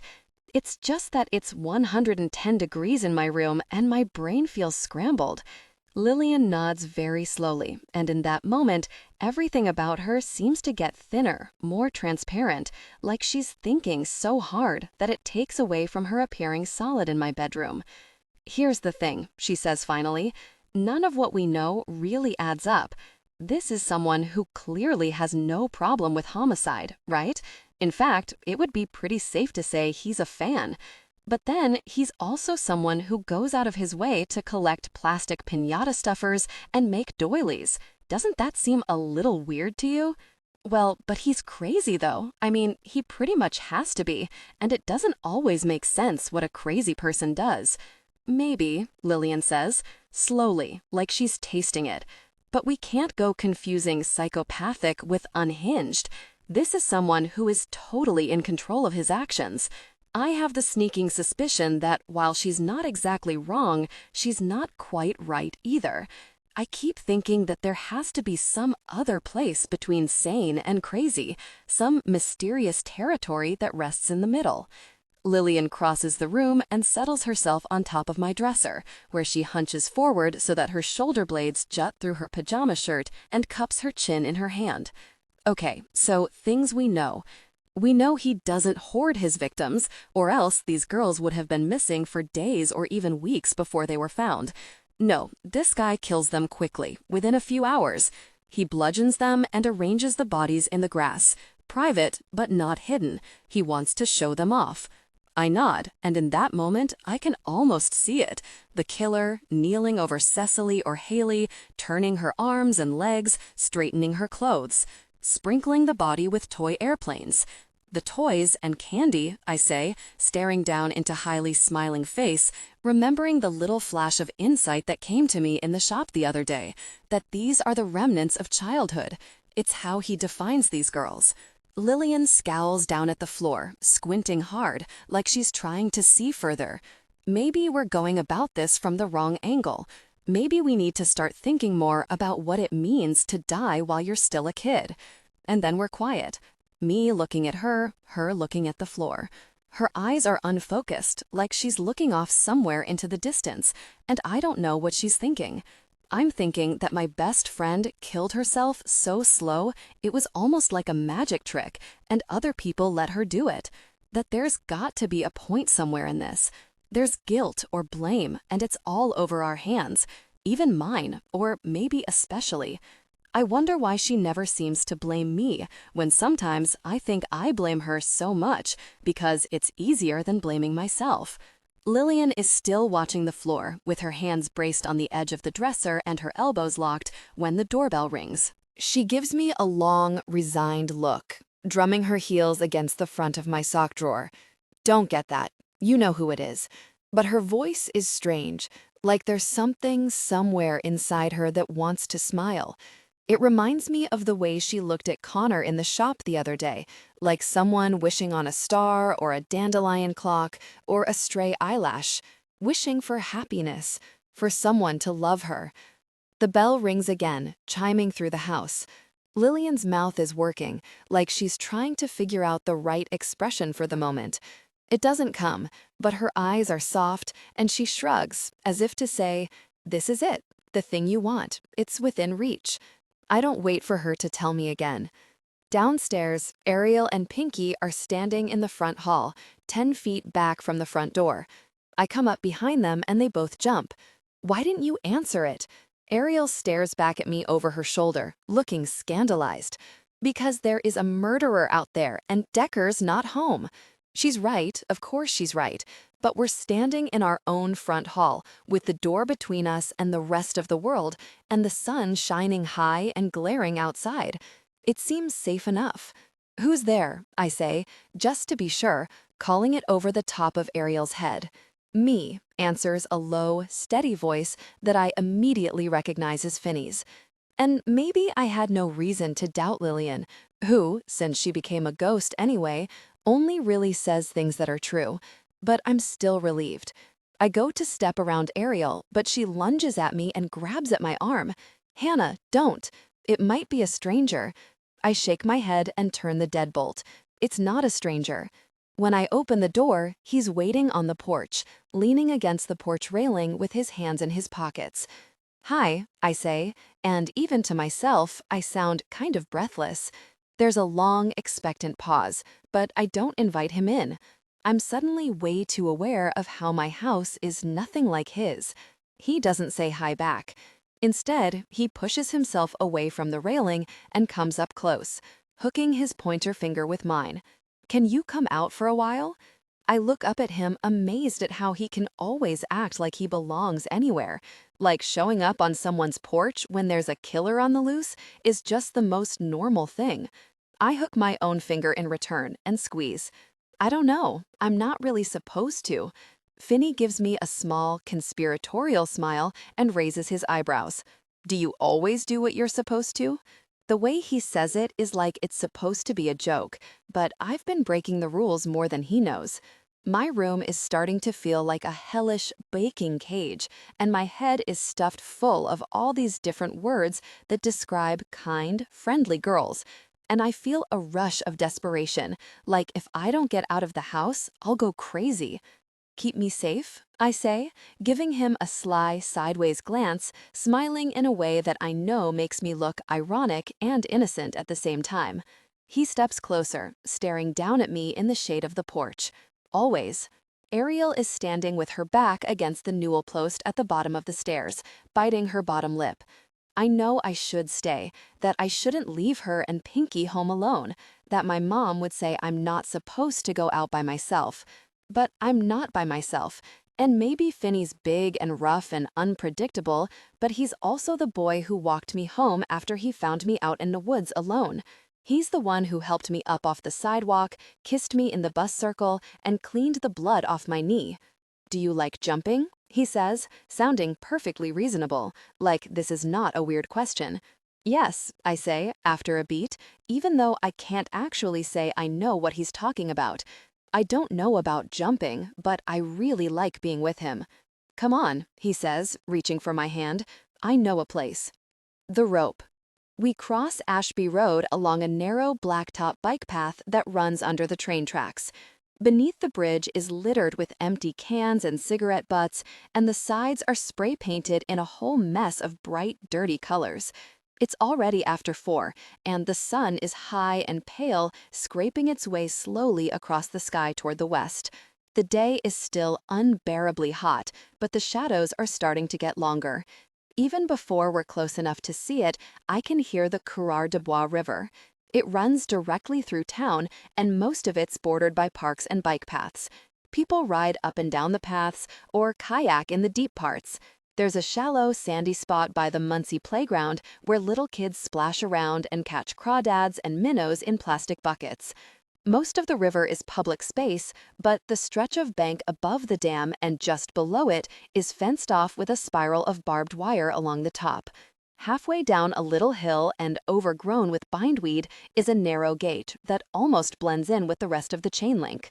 It's posted city property, no trespassing, but the lock is broken, and when Finny shoves the gate open, the hinges screech like a dying bird. The river is lower than it was in the spring or early summer, but just above the dam, the water slows up against the cement lip deep enough that you can't see the bottom.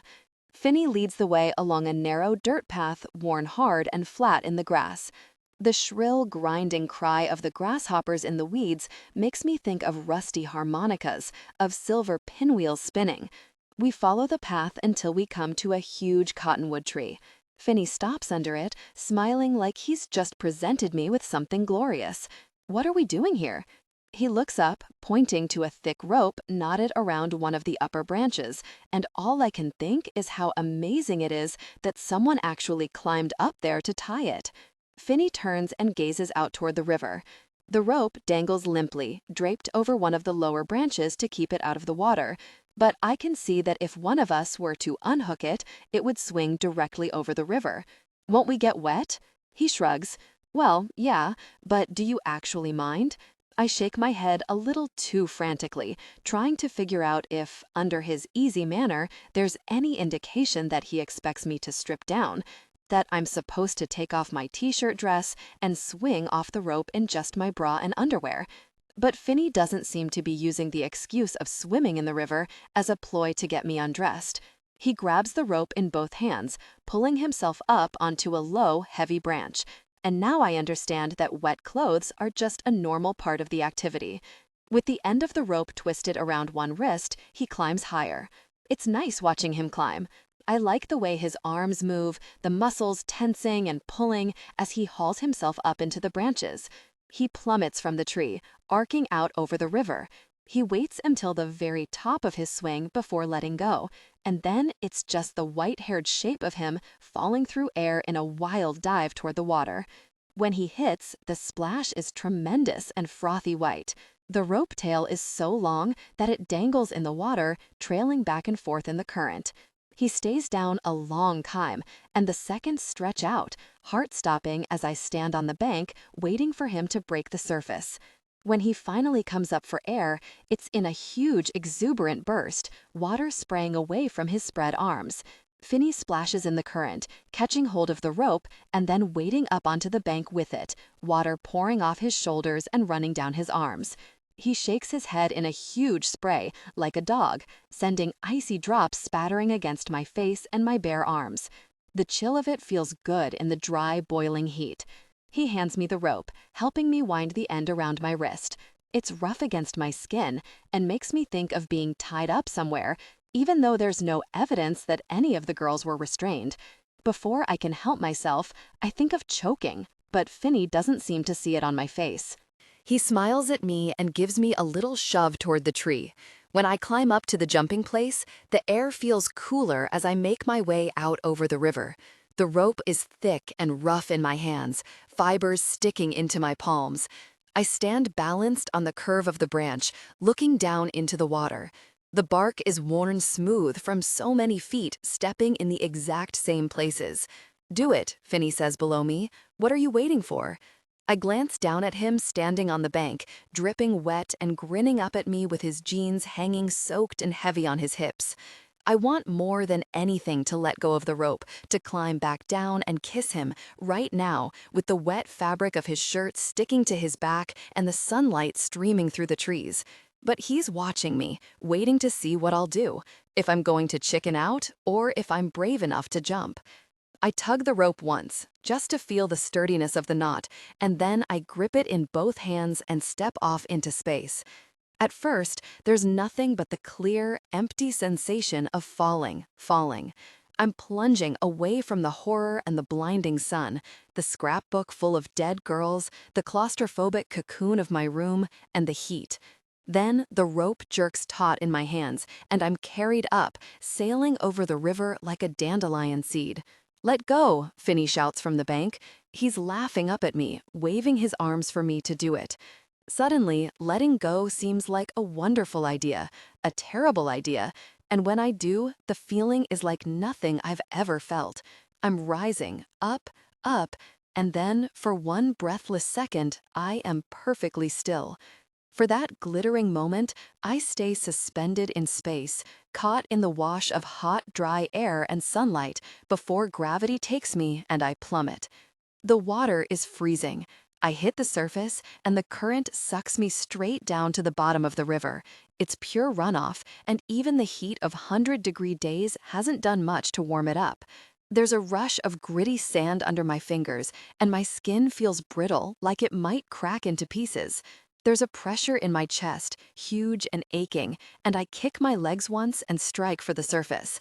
I come up gasping, and as soon as my head breaks the surface, I yelp shrilly into the still, silent air, trying to catch my breath. Finny is still up on the bank, hugging his ribs, laughing with his bleach-white hair plastered against his forehead and falling down in his eyes, and his shirt stuck to his chest. "How's the water?" I start to paddle for the bank, still gasping for breath. My rib cage feels so cold that my lungs don't want to work. I'm just struggling up the riverbed into shallower water when I stub my toe on a jutting shelf of rock and almost fall. I stop and look down, trying to see where to put my feet, and then I scream. Floating in the current just below the surface is the body of Haley Martinson. She's stretched on her back with her hands folded on her chest. She's wearing a pale green tank top, and there are leaves stuck to her cheeks and tangled in her hair. As I stare into her bloodless face, inches from mine, she opens dark, filmy eyes and rolls her head to look at me. She moves her mouth like she wants to say something, but all that comes out is a storm of tiny bubbles. With terrible slowness, she reaches out a hand. Her chipped orange nail polish is obscenely bright, even in the shade of the trees. Then she catches hold of me, fingers closing around my wrist, and I scream again, louder and more panicked, twisting my arm out of her hand, kicking and shrieking away from her. And then Finny's in the water with me, splashing against the current. He catches me around the waist and lifts me off my feet, pulling me back toward the bank. What's wrong? What happened? The apparition of Haley, with her dark, staring eyes and pale face, is gone. My teeth are chattering so hard I can barely speak. I cling to Finny even though the water only comes up to my chest, trying to come up with something plausible. I think it was a fish. A fish touched my leg. The look Finny gives me is confused and just a little worried, but he doesn't tell me I'm making a big deal over nothing, and he doesn't take his hands away from my waist. Hey, the voice is harsh, rising over the sound of the river. Hey, you're going to need to step away from her right now. I raise my head, twisting in Finny's arms. Standing above us on the far side of the bank is Officer Bowles. At first, I hardly even recognize him without the yellow backdrop of the Photoshop behind him. Mostly, I don't recognize the way his hand rests on the grip of his gun. Step away, he says again, looking down at us with his fingers still skimming his holster. After a second, Finny lets me go and takes a step back toward the bank, keeping his hands held carefully above the water. I have to flail wildly to catch my balance against the current. My sneakers keep slipping on the algae-covered rocks, and my legs are so weak and shaky, I'm afraid I'll fall. Bowles stares down at me, looking rattled. "Hannah, are you okay?" I gasp out a pitiful yes, fighting to stay on my feet. The river swirls around me and tugs at my shirt. My hair is loose around my shoulders, getting tangled in my clothes. There's another voice calling to Bowles from farther up the hill, and a disturbance in the tall weeds behind him, and Officer Megara comes crashing out of the underbrush. What's going on? Who screamed? He peers over the bank at me, looking anxious. Then his gaze moves past me to land on Finny. "Hannah," he says, crouching down and holding out his hand. "I need you to get out of the water, sweetie." I understand, with an icy burst of clarity, that I have two choices. I can move toward them or away. The third option is to stay where I am, but the water is freezing, and if I see Haley's body again, I think I might start screaming and never stop. Bowles and Megara are both standing on the edge of the bank, waiting for me. There's a moment that seems to go on for so long that my scalp starts to hurt. Then I turn and stumble over the rocks to the far side of the river, where Finny is standing under the cottonwood tree, looking hunched and awkward. I haul myself out of the water, wading up onto the bank with my shoes squelching and my hair hanging in my face. I realize that everyone can see the outline of my bra through my dress, which didn't seem like such a big deal when it was just going to be Finny, but now that I'm standing on the bank across the river from two police officers, it seems horribly inappropriate. I turn to face them, hugging myself as hard as I can. He wasn't hurting me. I just screamed because of something else. What are you even doing here? Bowles starts to say something, but Megara sighs and rakes his hands through his hair, shaking his head. "You know why. The park's not safe these days." And he's right. I knew before I asked. It's the right time of day and the right kind of place for a murder. "Just get out of here," he says. "And you." His gaze shifts to Finny, and it's not friendly or patient at all anymore. "You make sure she gets there. If she doesn't, I'll hear about it." Bowles sighs and shakes his head. I can almost see his earlier intensity fading out of him, replaced by something more like anger. kid," he says to Finny. "I don't know what you think you're doing, but you know you're not allowed to come in here. There are places on the river that you're allowed to be. This is not one of them." Finny speaks for the first time, crossing his arms over his chest and squaring his shoulders. "Am I in trouble?" he says, watching Bowles with a tight, wary expression, measuring him. Without even thinking, I move closer to him. Bowles presses his fingers against his eyelids as if something hurts inside his head. "Not today, but you need to stay away from places like the river. There's a killer running around." Don't you kids understand how serious this is? Finny walks me home, his soaked jeans leaving a trail of splotches in the dust on the path. I'm still shaking, shivering convulsively, and whenever I close my eyes, I feel the freezing shock of Haley's fingers around my wrist. I want Finny to reach over and hold my hand, but right now he seems scared to touch me. As we start down the little hill that leads to the main bike path, there's a harsh barking sound ahead of us, like a metal hinge screeching against itself. Finny stops, freezing in the weeds with his shoulders rigid and his chin up. I follow his gaze, staring down into the little hollow of shadowy grass under a big cottonwood tree, where a magpie is hopping around at the bottom of the hill. I shade my eyes, squinting down into the hollow. I can just make out a heap of random objects and a tangle of brightly colored ribbons half hidden in the grass. My whole skin suddenly feels tight, like I might freeze solid. The understanding, the inevitable conclusion, is that they're scattered around a body. As we get closer, though, I see that they're not. It's a memorial, like the one we made for Monica behind the bowling alley last year. The trampled patch of grass under the cottonwood tree is clustered with tiny teddy bears and fake flowers, mylar balloons, and homemade cards. Leaning crookedly against the tree trunk is a big styrofoam wreath covered in roses and decorated with a picture of Haley smiling for the camera and wearing a silver party hat. It's the same picture they used on the evening news the day they broke the story. The magpie is hopping excitedly back and forth, tugging at a silver best friend's necklace hanging from the top of the wreath. In the photo, Haley is glossy-haired and pink-cheeked, but in my mind, that image is superimposed over the white, bloodless face staring up at me out of the water. "You okay?" Finny asks, moving next to me for the first time since we left the river. "This is so messed up," I say, hugging myself so I won't shiver. My voice sounds hopeless and stunned.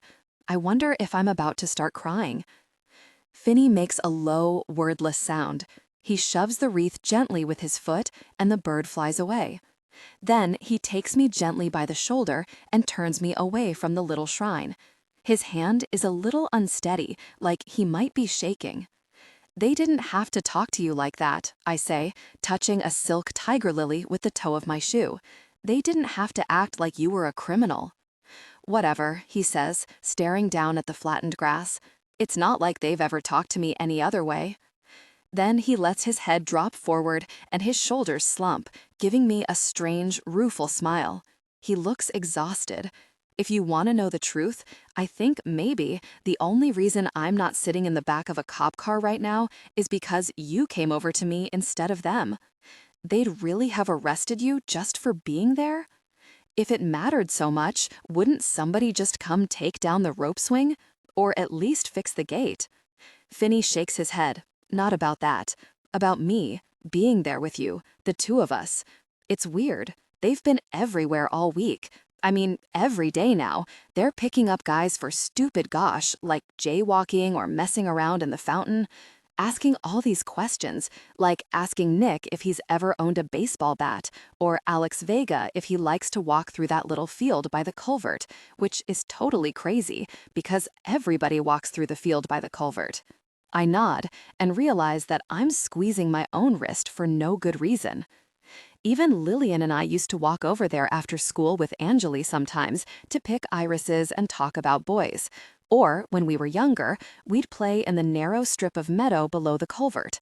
It's only a few 100 feet from the bike path, and there was an elm tree growing sideways over an old fence that made a perfect little playhouse. Now, though, it's not a place for secrets or tea parties. Now, it's just the spot where Cecily Miles's body was found. Do you think they're right that a kid could have done these things? Finny stares down at the ground like he's never really thought about it before, but he's sure thinking about it now. No, he says finally. At least, not the kind of guys I know. The way he says it is matter of fact. In his voice is the difference between all the petty, destructive things that boys do and this. At the base of the tree, the magpie is back, yanking violently at the little silver necklace. The hammock. We walk along the wide, quiet street that curves around the park. It's not really that late, not dark yet, but the sun is almost down, making everything look dim and hazy. The air feels dry, buzzing over my skin, prickling on my bare arms. We don't talk much, but I'm getting used to that. Used to the way Finny doesn't feel obligated to fill up the silence, and how I don't really mind it.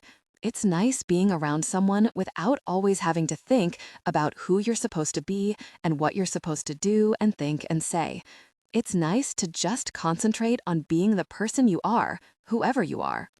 The walk around the park is slow and winding, and when we get to my house, Finny tries to lead me up onto the porch. Not yet, I say.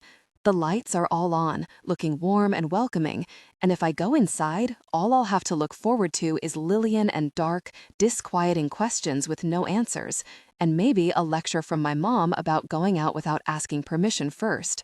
The house will be bright and hot and suffocating, and who knows what other specters of dead girls will be waiting for me in the corners of my room when I turn out the light. Please, I say, holding out my hand, come with me. After a long moment, he nods and lets me lead him around back, through the side gate. In the dark, secret place under the cottonwoods, I sit on the edge of the hammock, careful not to overbalance. I still don't say anything, and then Finny sits down next to me, holding us steady with his foot. He's inches away, looking down into my face, but I can barely see him in the dusky shadow of the tree. His hair is a light spot above me, and his undershirt glows white. I slide my fingers under the edge of his shirt, feeling for the cluster of round burns. Under my fingers, the scars are slick and oddly soft. Finny leans down like he might kiss me, but instead he just sighs and rests his cheek against mine. It feels warm and soft and a little bit rough, like maybe he already shaves, even though it doesn't really look like it. When he presses his forehead against mine, I clasp my hands at the back of his neck and close my eyes. I think that if I just hold very still and listen hard, I might be able to read his mind to find out how he feels about the way I'm feeling for the scars. For a long time, we stay like that, with our heads pressed together, our arms around each other. "It's okay," he whispers. "You don't have to feel sorry for me."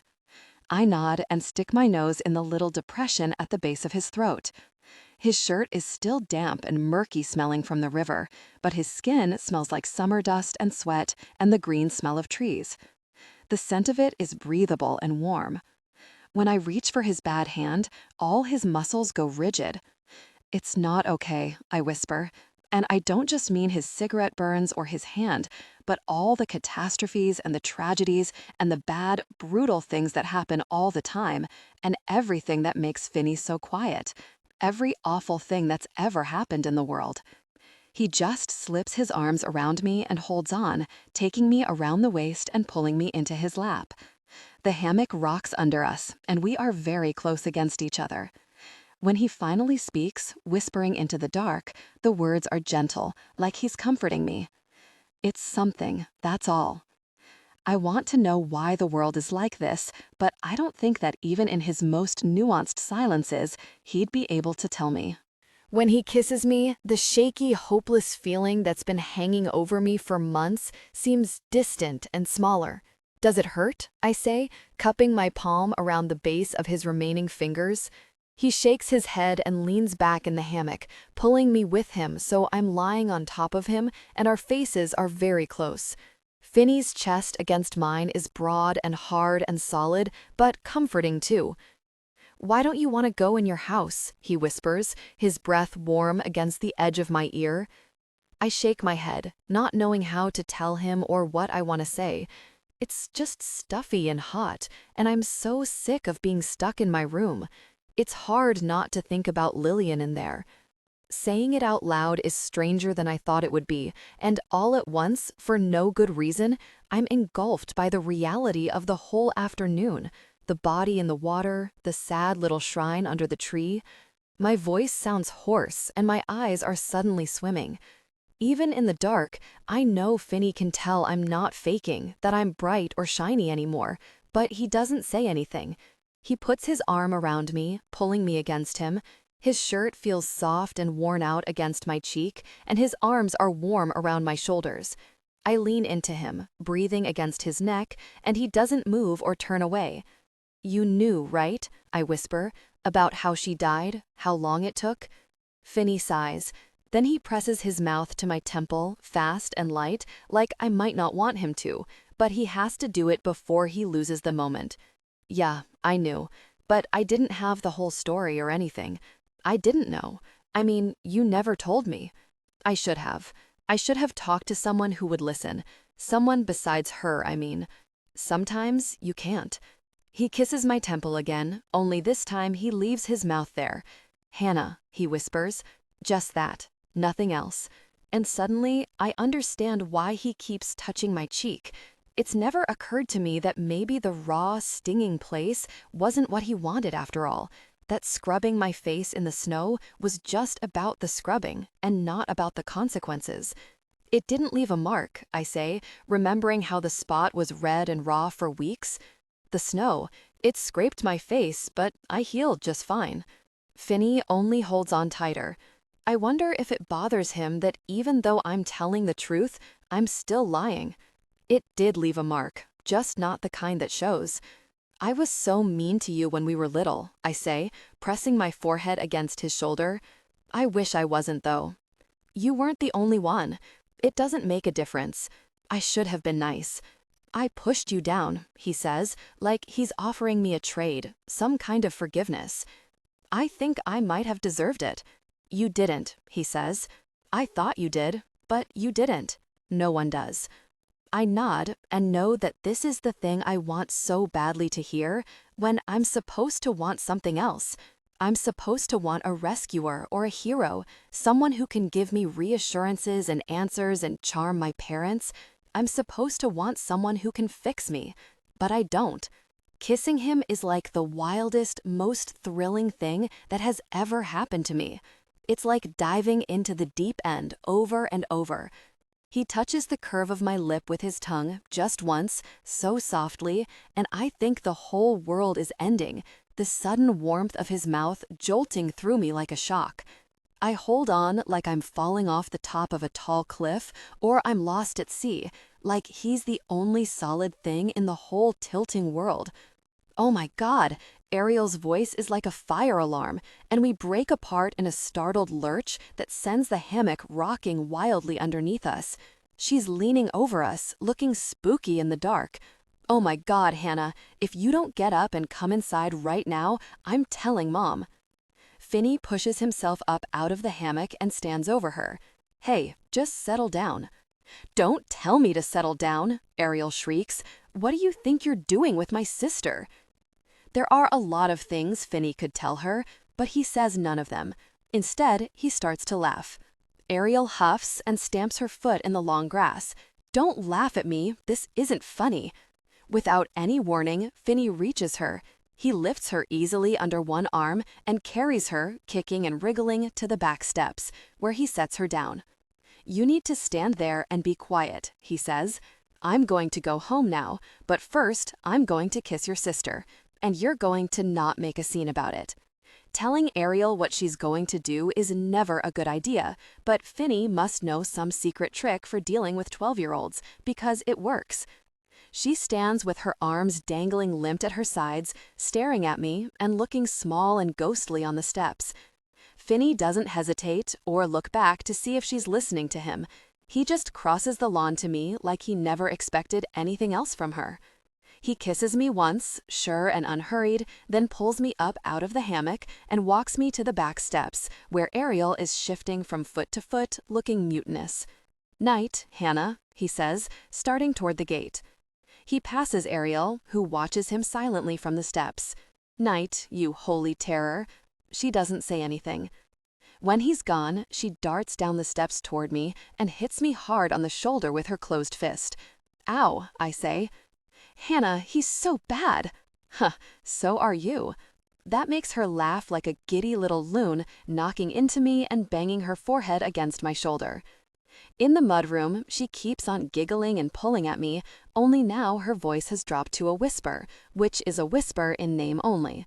Ariel is capable of whispering the same way a toaster is capable of flight. He's a big, stupid waste of space, and you shouldn't be doing things with him. The way she's scolding me is uncomfortably reminiscent of Lillian. Why? Because I'm too good? Ariel shakes her head, giving me a look that says I have completely missed the point. Because he's too tall for you. That makes me smile. I take her in my arms, one hand resting on her waist, and together we waltz around the little mudroom, twirling in a circle, laughing when I accidentally steer us into the corner of the door. Then Ariel stops, with her arms still knotted loosely around my back, and says in a low, confidential voice, "Seriously though, you are in so much trouble." I stare down at her. What kind of trouble? Ariel lets me go, shaking her head. I tried to tell her not to worry, but she wouldn't listen. "Decker's out looking for you right now." In the kitchen, my mom is sitting at the table. She's got a can of grape Shasta in front of her, but she's not drinking it. When I come in through the hall, she glances up, and at first she looks like she's never seen me before in her life. The way she stares at me across the kitchen is completely disorienting, and it takes me a long, baffled moment to understand that the expression on her face isn't anger or frustration, but terror. She stands up, shoving the chair away from the table with the palm of her hand, and then, when the corner catches on the table leg, she kicks it out of the way. "Where have you been?" "Nowhere," I say. "I mean, just with a friend." The way she's looking at me is shell-shocked, like she spent a long time staring into the sun. "Ariel said you'd gone to the movies with Angeli, but when I called Angeli to see when you'd be home, she said she hadn't seen you all day. Why would you lie to your sister, and why didn't you take your phone with you?" I give Ariel a quick, searching glance, but her expression is blandly innocent. I've never thought of her as having the ability to look innocent. The ice maker in the freezer starts to whir and click, filling the kitchen with the sound. And I don't say anything about the phone or tell her I'm fine, that I didn't lie to my sister, that Ariel knew what I was doing and who I was with. My mom doesn't wait for me to answer, though, and I understand that as far as she's concerned, the question was rhetorical. "You're grounded," she says. And I stand with my back against the edge of the granite island, trying to work out what just happened. I have never been grounded in my life. Grounded is for girls like Lillian, who have difficult attitudes and smart mouths, and who drive their mothers crazy. Grounded is not for girls like me. I've never even had my allowance docked. I stare across the kitchen at her, trying to work out what this is going to do to my newspaper collecting and my access to crime scene photos and my thing with Finny, whatever it is. For how long? My mom doesn't answer right away, and I realize that she doesn't know how to do this any better than I do.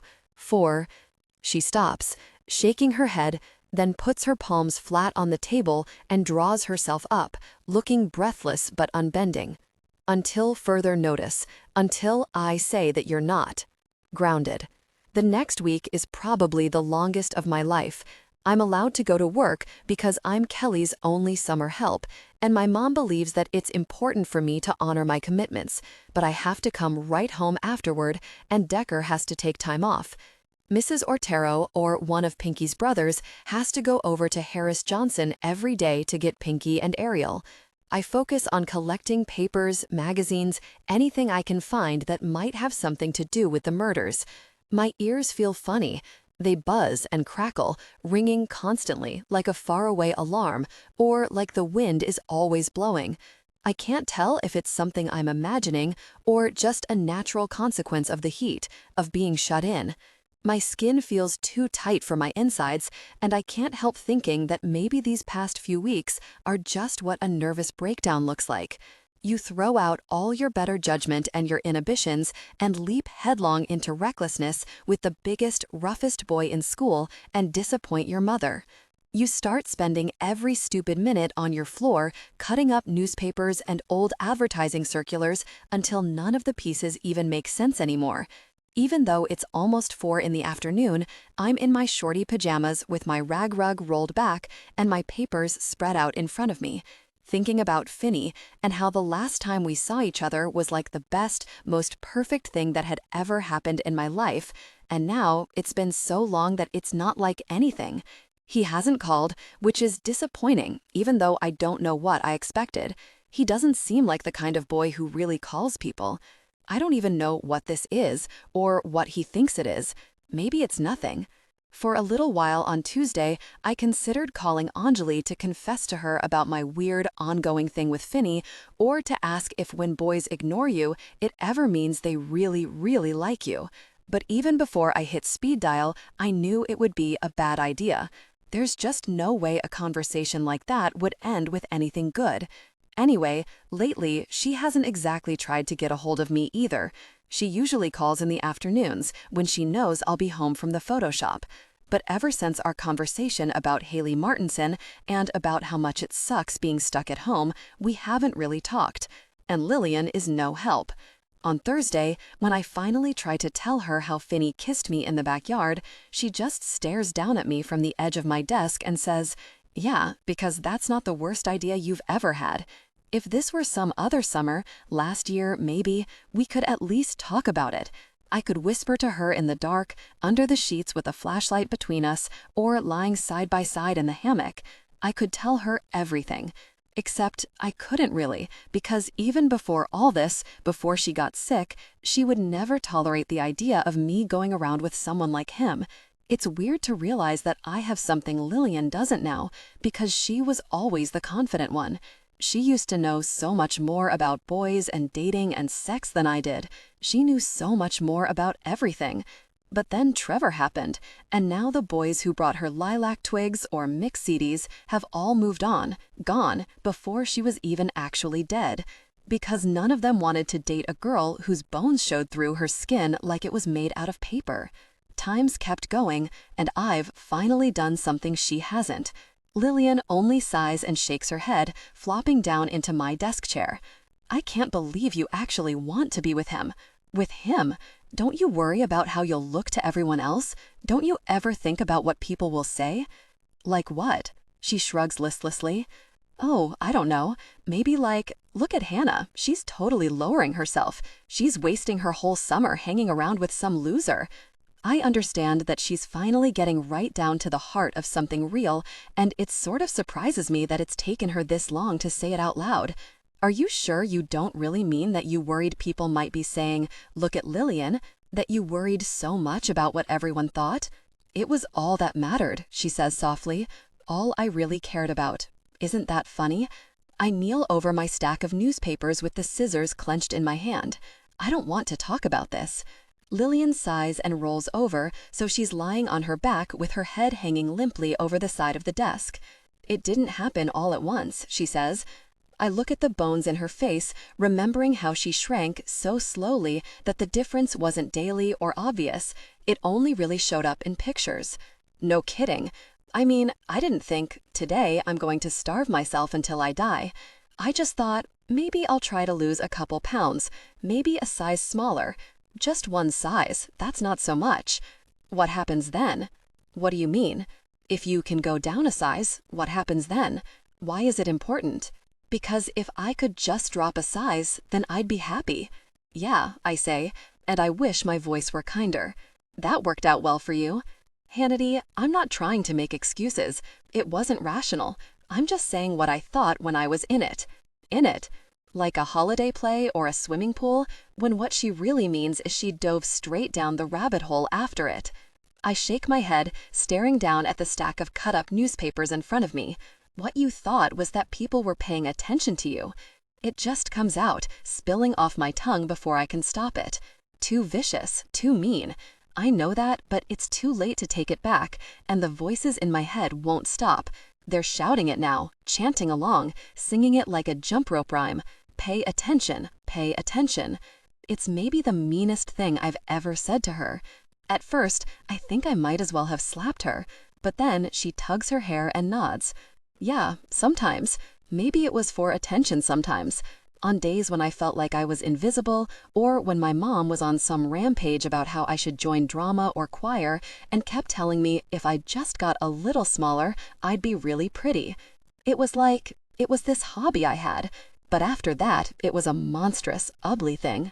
There must have been a window between well and sick where it became undeniably clear that starving was a black hole and not a toy. Back then, when it was a hobby, what made you want it though? Why did you hold on to it? Lillian looks down at me over the edge of the desk, and her face is so unbearably miserable. Because it made me special. I curl over my bare legs, picking at the scrape on my knee. When I peel up the edge of the scab, I see a little pink sliver of new skin, raw and tender. It itches. Why couldn't you just be special in a normal way? She crouches over me, and I hate the way her mouth always looks so superior when she's annoyed. Come on, you don't believe that unique snowflake gosh, do you? That everyone's special in their own way? That every tiny microscopic flower is precious? It's not. I wanted to be unique or important, to matter. You did matter. To who? To Jessica and Carmen and that difficult person, Angelique Baker? To my mother? Please, she spent the last 3 years drinking a perfectly decent Chardonnay on the couch and waiting for me to stop being so dramatic. She says the last word like she's swinging a hammer at me. You were special to me. Lillian grins, skull-faced and nasty, which is this new smile she got after she started looking sick. You think drooling rejects like Finny Boone are special. You think people are important just because they exist or that everybody matters. But they don't. The room goes perfectly silent, so still I think it's gathering dust. And then the voices rush back in, thudding in my ears. Special, special, special. Hands shaking, I flip through a glossy insert full of hardware ads and coupons for laundry detergent. With quick, uneven strokes, I cut out a big cherry red special.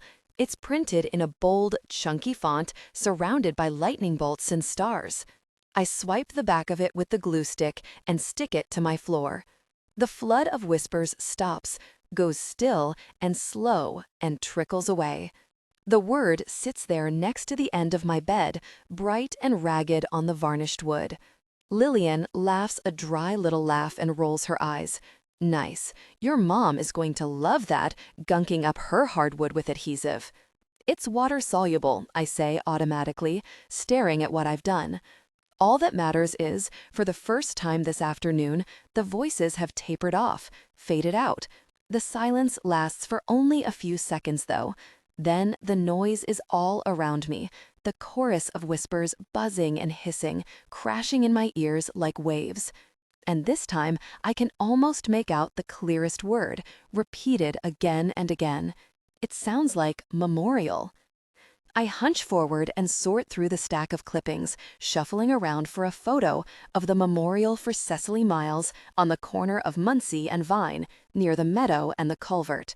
I stick the picture carefully to my floor, just under the bright red special, ignoring the way I can feel Lillian's eyes boring into my back. She hops down from the desk and crouches next to me. "Why did you do that?" she whispers, and her gaze is so intent and so steady that I think she must be looking at someone else, not at the awkward little girl who followed her everywhere and did everything she ever wanted, not at me. I ignore her and paste down another scissored word, and then another. The only thing that quiets the storm of whispers is finding the words and cutting them out. I hunch over the stack of clippings and glue them down, plastering my floor in headlines and photos, a big capital P, dead and love and look. Lillian watches with her chin in her hands. "This is getting kind of out there," she says, and I know I must be scaring her now because her voice is very gentle. It dawns on me how backward that is, that I'm the one scaring her. I can't stop. She sighs and leans closer, like she's trying to see past the curtain of hair that hides my face. It's really hot up here. Maybe you should get a drink of water. Or go down and see if Ariel wants to play cards. You could make ice pops or paint your nails. She reaches out, using her fingertips to turn my chin and make me look at her. You haven't put up your hair or worn makeup in days. Her fingers are cold when they touch my skin, and I can feel the chilly gust of her breath on my cheek. When she was alive, I could tell if she hadn't eaten by the way her breath smelled. There was always a reek of sickness to it, like something dying. Now that she's dead, it doesn't smell like anything. Later, when the house is dark and everyone's asleep, I lie in bed with my covers thrown back and my window open, restless with the way the room still seethes and clatters around me, the way it pulses with whispers. The heat radiates from everywhere, pressing down. Lillian looms over me, balanced in her familiar place on the footboard. I think I'm being haunted, I say, and the words sound small and helpless in the dark. She shakes her head and laughs. Did it really take you half a year to figure that one out? Not by you, I say, and she goes absolutely still. There are voices now, all the time. I hear them whispering, but I can hardly ever tell what they're saying. And other things too. A couple times I've seen things. Now Lillian is paying close attention, staring down at me in the dark. Why didn't you say something before? I shake my head, fighting to find the words, struggling to describe the bloody reflection in Finny's kitchen and the day at the river. I try to explain the white, sunken face staring up at me out of the water. I don't tell her the simple truth, that I didn't say anything because I wanted so badly for it not to be real. She listens with her head up and her hands clasped between her knees. And they're like me? You're sure? I fold my hands on my chest and nod, even though I'm not sure if she can see me. Why is this happening? I whisper. And I mean all of it, the murders and the crime scenes and Lillian dying and the rotting drifts of birds and the heat and everything. She makes a low, thoughtful noise, hugging her own shoulders. Maybe it's something particular about you. Maybe they know something that ties you to them. If I had to guess, though, I would pick something simpler. I think they might just be looking at me because for the past month, I've been looking at them. I think they want me to help them, I say. Not just read the papers and fill the scrapbook like I've been doing, but really help them. Lillian is quiet for a long time before she speaks again.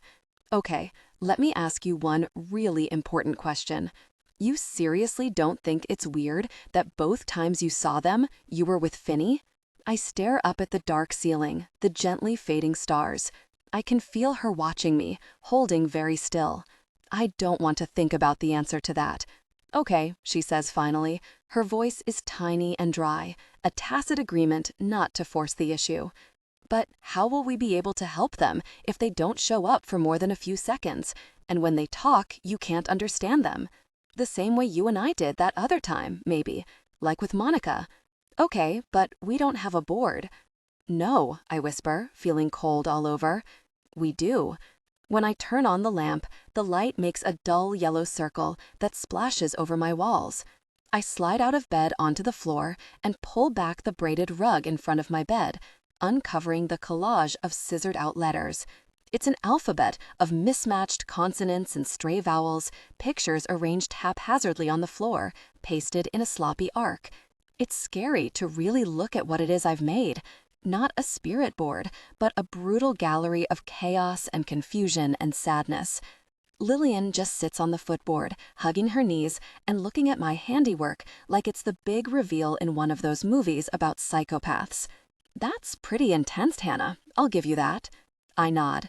Then I get up and go down the hall into the bathroom. I take the little jelly glass from next to the toothpaste caddy, then bring it back to my room and tip it upside down on the floor. Lillian settles herself across from me, with her legs folded under her, reaching out to rest her fingers on the glass. When she tries to pull it closer to the center of the collage, though, her hand won't make contact. It keeps slipping right through. She shakes her head. I can't. You'll have to do it yourself. I stare down at the glass, sitting in the middle of the floor. It suddenly looks very small and very stupid. Will that work? Me by myself? I have a sinking fear that without Lillian to help me, the glass will sit motionless on the board, and I will sit with it, staring as hard as I can, seeing nothing. But it's a groundless fear, because the whispers are filling up the room, and even though the yard is dark and the moon is down, there are shadows moving on my wall now, stretching and squirming, reaching spidery fingers up toward the ceiling. When the glass starts to move under my hands, it's slow at first, barely a jitter.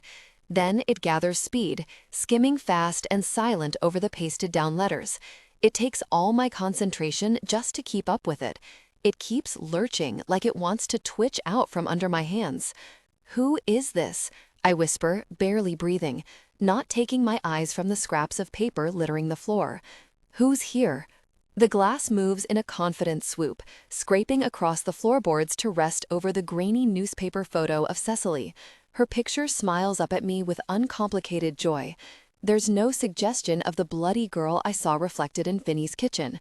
"Cecily," I whisper, "is there something you need to tell me? Something I'm not hearing? Please, do you know who killed you?" The glass jerks in my hands, moving to circle no. "Can you tell me anything about that day? What happened to you? Tell me about the person who killed you. What were they like?" "Don't confuse her," whispers Lillian. "Try to keep it simple." The glass moves over the floor, slow and deliberate, pointing out the word nice.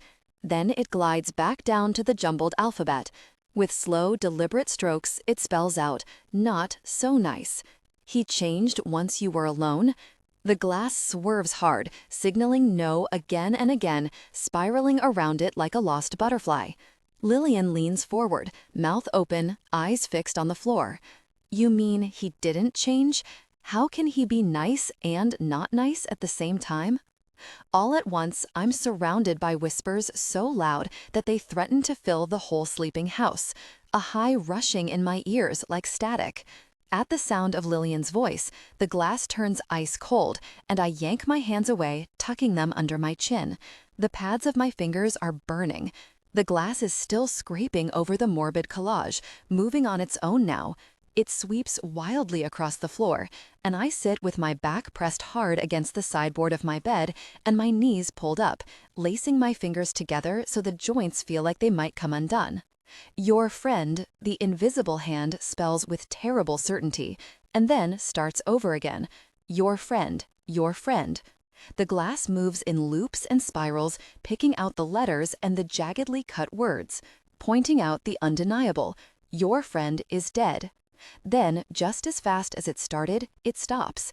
I'm suddenly aware of a dry, raspy noise, and a moment later I realize it's coming from me. My breath sounds like heavy sandpaper, scraping in and out. Lillian is sitting perfectly still, staring down at the board with her hands resting limply in her lap. The glass sits motionless in the middle of my floor, shining wistfully in the light from the lamp. Your friend is dead. I clasped my hands tight against my chest, struggling with the realization that whoever was guiding the glass couldn't see Lillian, didn't know she was there, until Lillian spoke directly to her. That maybe ghosts don't ever see each other.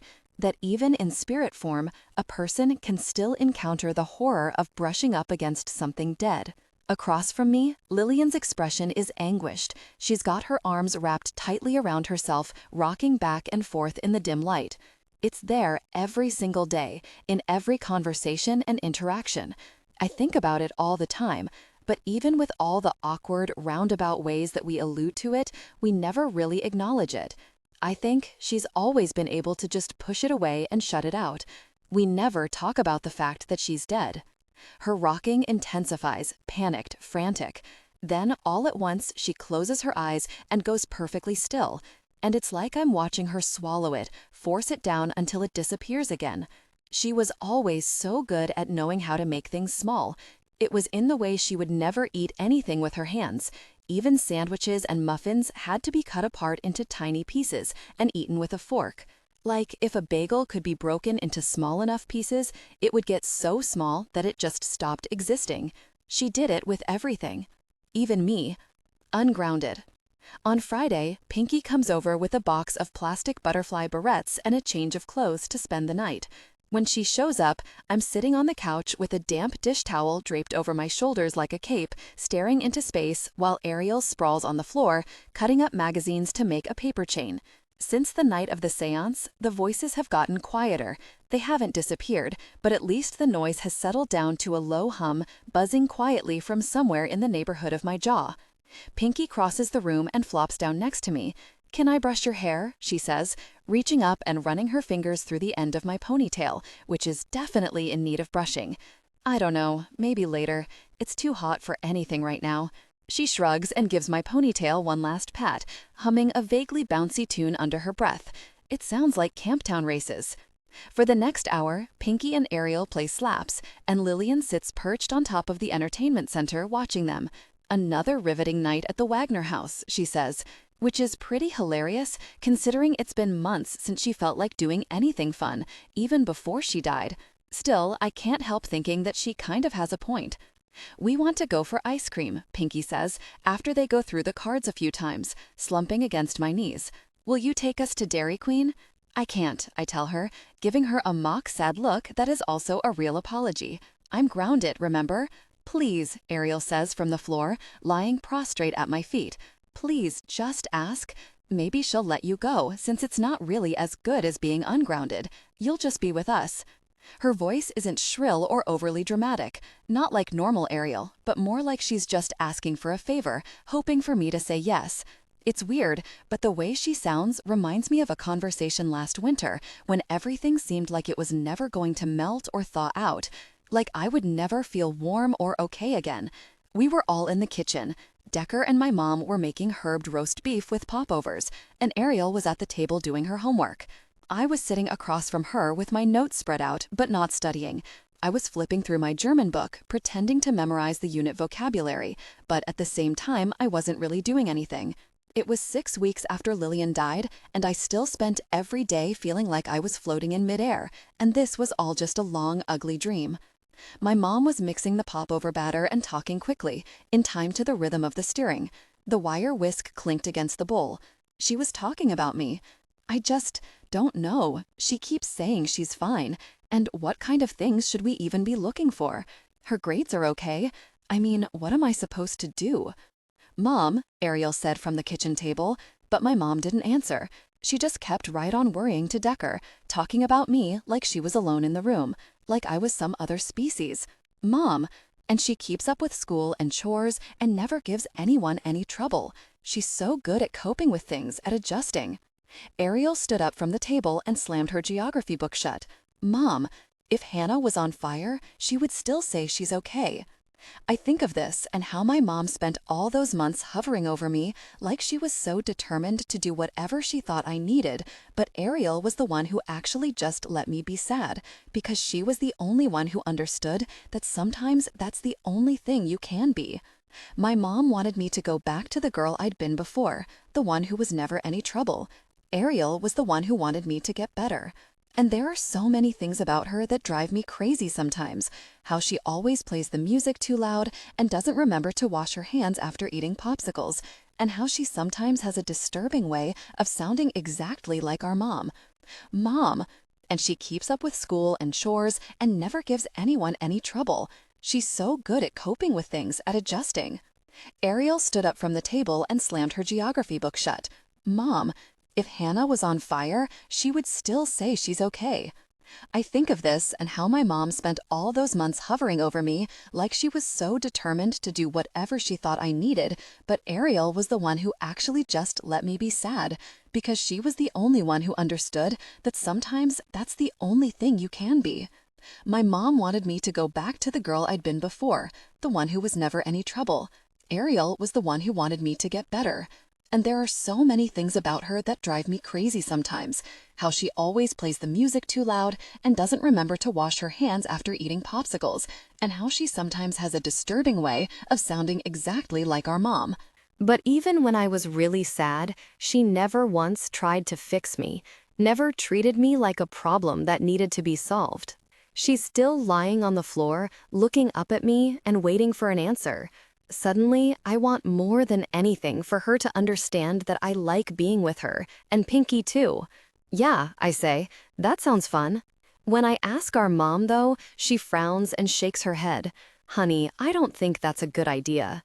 At first, I think that this is still part of the conditions of my grounding. Since the night it happened, my mom and I have been almost unnaturally polite to each other, always smiling, but careful not to get in each other's way. But then she turns toward the street and looks out the window at the setting sun. Her mouth is thin, worried, and I know she's thinking of other reasons for us not to go walking out in the neighborhood unsupervised. Ariel has followed me into the kitchen and is standing with her shoulders slumped and her elbows splayed out, leaning on the back of a chair.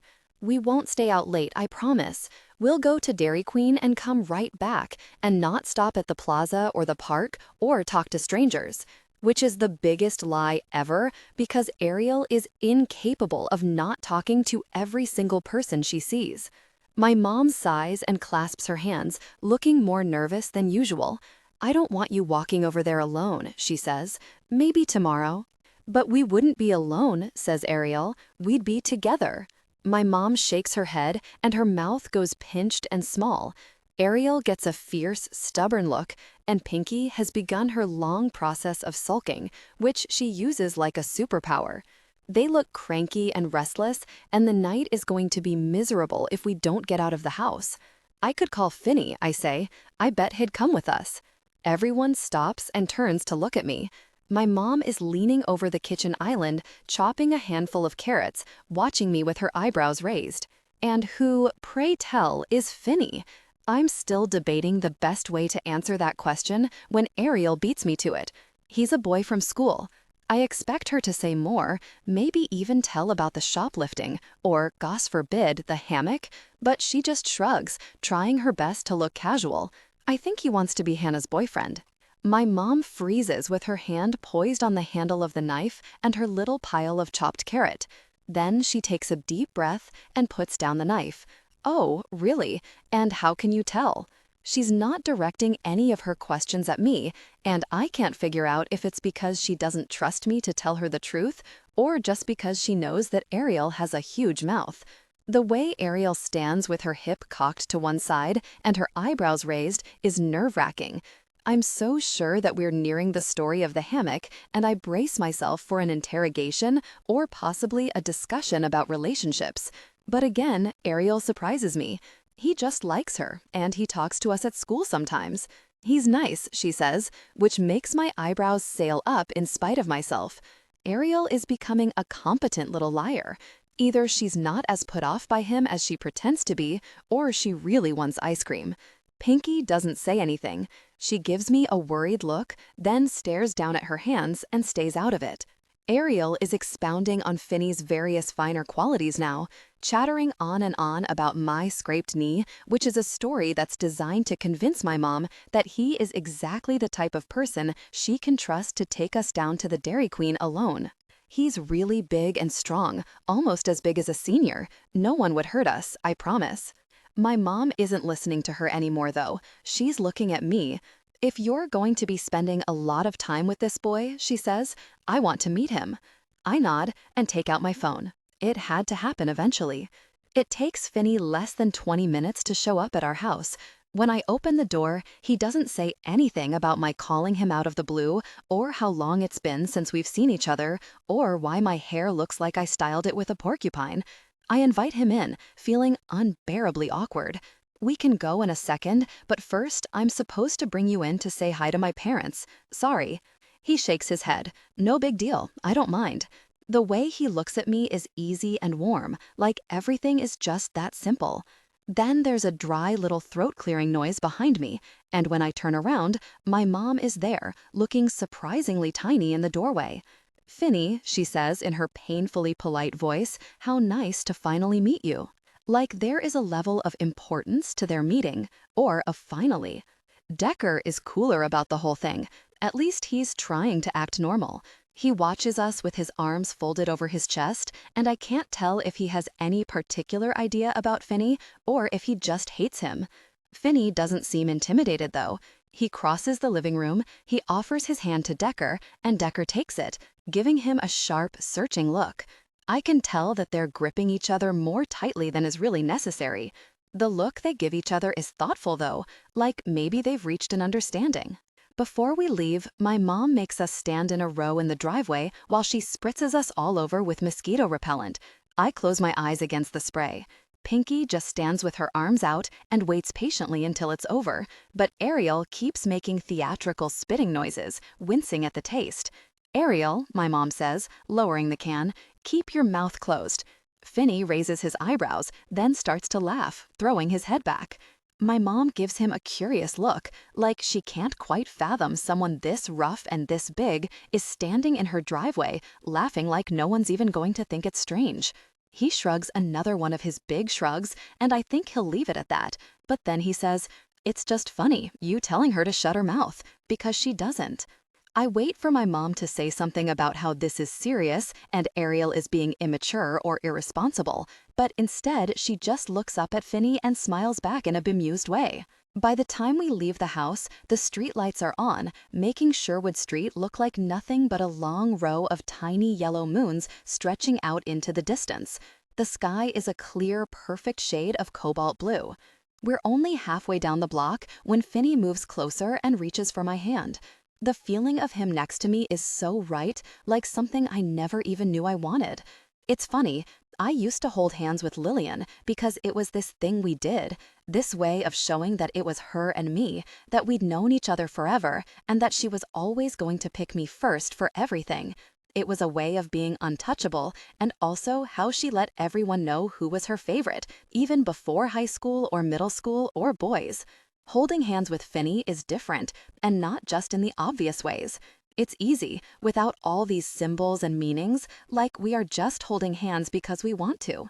Ariel glances at us, and I think she's going to make a scene, but then she links arms with Pinky and starts chattering to her about the orchestra assignment for next week. At the Dairy Queen, we wait for our turn at the little window, and I buy them hot fudge sundaes and get myself a grape slush. Finny just gets a Coke. And then we wander through the crowd looking for a place to sit. The evening is warm, and everyone in the neighborhood is hanging around the cluster of wooden picnic tables. By now, it's been 2 weeks since anything's happened, and I guess that a lot of Ludlow parents must be getting sick of constantly having their kids underfoot. Still, there are way more grown-ups around than you'd usually see in the summer. I weave a path through crowds of laughing kids. The parking lot is full of cars, and the gutters are lined with crumpled napkins and ice cream wrappers. Under it all, though, I can see scatterings of dark feathers. Angeli and Carmen are sitting on one of the picnic tables, while a few feet away, Connor and Mike Lilordo wrestle on a little square of dying grass, struggling to see who can make the other ones spill their shake. They're clearly all here together, and I can't help feeling a little disappointed that even though I've been grounded, no one called to see if I wanted to come with them. Jessica is leaning against the side of the little brick building, frantically kissing Austin Dean, but as soon as she sees me, she pries herself away from him. "Hannah," she says, with her lip gloss smeared halfway down the side of her mouth and a big fake Norma Desmond scream. "My God, it's been so long. I almost didn't recognize you. Where have you been?" She and Carmen both come clopping across the sidewalk in their wooden-heeled platforms to gather me up in frantic hugs, exclaiming over how long it's been. Angeli doesn't stand up to meet me, though. She doesn't even smile. "What did you do to your hair?" My face feels very warm suddenly, and I can feel Finny and the girls and everyone just looking at me, waiting to see what I'll do. Nothing.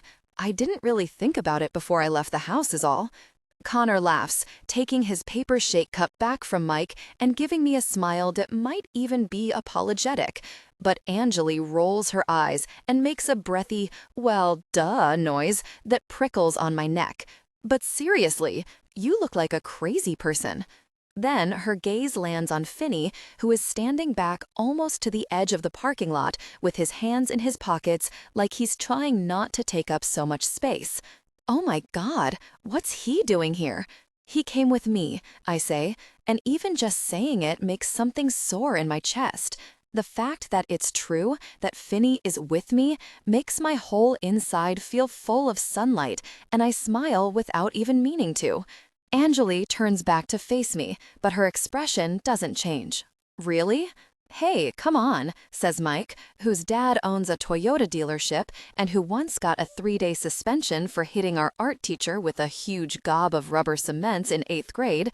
You know, girls are all about the bad boy. Hey, do you think maybe if I bleached my hair and started vandalizing street signs or something, Carmen would notice me? He gives Carmen a suggestive grin and reaches for her, but she steps out of his way like she barely even sees him. Her gaze is worried and fixed on Angeli.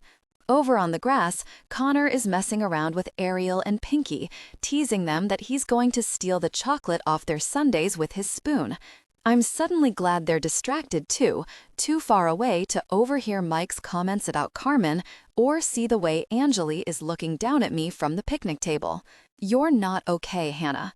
The way Angeli says it is heavy, like she's saying more too, daring me to disagree. I don't know what's wrong with you, but you're really just not okay. The way she's watching me is patronizing, and in the 6 months since Lillian died, nothing about what's left of our little group has really stabilized. Now it seems like everything is falling apart. So much has changed. Since school let out, Angeli has pretty much completely stopped following Lillian's fashion mandate of outrageous sophistication. Tonight, she's wearing a plain, cream-colored tank dress I don't recognize. It's a clean, preppy style, and every day she looks more and more like the conventional girls, the ones Lillian was always so disdainful of, the ones who get involved and organize things and look just like everybody else. I'm wearing an old Warped Tour t-shirt of my mom's and a pair of twill shorts I never wear. No accessories, no makeup. I don't look like anything. There's a gap between us, maybe only a few feet. We're too different in height to stand nose to nose anyway, but she's up on the picnic table, looking down at me like she's waiting for me to scuttle off somewhere. "What is your problem?" I say. My grape slush is so cold, the plastic cup feels like it's burning my hand. "Why are you acting like this?"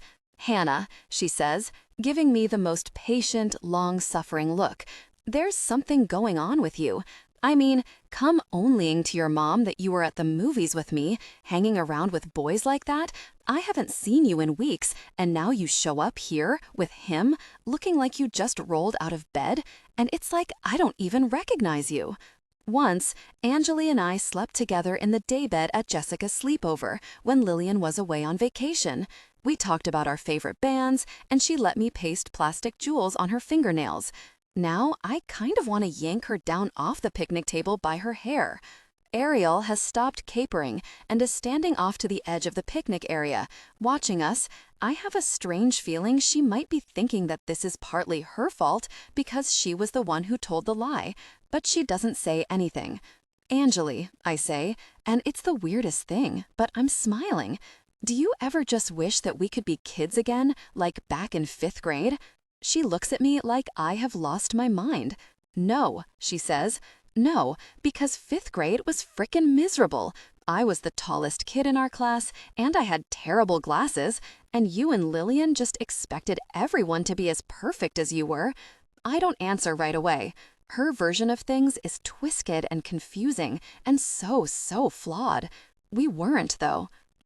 Angeli hops down from the picnic table and comes right up to me, sticking her spoon in my face. I spent the last 5 years trying to figure out how to be just like you guys, okay? And now she's dead, and you're here looking like a homeless person and prancing around with a giant awkward person, so don't go telling me how things were. And just like that, everything inside me seems to go numb, like I've turned to stone. Jessica is watching us, with her eyes wide and her mouth slightly open. Her expression is close to excitement, but Carmen looks worried, like she just wants the evening and the whole summer to go back to normal. I know the feeling, just like I know she won't actually say anything. Of the 5 of us, Carmen and I have always been the ones who never start arguments or really stick up for ourselves. Carmen, because she's quiet and nice and never wants anyone to think she's being loud or difficult person. Me, because I never had to, because Lillian would always do it for me. Excuse me, I say, sounding cool and sweet, just like Lillian always used to. And Anjali feels it. Her face goes stark and rigid, because this, right here, this is Lillian. It's awful to remember how dismissive she could be, how easily she talked to us.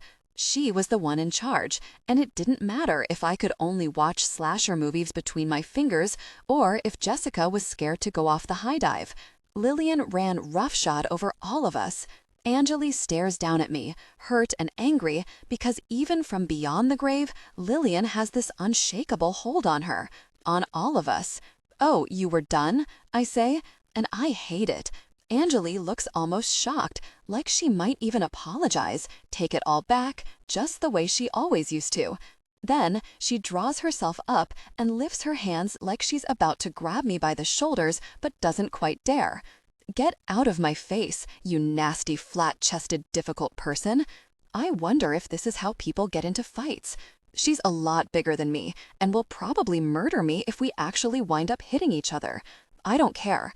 For the first time in maybe my whole life, I feel dangerous and magical, like a dragon or a mermaid. A fury, standing there with my half-gone grape slush and my jaw clenched, ready for whatever comes next. When Finny moves beside me, I feel it more than see it. He doesn't say anything, but I can sense him there, looming. "Oh my God," Anjali says, looking up with narrowed eyes. "Who invited you into this conversation?" I understand that Anjali is dangerous in a way I've never realized, that she probably even has the power to hurt Finny. He's standing with his hands in his pockets, looking down at her. His expression is unreadable. Then he frowns slightly but doesn't say anything. Maybe he was invincible against Connor last year when he yanked him off me in detention, but this is a completely different world, one that can't be solved just by being the biggest.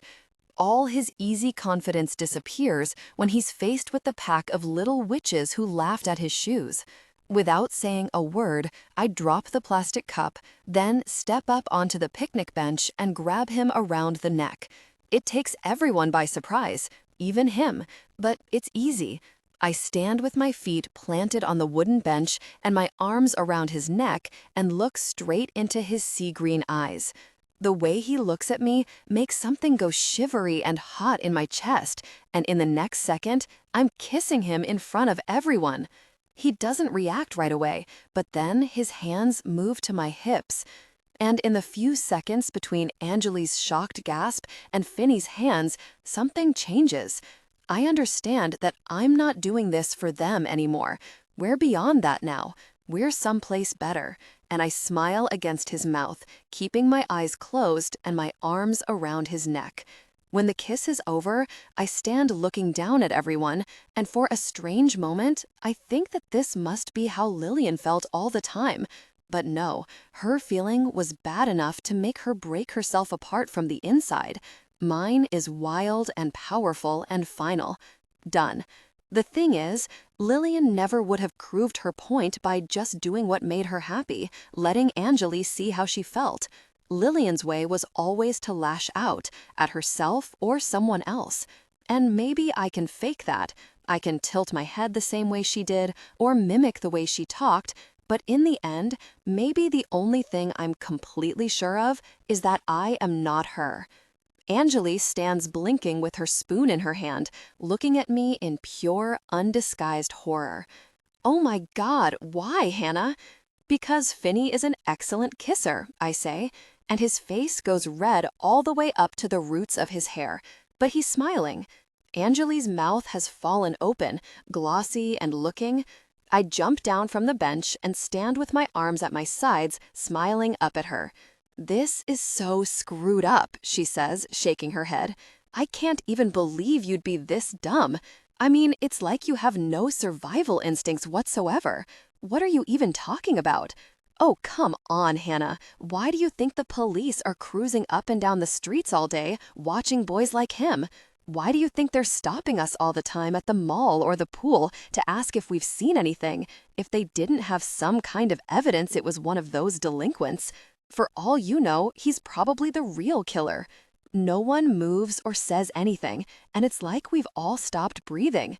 If my jaw gets any tighter, I think my teeth will break.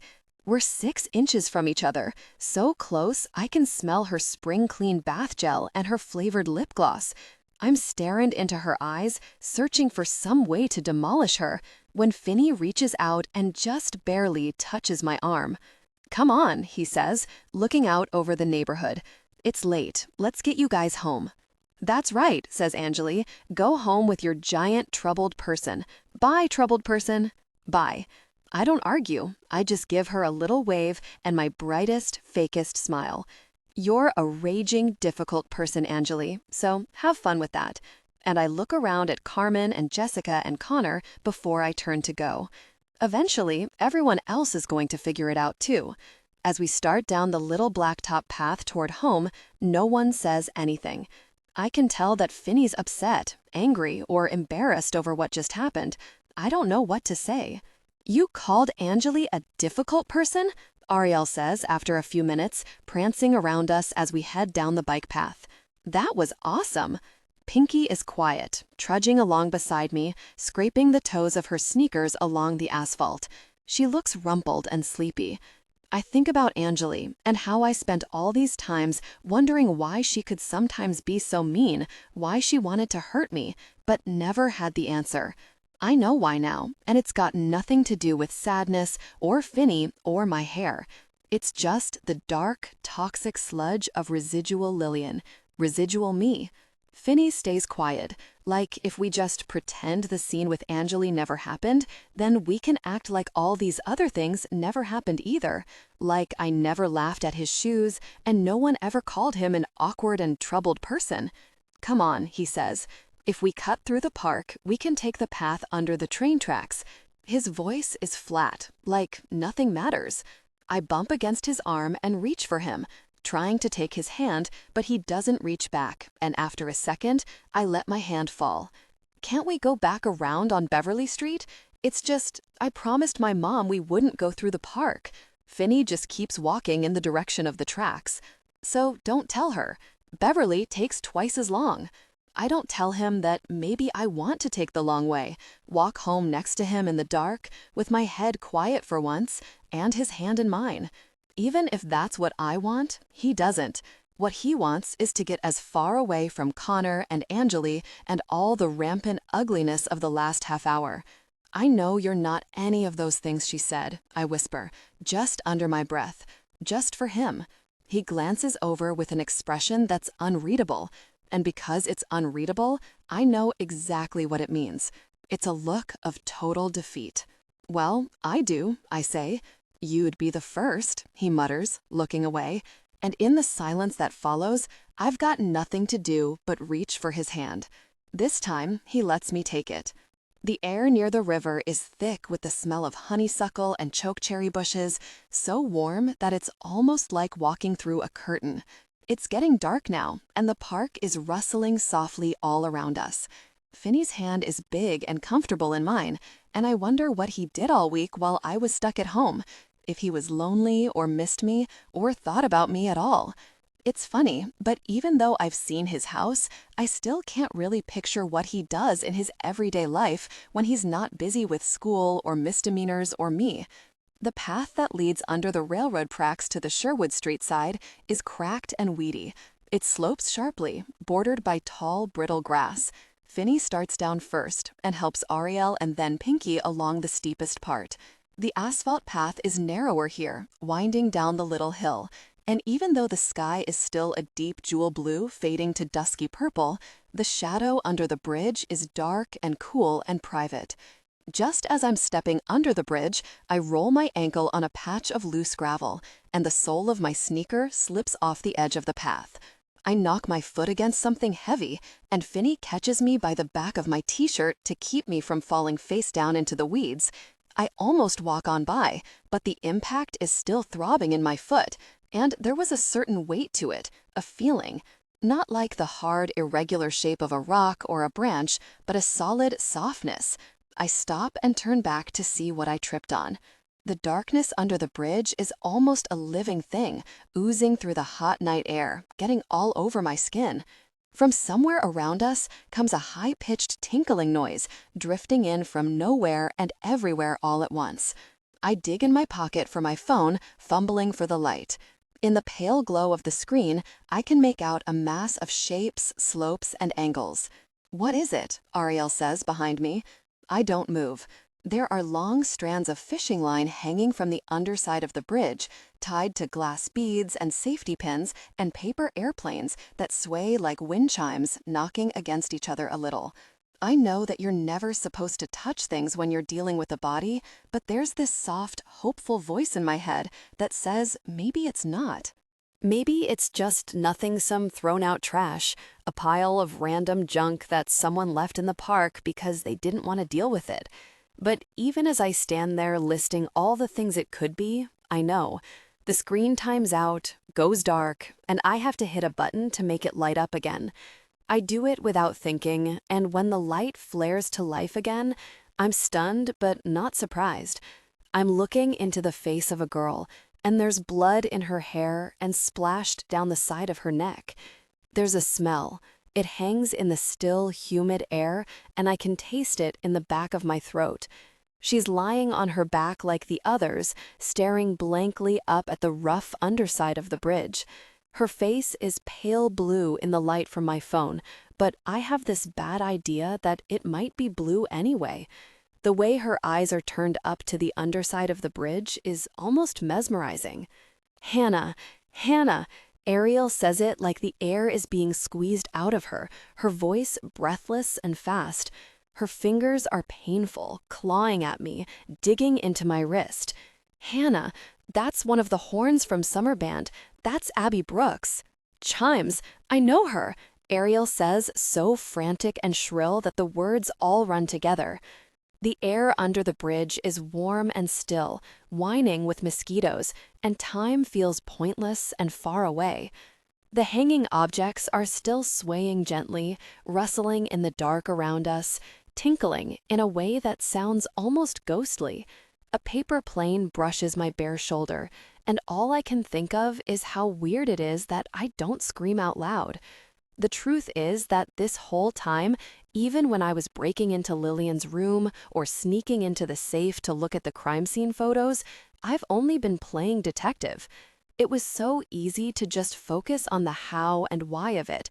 Easy to sit on my floor with Lillian, searching through printouts and newspaper articles for clues, when all I was really doing was distracting myself from how the horror and the danger are actually real.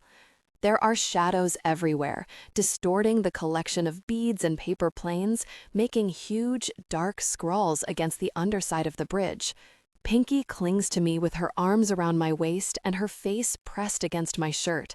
The girl is lying at our feet, just barely to the right of the path, an oblong shape in the dark.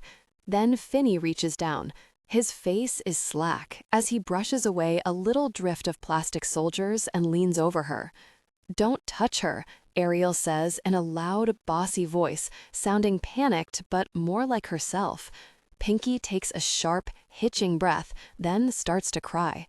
"We need to call the police," I say. The words seem right and obvious, but knowing what we are supposed to do still seems a million miles away from actually doing it. What comes next is simple enough, except that we're standing at the bottom of Muncie Park next to a dead girl, and I don't really remember how to use my phone. Pinky is still clutching me around the waist, crying into my shirt. She's not sobbing, just making this thin, whimpering noise that goes on and on. "Should I just dial 911?" I say to no one in particular. I've known forever since kindergarten that it's what you're supposed to do in an emergency. It's the rule, the procedure. But I don't want to call 911 and talk to a stranger. I want my police officers, McGarahan and Bowles. I don't want some anonymous first responder coming out to see this small, crumpled girl surrounded by random junk, like she's part of a trash heap, like just some piece of meat. For a few seconds, we just stand there in the dark, looking at each other as I try to remember how to type in the numbers.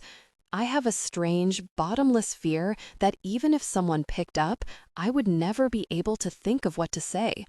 I'm still frozen in place, staring down at the screen, when a voice speaks out of the dark. "What are you kids doing down here?" Then comes the light, shining full in our eyes, making us wince and shield our faces with our hands. It's the kind of white, blinding light that only cops ever use. "What do you kids think you're doing?" The voice is deep and official, and Finny glances at me with his face bare and startled in the harsh light. I can see a wordless panic in his eyes. "Please, you have to help," I say, shading my eyes with my hand. The officer approaches, followed by a second, shorter one. They come toward us, crunching down through the long grass. When the one with the flashlight asks my name, I tell him in a calm, patient voice that sounds almost mechanical, like a voicemail system or a talking doll. The officer comes closer, keeping the flashlight trained full in our eyes. "And do you mind telling me where you live, Miss Hannah Wagnor?" "Over on Sherwood, by the elementary school. Can you get that light out of our faces, please?" The officer doesn't answer, but after a moment, he lets it fall. The beam plunges toward the ground, shining in the grass at our feet, and I can see the shape of his face for the first time, silhouetted against the sky. I can't make out the details, but he's rounder than Officer McGarrahan, with a short-sleeved uniform and a bristly mustache. When the light drops, it washes across the crumpled body at our feet, but the officer is still focused on us, only watching us. "Are you okay? Can you tell me what happened?" "There's a dead girl under the bridge," I say. For a second, the whole park is very quiet. The officer says nothing, just stands there with the light pointed at the ground by our feet, and I can tell from the way he stays perfectly still that he knows exactly what I mean. Not a dead girl, but a murdered one. It only takes 5 minutes before we see the lights from the squad cars. Police officers file down the bank with nightsticks and flashlights.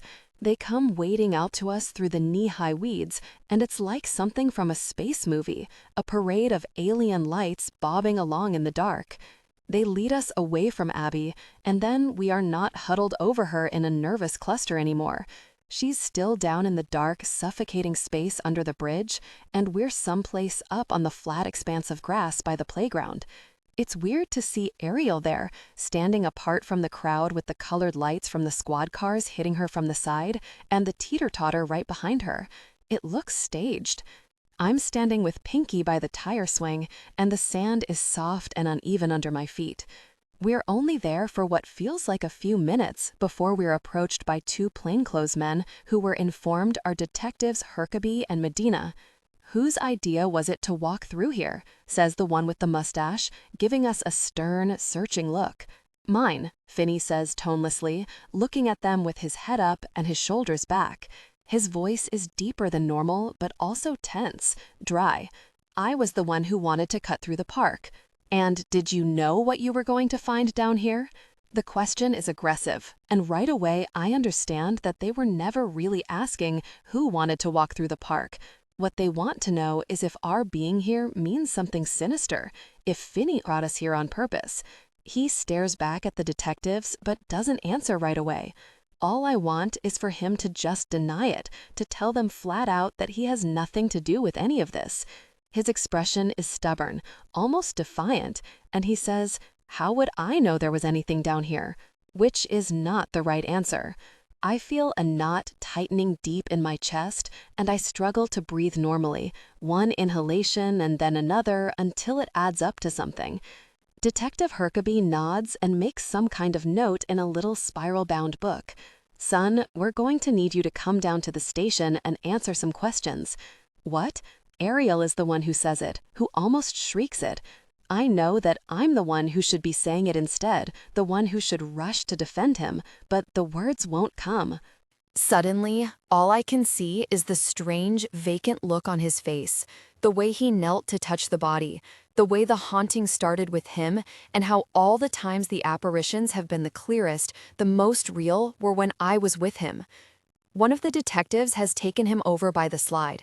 They're talking in low voices, or at least the detective is talking, and I recognize that they are 1 second from taking him away, steering him toward the squad cars. The whole scene is so unreal, high contrast, like a nightmare, and I can almost hear Lillian's voice asking me if it worries me that I saw the ghosts when Finny and I were together, if I think it's weird, asking if I should be wishing for him, or kissing him, or be wandering around in the park with strange boys. Ariel makes a choked, ferocious sound, wrenching free of me and darting across the grass to Finny. He didn't do anything. Her voice breaks, and she dives into the crowd of uniforms, shoving her way between them. Pinky is still holding on to me, but she's stopped crying. Her hands are clutching at my shirt, and she's shaking her head back and forth against my shoulder. Next to Finny, Ariel looks small and willful and wild. She's glaring up at the detective, but it isn't the normal theatrical Ariel glare. It's fierce and frantic, near tears. He was walking us home, I say, and I sound older and more composed than I did a second ago, but the words feel strangely wooden. He wanted to make sure we were safe. We took a shortcut, that's all. I can hear my own doubt, though, creeping up into my voice. The things I'm saying are true, accurate things, but I can't ignore the way my heart is hammering in my throat. And the question that keeps prickling in the back of my mind is, how much do I really know about Finny? It's been a week since the last time I saw him, and no matter what I might speculate or guess, I've really got no idea what he does when we're not together. And when Lillian confronted me about seeing the ghosts when I was with him, she was right. I was the one who pushed away the possibility because I didn't want to think about it. And if all that's true, and you're telling me everything, then this should be no big deal, the second detective says. And to his credit, he says it gently. We're just going to ask him some questions. I nod numbly. My hands are shaking, and the simple fact is, I'm very glad Pinky's there, that I can hold on to her and look like I'm doing it because she needs it, and not because my grip on her shoulder keeps me from falling apart completely. The detectives glance across the playground at each other and exchange a meaningful look. Behind them, I can still see the flurry of activity down in the tall grass by the bridge. The coroner is crouched over the crumpled, plastic-wrapped body. I start feeling breathless, like I might cry, so I hold on to Pinky like my life depends on it and focus on the second detective. We're just doing our jobs, he says, leaning over me in a way that is supposed to feel warm and reassuring. But I can hear the other, deeper meaning in what he says. His tone is knowing, like he's on to the boy with the Clorox hair. I stand with my arms locked around Pinky, sorting through the pieces, trying to work out exactly what's happening. There are so many things that don't quite seem to line up, but the one I keep coming back to is, why would Finny want to lead us down under the bridge if he knew there was a body there? That would be stupid. And maybe Finny is a lot of things, but stupid isn't one of them. Can I talk to Officer McGarahan, I say, or Officer Bowles, I add, when Finny's head jerks toward me. One of the cops comes tromping over to us across the sand. They're not on duty. Why do you want to talk to a couple of beat cops? Because I know them, I say, sounding remarkably like Ariel, and I don't know you. He sighs and shakes his head. He's stocky, with a pale, moony face and a little bit of a belly, even though his shoulders and arms are skinny. He doesn't look anything like how a cop should look. Now, Miss Hannah, what I need you to understand is, this is a serious situation. He's not saying it to me, though. He stands with his arms folded, watching Finny. Please, I say, I want to talk to Jason Legarahan. He knows me. The officer nods heavily. And, well, we'll see about that. What I need from you right now, though, is for you all to come on up to the car with us, okay? We'll all go down to the station and talk about what we saw here tonight. Ariel is standing so rigidly that she's shaking all over, and I have this crazy idea that in a minute she might explode. Why are you looking at him like that? Why are you acting like he's done something wrong? But the answer is simple: his hair and his clothes, his disciplinary record, his academic record, and his size. But mostly, they're acting that way because he spends hours alone in the park and is strange and quiet and all the things that Lillian said, all the ways he's not just exactly like everyone else. I understand you're worried about your friend, but you need to calm down. We just need to ask him some questions." I try hard not to look at Finny, but I can't help it. He's standing in the light of the squad cars with his hands dangling at his sides. He looks the way he did when we walked home after that day at the river. There's something so broken in his eyes, something so destroyed, and the suspicion and the doubt all fall away in one huge, violent rush. The circumstances are against him, but the truth is very clear. This is not him. "You have to let him call his aunt," I say. "You have to let him tell her where he is." "Of course," the officer says. "Once we get to the station, he can call anyone he wants." He's trying so hard to sound like this happens every single day, like it's nothing, but the way he keeps his stare trained on Finny is not reassuring. His face is stony, turned away from me, and I am so incredibly certain that he's lying. The station. Finny is at the police station. Finny's being questioned like he could actually be considered a legitimate suspect, like he could have done something so appalling and so terrible as killing a little girl from Ariel's band class and leaving her in the low, dead grass under a bridge. But just for an instant, I thought it too. I stood there while they took him and didn't say anything, even though I should have rushed straight in with Ariel to defend him. The doubt was a tiny, prickling thing, a lit match burning brightly for an instant, then gone. It lasted for barely a moment, but that was enough to do the damage, to keep me quiet. And now I'm here, sitting on a plastic chair and tearing tiny pieces off a paper napkin while my mother hovers over me and says things like, "This is completely ridiculous, you can't do anything to help," and "Please be reasonable," and "Hannah, we need to go home." Ariel's slumped on the hard industrial couch next to Decker, leaning her head against his arm. I keep thinking maybe she'll fall asleep there, but her eyes are open, wide, and unfocused. Pinky's mother has already come to take her back to the Orteros. It's almost midnight. Over by the coffee maker, Lillian is leaning against the counter, scowling down at all the little paper packets of artificial sweetener. "I don't know why you're acting like this," she says. "Just be logical for a minute. Think about the facts. He's a loner, clearly troubled, and he was the one who wanted to walk through the park. The police aren't just making a big deal over nothing. There's a ton of circumstantial evidence that supports questioning him." I want to scream that I've already thought about those things. I thought about them when I stood in the lights of the squad cars after finding Abby's body. I thought about them when they turned him by the shoulders and put him in the back seat. And that's why, right now, I feel like the bottom has dropped out of my stomach. Instead, I stare back at her with my hands clenched into fists like I can burn right into her with my eyes. She was always so maddeningly good at justifying everything, arguing it and debating it from every vantage point. Like, just because you could line up all the right words to make a case for something, a case for self-destruction or denial, a case for starving, that was the same as presenting a true, verifiable fact. But Lillian's facts were never all that solid, even though she acted so logical, and I know some other ones. Killers don't get people's bracelets back. They don't pick the glass out of your scrape or save you from social indignity when your friend dies. When the police come and escort them into the car, and they look back over their shoulders to where their girlfriends are standing on the sandy shore of the playground watching, when that happens, killers never look destroyed. My mom keeps fluttering her hand above my arm, like she's about to touch me, but she's not quite brave enough, just like she's not brave enough to force me out of the chilly, fluorescent waiting room and into the car. So I sit there, drinking cup after cup of hot cocoa made from powder and telling myself that Finny's okay, that this will all be a bad, blurry memory by tomorrow, that he didn't see the look on my face when I watched them take him and thought for one heart-stopping second that maybe they were right to.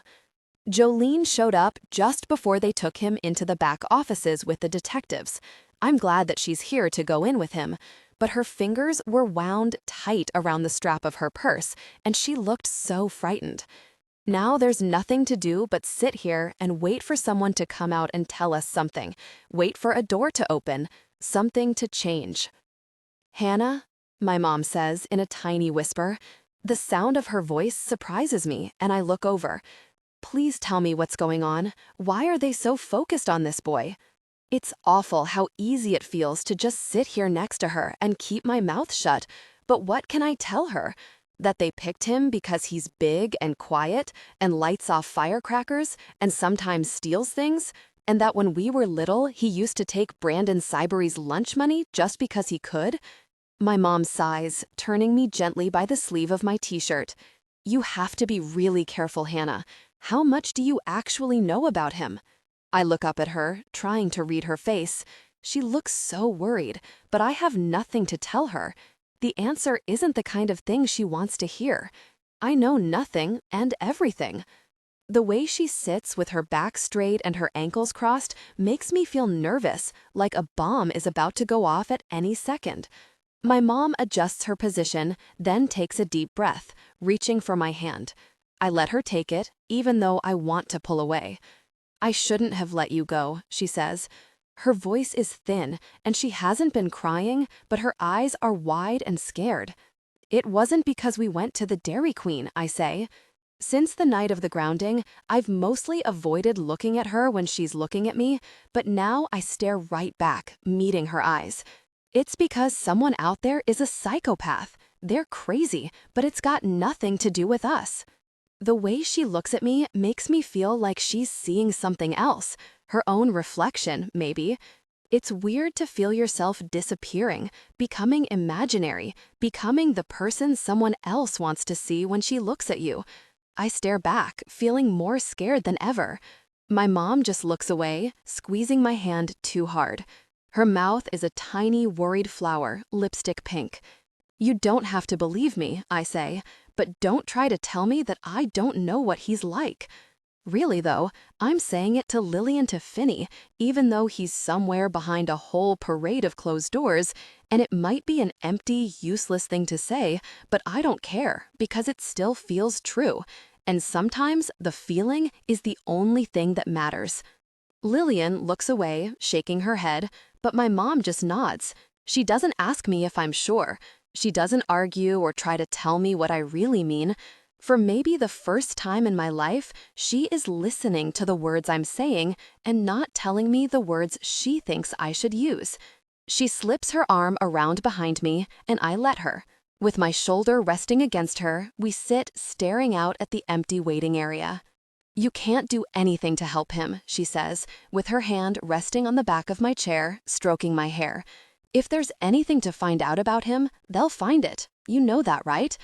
I nod and lean my head against her shoulder, just quickly, just to feel the reassuring there-ness of her.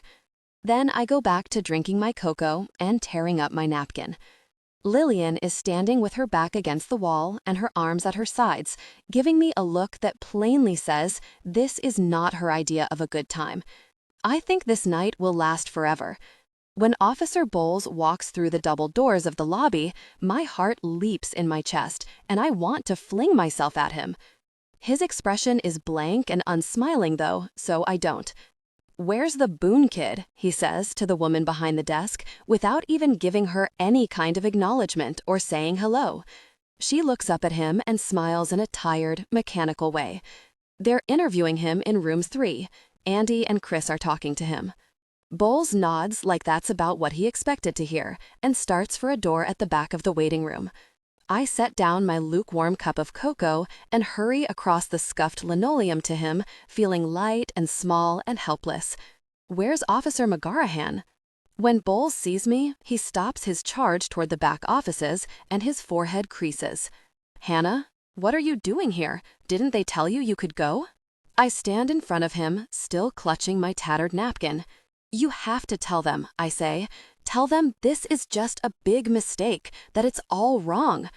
Bowles stares down at me, and I think that if he tells me this is just another avenue of the police investigation, the way it has to be, I will scream. He doesn't, though. He just shakes his head. Then he steps around me, heads straight for the door to the interview room, and starts banging on it. When Detective Medina comes out to see why someone's pounding on his door, Bowles stands over him, eyebrows raised.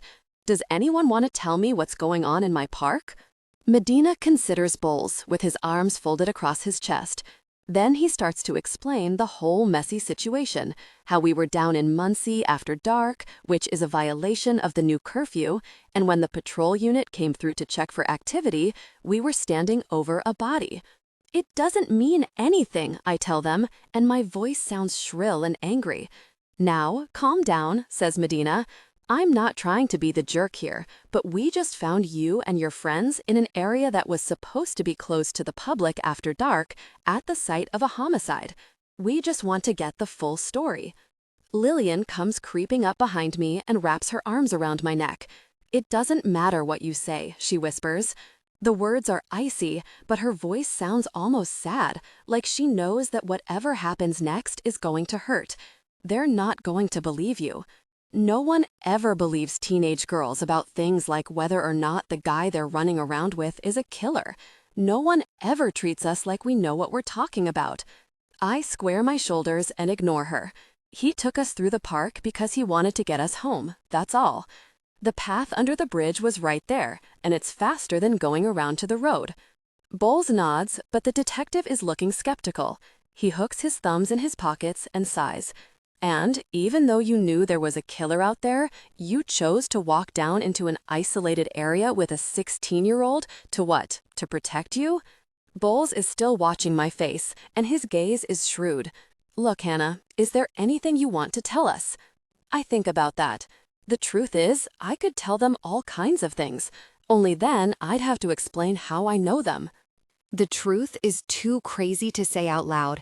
And how do I explain to the police that all my information is the product of seances, ghosts, and crime scene photos I wasn't supposed to see?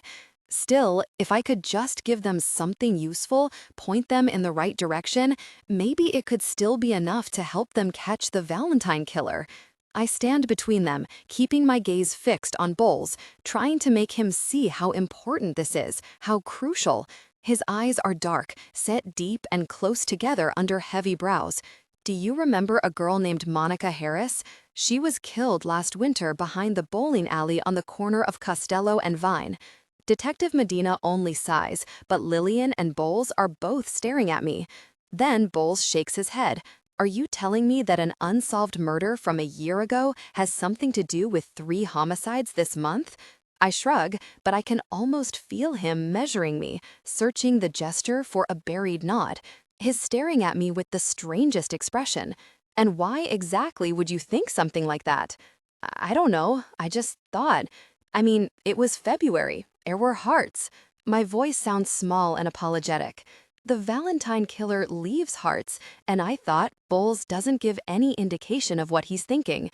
His gaze is steady and sharp, like he's reading something else on me, right there on my face.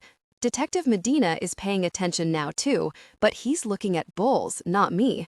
What's she talking about? I thought the Harris murder was straightforward. A mugging that went bad, maybe? Bowles shakes his head. There were a few cardboard cutouts lying in the parking lot near where the body was found, but everyone just considered it incidental. The holiday decorations around there are always getting pulled down or vandalized. I've got my arms crossed tight over my chest, like I'm holding myself together, but it's not enough to protect me from Bowles' revelation, and I take a step back without meaning to. So everything Lillian and I learned from our makeshift spirit board was true. There was a paper heart at the scene of Monica's murder. It just didn't make it into the official police report or the paper, because at the time, no one thought anything of it. At the time, it just seemed completely random. Medina starts to say something, but Bowles holds up a hand. Now, why would you ask about hearts, Hannah? Did someone say something to you? How did you know about the Valentine decorations?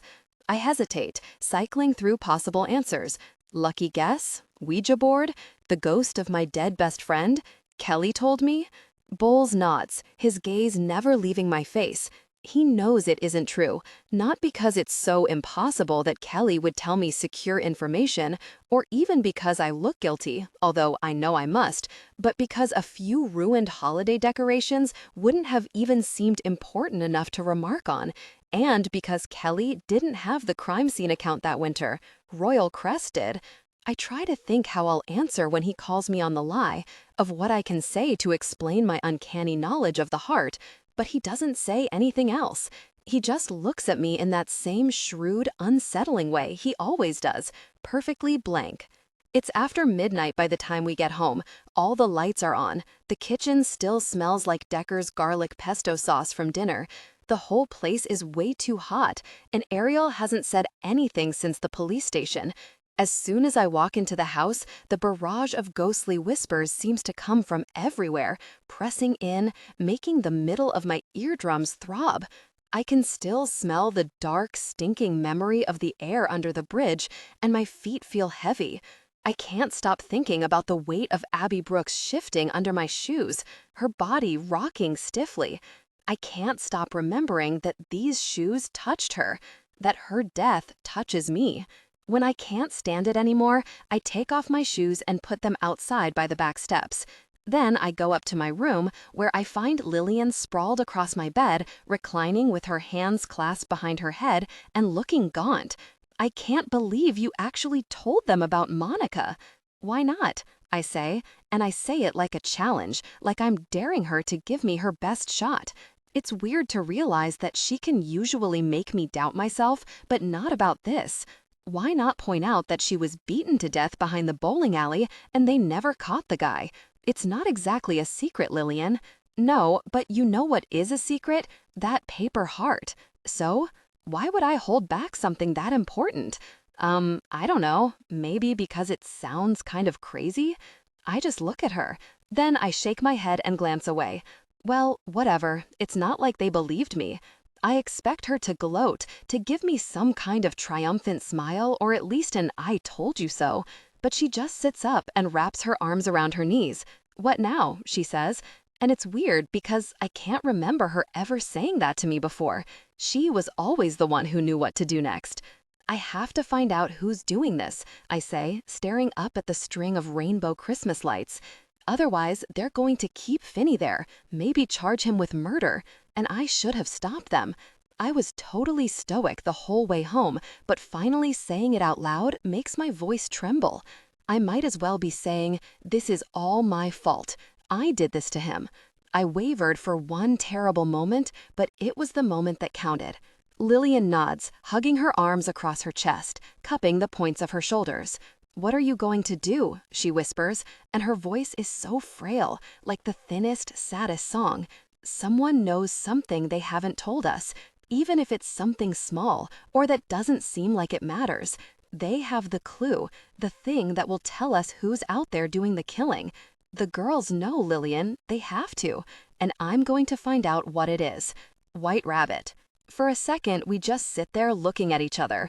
The room feels so empty and so small. The storm of whispering is roaring in my ears, making it hard to think, hard to concentrate on any one voice. I yank back the braided rug and set the jelly glass down in the middle of the floor. I'm still wearing my mom's warped tour t-shirt and my shorts. My back feels sticky from the heat. It's 1 o'clock in the morning, and the neighborhood is dark and silent out my window. Even though the moon is still high enough to send long rectangles of light across the carpet, I reach across my nightstand and turn on the lamp. The bulb casts a warm orange glow over everything, the shade draped in an old silk scarf I got from the dollar bin at my mom's consignment store. Warm, but not cozy. On the bed, Lillian is sitting with her knees up, watching as I position my fingertips on the edge of the upturned glass, trying to ignore how cold it feels under my hands. "Hello," I say, speaking into the stillness of my room, and my voice sounds very loud. The rushing static grows louder in my head, so thick and heavy it suddenly seems hard to breathe. "One of you, any of you, please, can you tell me the thing that will help catch the person who killed you?" And in that moment, it sounds like all the frantic voices in the world are shouting over one another, clamoring to be heard. Then, as abruptly as it started, the noise stops.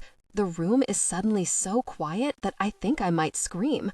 The glass begins its slow crawl across the floor, coasting gently at first, then picking up speed. I make sure to keep my hands firmly planted, even though I can feel my heart hammering in my chest, and I want more than anything to pull away. The glass slides over to the newspaper clipping of the makeshift shrine near where Cecily's body was found. It coasts along the edge of the photo's caption, circling the word memorials. "What about them?" I whisper, but the glass only jerks hard to the side and slides away toward the bed before turning sharply and stopping on a glossy rectangle scissored from a flyer for laser eye surgery. Look, the room is cold enough to make my ears throb. I keep my hands held out in front of me, though, tucking my arms closer against my sides, waiting for an explanation or at least a sign.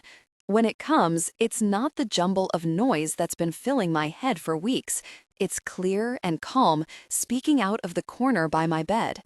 "Hell pick you," says the voice, so fierce it seems to ruffle my hair. I can feel her there, standing just beyond my field of vision, perfectly still in the corner of the room. "Monica?" I whisper, fighting the urge to close my eyes and tuck my hands under my chin. "No," says the voice, louder now in the impossible stillness of my room. "Haley Martinson."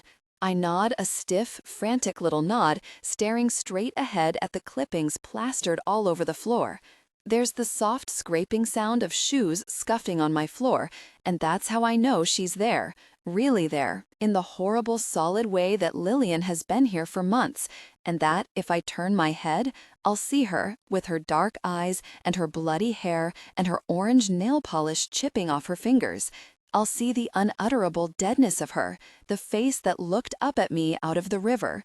"What happened to you?" I whisper, and the words ache in my throat, like I'm begging for whatever she says next to not be true. Haley leaks a sad, wordless noise, and when I turn my head, she's standing in the corner just like I'd known she would be, but worse. Worse with her slumped shoulders and white lips, her hands hanging limply at her sides. "I was walking home from ballet when he found me. He told me to come down into the meadow and see that he'd found a nest of baby rabbits.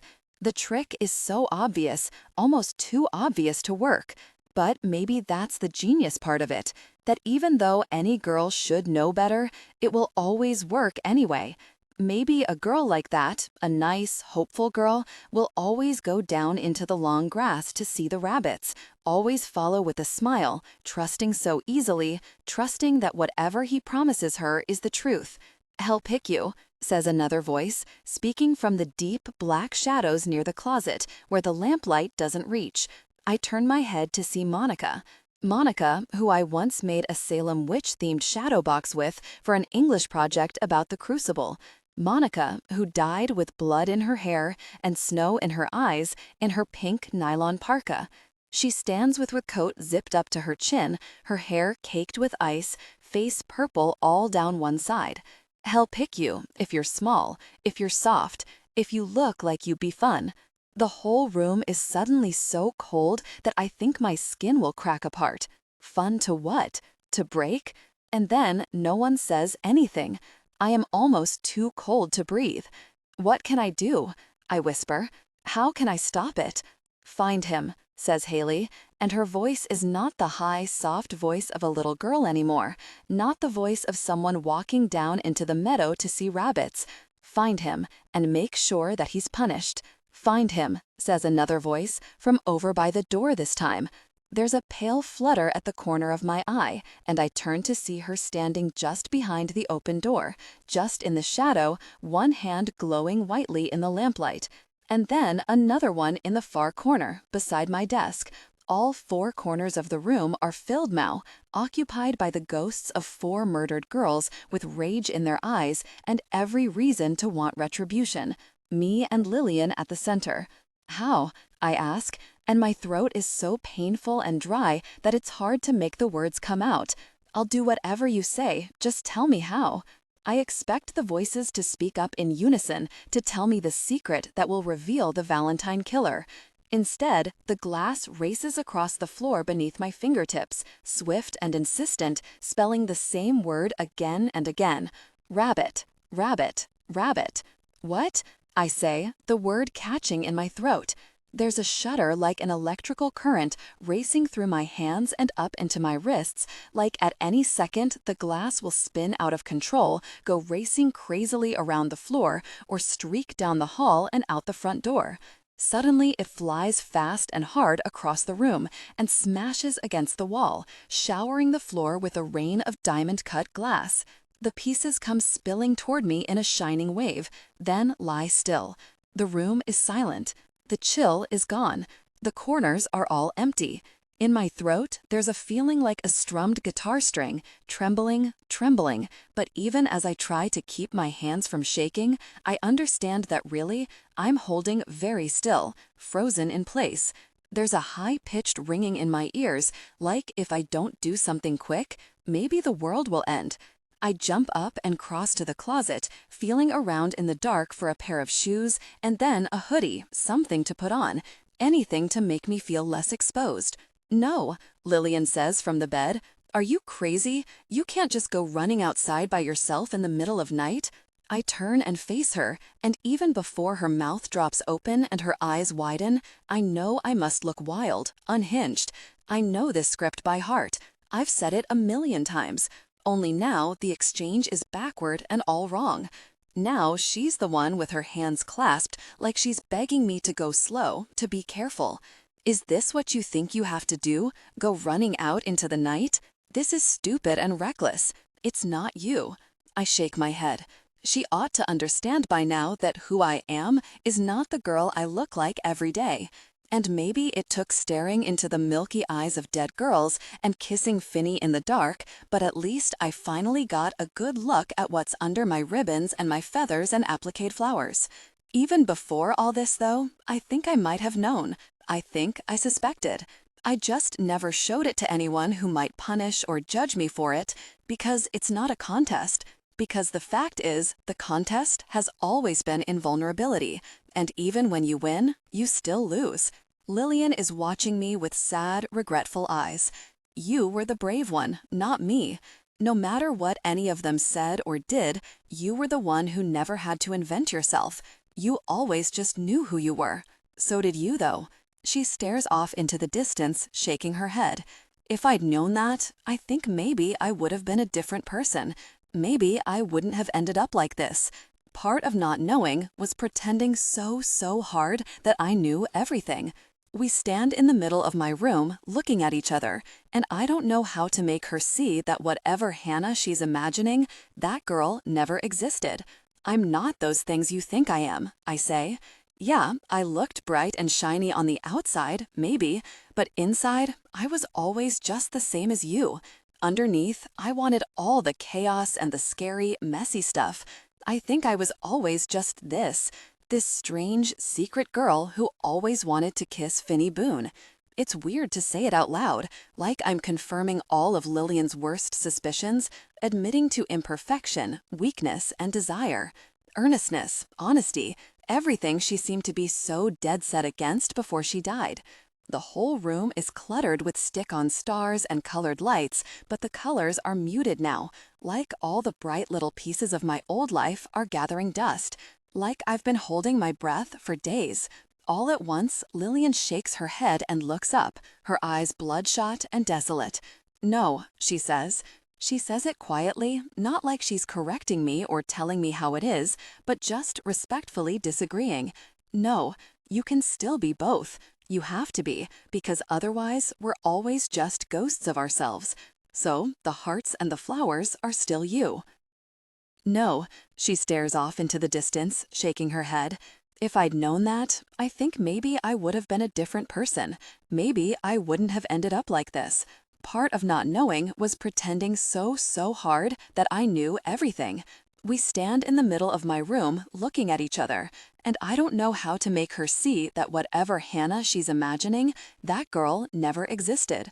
"I'm not those things you think I am," I say. "Yeah, I looked bright and shiny on the outside, maybe, but inside, I was always just the same as you. Underneath, I wanted all the chaos and the scary, messy stuff.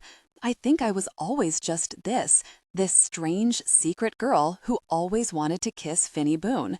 It's weird to say it out loud, like I'm confirming all of Lillian's worst suspicions, admitting to imperfection, weakness, and desire, earnestness, honesty, everything she seemed to be so dead set against before she died. The whole room is cluttered with stick-on stars and colored lights, but the colors are muted now, like all the bright little pieces of my old life are gathering dust, like I've been holding my breath for days.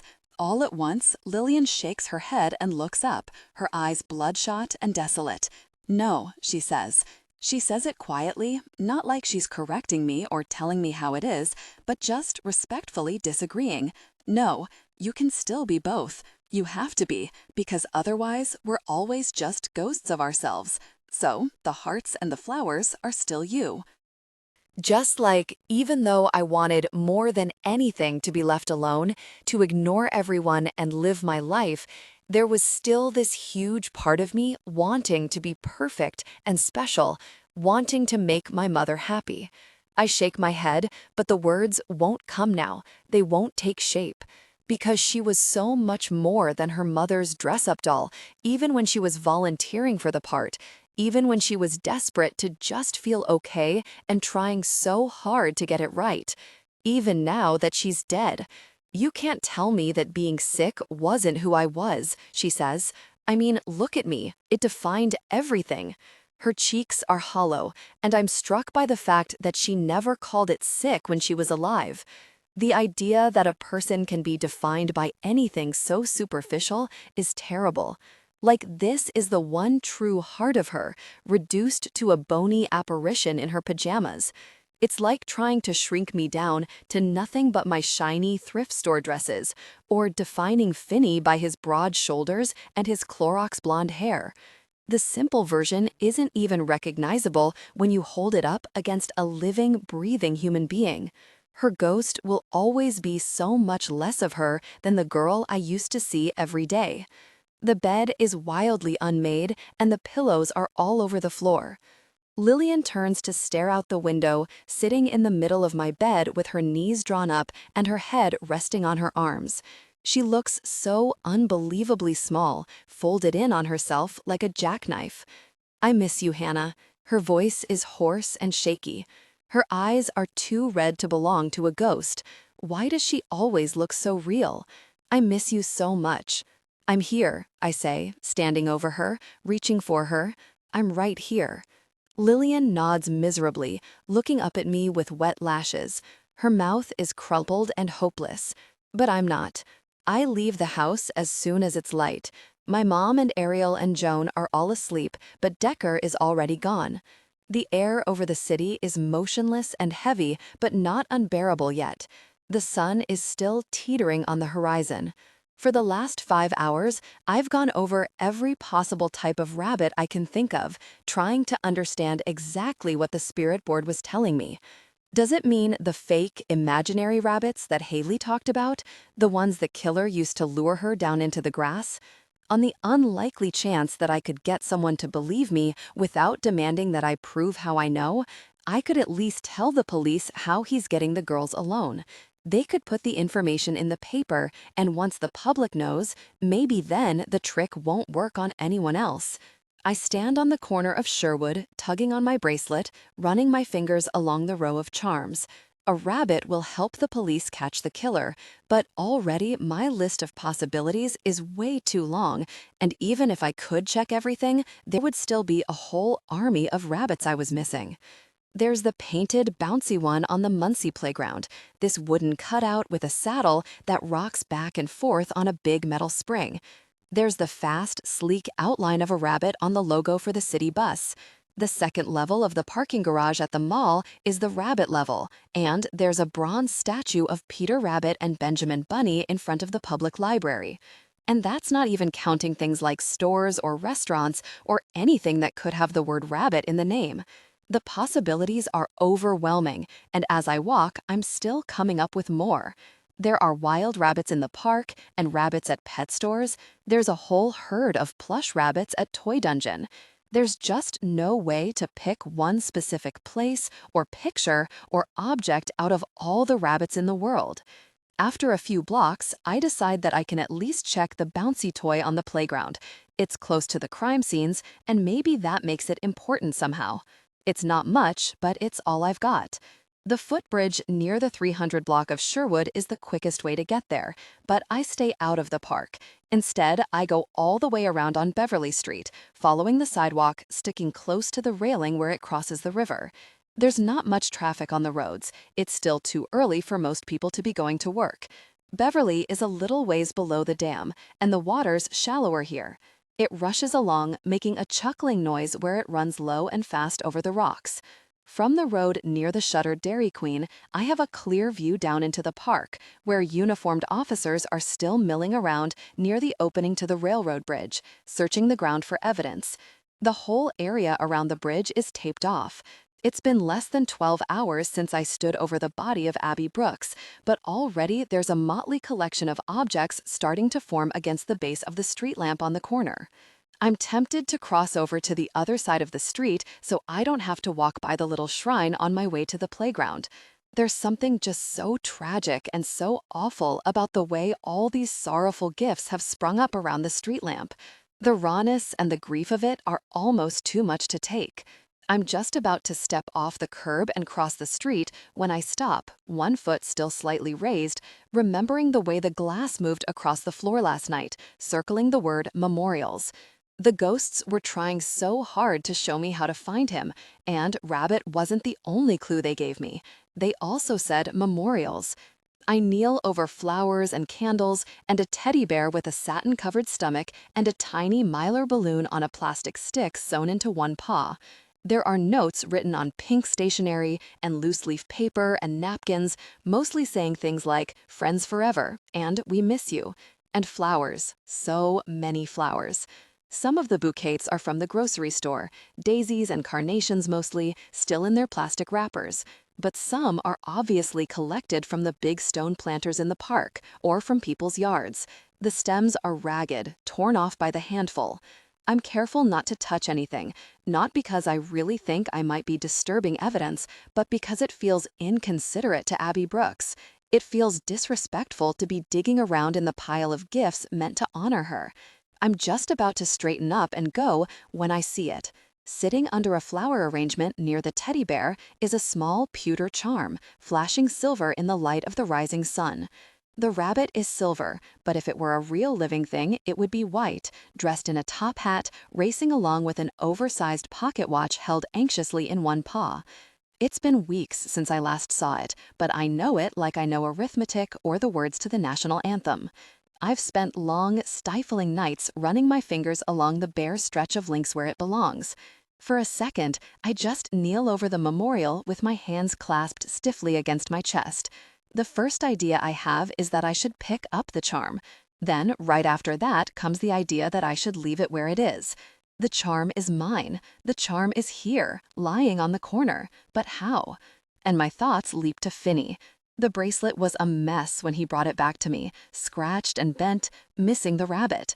For a terrible moment, all I can think is that this is what the ghosts were trying to help me see, that Anjali was right, and I've been spending the last few weeks with a killer. But even as I feel the horror rise up to make a choking knot in my throat, I know that Finny didn't leave the rabbit here. He couldn't have, because he's been at the police station all night. In fact, he's probably still there.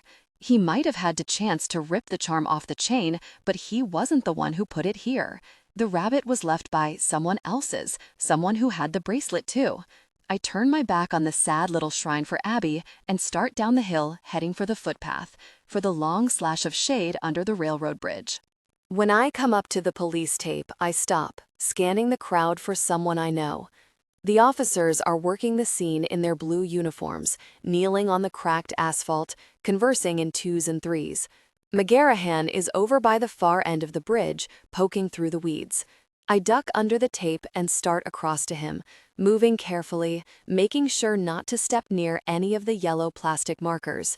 McGarrahan glances up, and when he sees me coming toward him, his expression is wary. "Hannah," he says, sounding disoriented.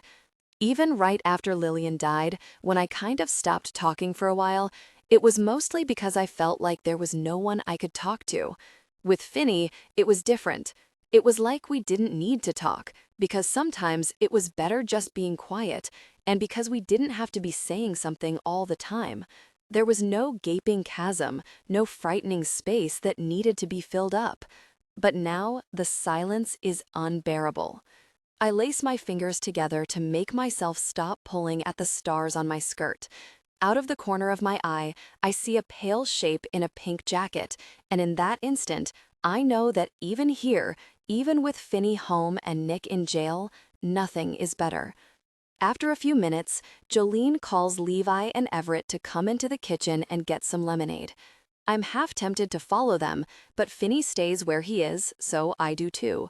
Then it's just the two of us, sitting in his living room less than 3 feet apart, staring wordlessly at the TV, where nothing about the game show makes a whole lot of sense or seems to matter very much. "How are you?" I say, finally. It sounds weirdly formal, like I'm meeting a stranger. He shrugs and doesn't look at me. He's staring down at the backs of his hands, which are scabbed over at the knuckles and covered in nasty bruises. "What happened?" I ask after it gets obvious that he's not going to say anything on his own. "I punched the gosh out of the station wall," he says, staring down at his bruised hands. "Probably not the best way to prove I'm harmless, huh?" I nod. I want so badly to reach for him, to hold his bruised hand, but I don't even know what good it would do. All I can think is how it felt to look at him there, in the flashing lights of the squad cars, and feel undone, like I didn't know anything about him. I want to say something, but I've got nothing useful, and it seems like everything is getting more messed up by the second. The voices are very close now, whispering right in my ear. I lean forward, trying to catch a phrase or a word, but the only thing I can make out is Nick's name, repeated again and again. "Is it weird?" I say, scuffing the soles of my sneakers on the carpet, trying to keep my voice under control. That Nick did something so awful and screwed up? I mean, because he used to live with you? Finny just stares off in the direction of the TV, like he's tuning out, not really seeing what's there. I don't know. It's not like I knew him enough to really be surprised. I told you, he wasn't like my friend or anything. Without thinking or stopping to doubt myself, I reach over the arm of the couch and take his hand, careful of the bruised places. "Don't," he says, but he lets me do it. I want to. I'm surprised that I've never told him how much I like him. I always just figured he could see it without me having to say it. But the truth is that sometimes it's important to say it anyway. I try to say something, but the words won't come, and he shakes his head. The weight of his hand in mine is defeated. "It's not going to be okay, Hannah." "Why? Just because for a few days they thought it might be you? They don't even know you." He takes his hand out of mine and leans back, looking away from me. "Because you're you, and I'm..." He trails off, digging his fingers into the tops of his thighs and looking away. "I'm kind of a mess, okay?" He says it like he's so sure, like he's trying to get me to agree with him. But I already know that I won't do that. I will not tell him he's broken or inferior. I've had enough practice living with Lillian, and I'm not about to sit here in his living room with picture books and plastic toys lying all around us and help him tear himself down. "Stop," I tell him. He glances over, squinting at me. "What?" "Stop acting like you need to protect me from yourself." And I sound angrier than I ever usually sound. I'm not a victim or a fragile little thing. And maybe there's all kinds of dangerous stuff out there, but not you, okay? I don't need to be kept safe from you. Finny's looking at me in this sad, pleading way, like he doesn't quite believe me. The truth is, why should he? No matter what, he's stuck being everything people think about him. Someone who steals and lies and destroys things, destroys everything. The person he is not. "Don't listen," I whisper, reaching again for his raw, bruised hands, even though it feels wrong to tell him how he's supposed to live his life when I'm the one who's still surrounded by voices. Whatever they said, whatever they told you about yourself, it's not true. He shakes his head and pulls his hands away. The sensation of his fingers sliding out of mine makes me feel lost, like when he kissed me for the first time, and then stopped. "Look," he says, thickly, like something hurts in his chest. "You should probably go." By the time I get home, I'm crying. My biggest fear is that someone's going to come into the front hall and ask me what's wrong. Ariel should be home from music camp by now, but the house is empty, and it's a relief to not have to see anyone. I stand with my back against the front door, wiping my eyes with my fingertips and trying not to smear my makeup. As soon as I'm inside, though, the storm of voices fills the halls. I want to scream at them to shut up, to just stop talking and let me have some quiet. I did what they asked. The truth is that I shouldn't even be crying, because I was the one who left him first. I was the one who stood in the middle of the Muncie playground, looking mistrustful and betrayed, not saying anything. Ariel's sneakers aren't in the front hall, and there's a note on the refrigerator, but I don't go in right away. I want to hold very still until I stop feeling like the world is pitching and tilting all around me, until the voices go silent and the noise in my head stops, and I can just shut myself in my room and not think about anything for a while. When I open my eyes, Lillian is sitting on the lowest stair with her chin in her hands. I want her to go away and leave me alone, to stop looking at me like that, like I'm this interesting bug she just found. When I stare back at her, she doesn't get up from the stairs or ask what's wrong. She frowns a little, tipping her head to one side. "They said he cried." What? I want the question to be flat and dismissive, but it comes out sounding miserable and stuffy, even to me. On the news, they said his confession was tearful, that the interrogation only took like half an hour because he broke down almost right away. I shake my head, trying to get my voice under control. "That's not weird though, Lillian. He killed people. I mean, wouldn't it be worse if he didn't even feel bad about it?" She gives me a long, shrewd look. But real psychopaths don't feel remorse. They can fake it maybe, but it wouldn't look convincing. So then he's not a psychopath? He's just a really messed up guy, and now he feels bad. Lillian snorts. Well, if he felt so very bad, then why would he do it in the first place? I shake my head and walk away from her into the kitchen. The note on the refrigerator is from Ariel, saying she's going out really quick and that she'll be back in half an hour. Reading it, I feel a familiar jolt of panic, like she shouldn't be wandering around the neighborhood without me, before remembering that with Nick in custody, the danger is over. It's finally safe to be alone. I go upstairs to change out of the dress I thought looked nice an hour ago, kick off my shoes, and throw myself down on the bed and forget everything. But when I get to my doorway, I stop. Lillian's scrapbook is lying in the exact middle of the floor. And that's all wrong, because I know, without a doubt, that when I left to go over to Finny's, it was on my desk. The narrowest sliver of something red is sticking out from between the pages, and I walk across to it like a person in a dream. I reach for the book, already knowing what will be there waiting for me to shake it from between the pages. The card is a red paper heart pasted to a white doily. The lines and curves and scallops are clumsy, elegant. The paper is rough and cheap. The words, "Come and get her," are printed on the front in black ballpoint pen. On the back, it says, "Better hurry if you don't want to find another dead girl. You know the place." The Valentine is crisp and heavy in my hand, lacy under my fingers. It's for me. Lock and key. I bolt from the house, tearing down the front steps, out onto the sidewalk, and toward Muncie. The soles of my shoes are beating time to my heart, making a frantic slap-slap noise on the cement. When I get to the steep embankment near the playground, I don't stop or slow down, cutting across the street, sliding my way down the weedy hill toward the bike path. The police tape is gone. The bridge sits dark and empty, a gaping mouth. The space under it is empty now, bare of plastic party favors and bodies. I scramble down the little asphalt path and then stop, turning in a circle, searching for Ariel. I'm staring into the deep shadow under the bridge, still breathing hard, when someone comes crunching through the dry grass above me.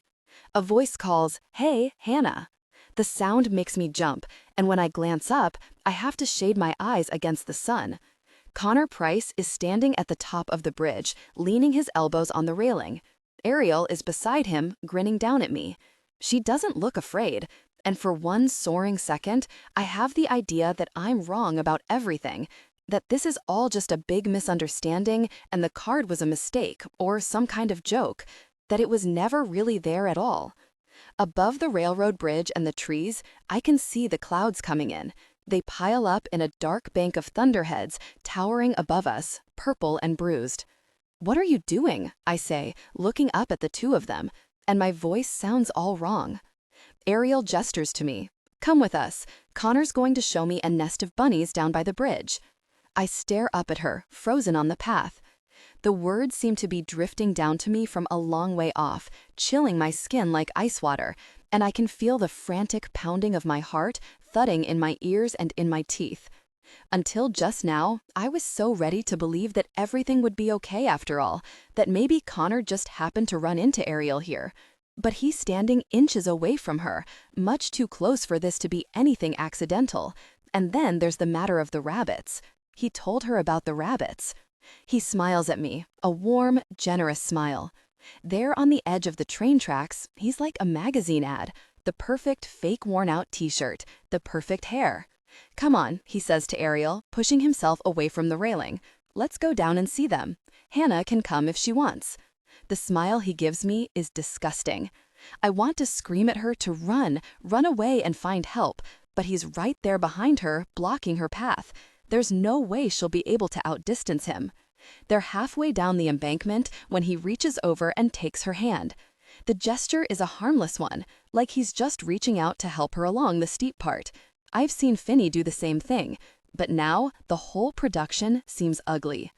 Then all three of us are standing at the bottom of the hill, baking in the sun with grasshoppers buzzing all around us. The neighborhoods to the west look so still, so peaceful, idyllic, like nothing bad could ever happen. And that's when my skin starts to crawl. I shiver hard, feeling cold all over. Connor is guiding Ariel along the narrow asphalt path. He moves his hand to take hold of her arm and then pulls her in the direction of the bridge. "Come on, let's get this party started." Ariel glances at me and her eyes widen because something isn't right and she knows it. Connor's fingers are digging into her arm. "Hannah, what's happening?" He tightens his grip and yanks her down into the dark space under the bridge so we're hidden from the sightlines of the playground. Not that anyone is out right now anyway. The little kids are all inside, and the low, dark clouds mean thunder. Once we're all the way under, Connor steps closer, backing me against the stone wall of the bridge, still holding Ariel by the crook of her elbow as she struggles to get free. "Why are you doing this?" I say, backing away from him, sliding sideways along the wall like I'm about to make a break for it. It's not personal, Hannah, but the way he's looking at me suggests that he means the opposite. What isn't? But I'm only pretending now, only doing the happy little Hannah dance like I can prove to myself that everything's still okay. It occurs to me that murder is probably the most personal thing there is. Bashing someone's head in is personal. Dying is personal. I'm shaking now, shivering so hard that the metal charms on my skirt echo under the bridge, clanking and jingling. "Hannah, stop being such a baby." The voice is sharp and scornful. I look up. Lillian is perched on the narrow cement ledge just under the arch of the bridge, with her hands folded carefully in her lap. The shadow there is deep, but a few feet below her, the sun slants in at a hard angle, and I can see by the way her outline wavers around the edges how much effort it's taking just to stay here. She's staring down at Connor with a look of absolute hatred. He must see a change on my face because he tightens his grip on Ariel and drags her closer. The three of us are standing in a little cluster, almost stepping on each other's feet. Connor and Ariel are right in front of me, and I stand with my back pressed hard against the cement wall. Connor glances back over his shoulder at the path, and the instant he turns away, I stare hard into Ariel's face and jam my phone into her hand. "Run," I mouth, knowing with hideous certainty that she has to do it. There'll be one chance, and so she has to go, without hesitation, without questions, without looking back or faltering or trying to help me. As Connor turns to face me, I take a deep breath and press the sole of one shoe against the wall behind me. Then I push off as hard as I can and slam myself into his chest. I might not be big, but I throw all my weight against him like I'm playing Red Rover, trying to break through the chain of hands. Only instead of trying to break through myself, all I'm focused on is wrenching Ariel's arm out of Connor's grasp. As soon as his hand slips and she wriggles away, I expect him to go after her. I'm ready to fling myself on his back if I have to and do everything in my power to slow him down. But he doesn't chase her. He turns and grabs me by the shoulders, slamming me hard against the wall of the bridge. His face is close to mine, his breath hot and damp against my cheek. He's laughing. "Hannah, you are just too much. I mean, you're perfect. This is going to be so much fun." He leans closer, and his expression is sympathetic, confiding. "So, I heard you went crying to the police about Nick." He's watching my face like he's waiting for me to deny it. I don't say anything. "You're pale," he tells me gently, reaching out like he might touch my face again. "You're always pale," says Lillian. She looks deeply unimpressed. "I'm always pale," I tell Connor. I sound braver than I feel. Lillian crawls down from the little ledge, digging her fingers into the cracks in the cement, looking like a giant flower-printed spider in her pajamas. She creeps across the asphalt path to stand next to me. "How can he be doing this?" she whispers, and her voice is stunned. I mean, I knew he could be impulsive or really insensitive, but Hannah, this is psychopathic. I nod, just barely, a tiny little agreement. I mean, he actually wants you to beg. She leans close, and her eyes are hard and fierce. "Don't do it. Don't cry or try to bargain with him. Don't ask him for anything. Can you do that?" I look at her, just briefly, glancing away as soon as our eyes meet, and I nod. "Are you seriously going to hurt me?" I say to Connor, and my voice sounds convincingly incredulous. "We've been friends for years. I've never done anything to hurt you." His gaze is chilly, though, making my skin crawl. And maybe it's true that I've known him since elementary school, but we were never really friends. The little gestures and inside jokes were all there, but that's all they were. They didn't mean anything. Looking back, the only thing our shared history ever really proved was that we knew the same people, went to the same neighborhood barbecues and birthday parties, that we happened, again and again, to be in the same places at the same time. The way he's watching me now is almost predatory, and there are so many things you can never tell just by looking at a person. He leans close, staring into my face. "You really think that? You think you've never done anything to really things up for me?" So, Nick just walked into the police station on his own? He just went right up to the cops with his wrists stuck out for the cuffs and turned himself in? "Well, he kind of did," whispers Lillian, creeping around behind me and leaning her chin on my shoulder. "Oh, come on," I say. "He wanted to get caught. No one goes back and leaves something at a crime scene unless they want someone to come stop them." Connor shakes his head, squinting at me in the dim light. Bullgosh, why would he want to get caught? I don't know, maybe because he felt bad for killing those girls. The chilly weight of Lillian's cheek pressed against mine makes everything seem less terrifying, but also less real. Maybe he thought it was just pretty despicable to go around killing middle school kids. But you're off your game now, Connor. I'm not a kid. Connor laughs with his mouth open, smiling much too wide. "Are you saying you'd rather it were Ariel?" The way the light comes in under the bridge makes his face look kind of like a monster. It still could be. Maybe I'll catch up with her later, if there's time. And anyway, don't stress too much, Hannah. You're pretty much perfect for this game. You even like all this shiny plastic, gosh, and Nick's stupid craft projects and everything. So what's the difference? I mean, you're practically a little girl anyway. The way he's looking at me is hungry, like someone sizing up a piece of meat, trying to find the best place to stick the knife. I start talking faster, trying to buy some time for Ariel to get help, backing away from him even as his fingers dig into my wrist. "How did you decide on Monica? What made her special enough to be the first one?" I say special in a hard, scornful voice, like it's a dirty word, and part of me doesn't even mean to. Connor looks at me like he's really thinking about that, trying hard to figure something out. Then he shrugs and shakes his head. She was there. We wanted to know what it was like, and there she was, just bopping along by herself with her big white mittens on and those really ice skates.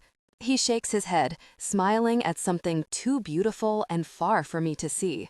You knew her, I say, and my voice is suddenly ferocious.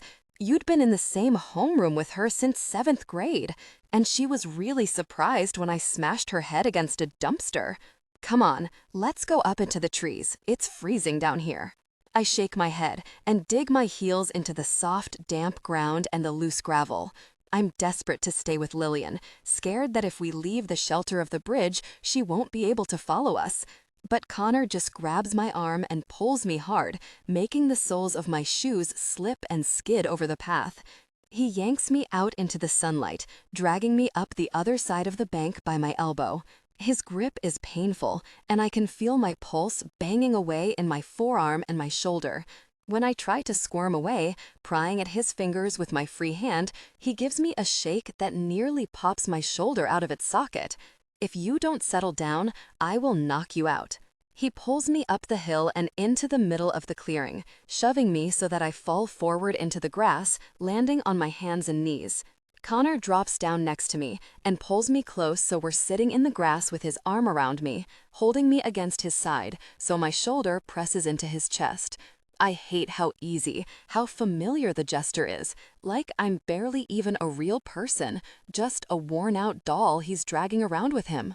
I've really been looking forward to this, he says, in a voice so conversational that I want to scream and wrench away from him. His grip is painful though, so instead, I sit perfectly still and imagine Ariel, following her progress in my mind, tracing her path through the trees and across the bridge. How far is the edge of the park? How far to someone who can help? How much time could I gain if I can make him talk to me? After Monica, I say, sounding breathless and dizzy, then what? Oh, we were totally freaking out after it happened. I mean, Nick was pretty messed up about it. Forget making it like a recurring thing. I thought he was never going to talk to me again. I was amped though. I mean, it was insane, like drugs or something.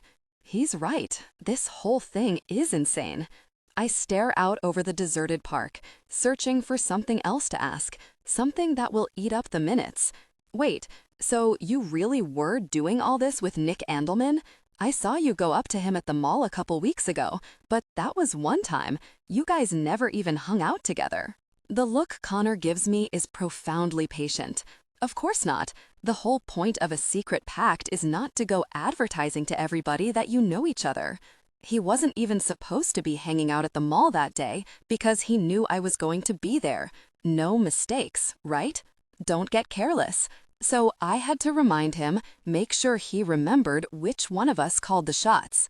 If you think you're so much better than him, then how come he was the one you picked to do all this with? Connor shrugs and I feel his arm tighten around me. It's kind of funny, really, how detention is like this great equalizer. We both had to stay after with Mrs. Phipps one day, back in 8th grade. We were the only ones there. Anyway, we started talking about how you could make napalm with like styrofoam and gosh, and Nick said he had a whole batch of this really ghetto stuff that was mostly gasoline and random kitchen chemicals, but that it really worked. He said he knew this abandoned building and that he was going to burn it down. So after detention let out, we went over there. Turned out it wasn't really a building, just some dinky little shed out in the field behind that Texaco on 16th. But we took his napalm and torched the place, and it was cool. After that, things kind of went from there. But it's a pretty big jump from burning down an abandoned shed to deciding it sounds like fun to kill a girl you've known since middle school. I stare up at him, trying to work out the chain of events. And then, after setting a couple fires together, he really wanted to go on a murder spree with you? Connor laughs, shaking his head like the memory is one of those funny, rueful ones you talk about at parties because it makes such a good story. Not exactly. I mean, sure, we talked about how cool it would be to off someone, but Nick was pretty much all talk. I had to work on him for a long time. And then, after Monica, he was still practically ready to turn himself in and confess everything. But that would have been it for me too, and no way was I going to let that happen. In the end, I got him to see how it was. And how was it? I say, staring straight ahead, watching the dark opening under the bridge. Connor laughs and shakes his head. Well, first of all, no one was ever going to believe that it wasn't his idea. I mean, look at him.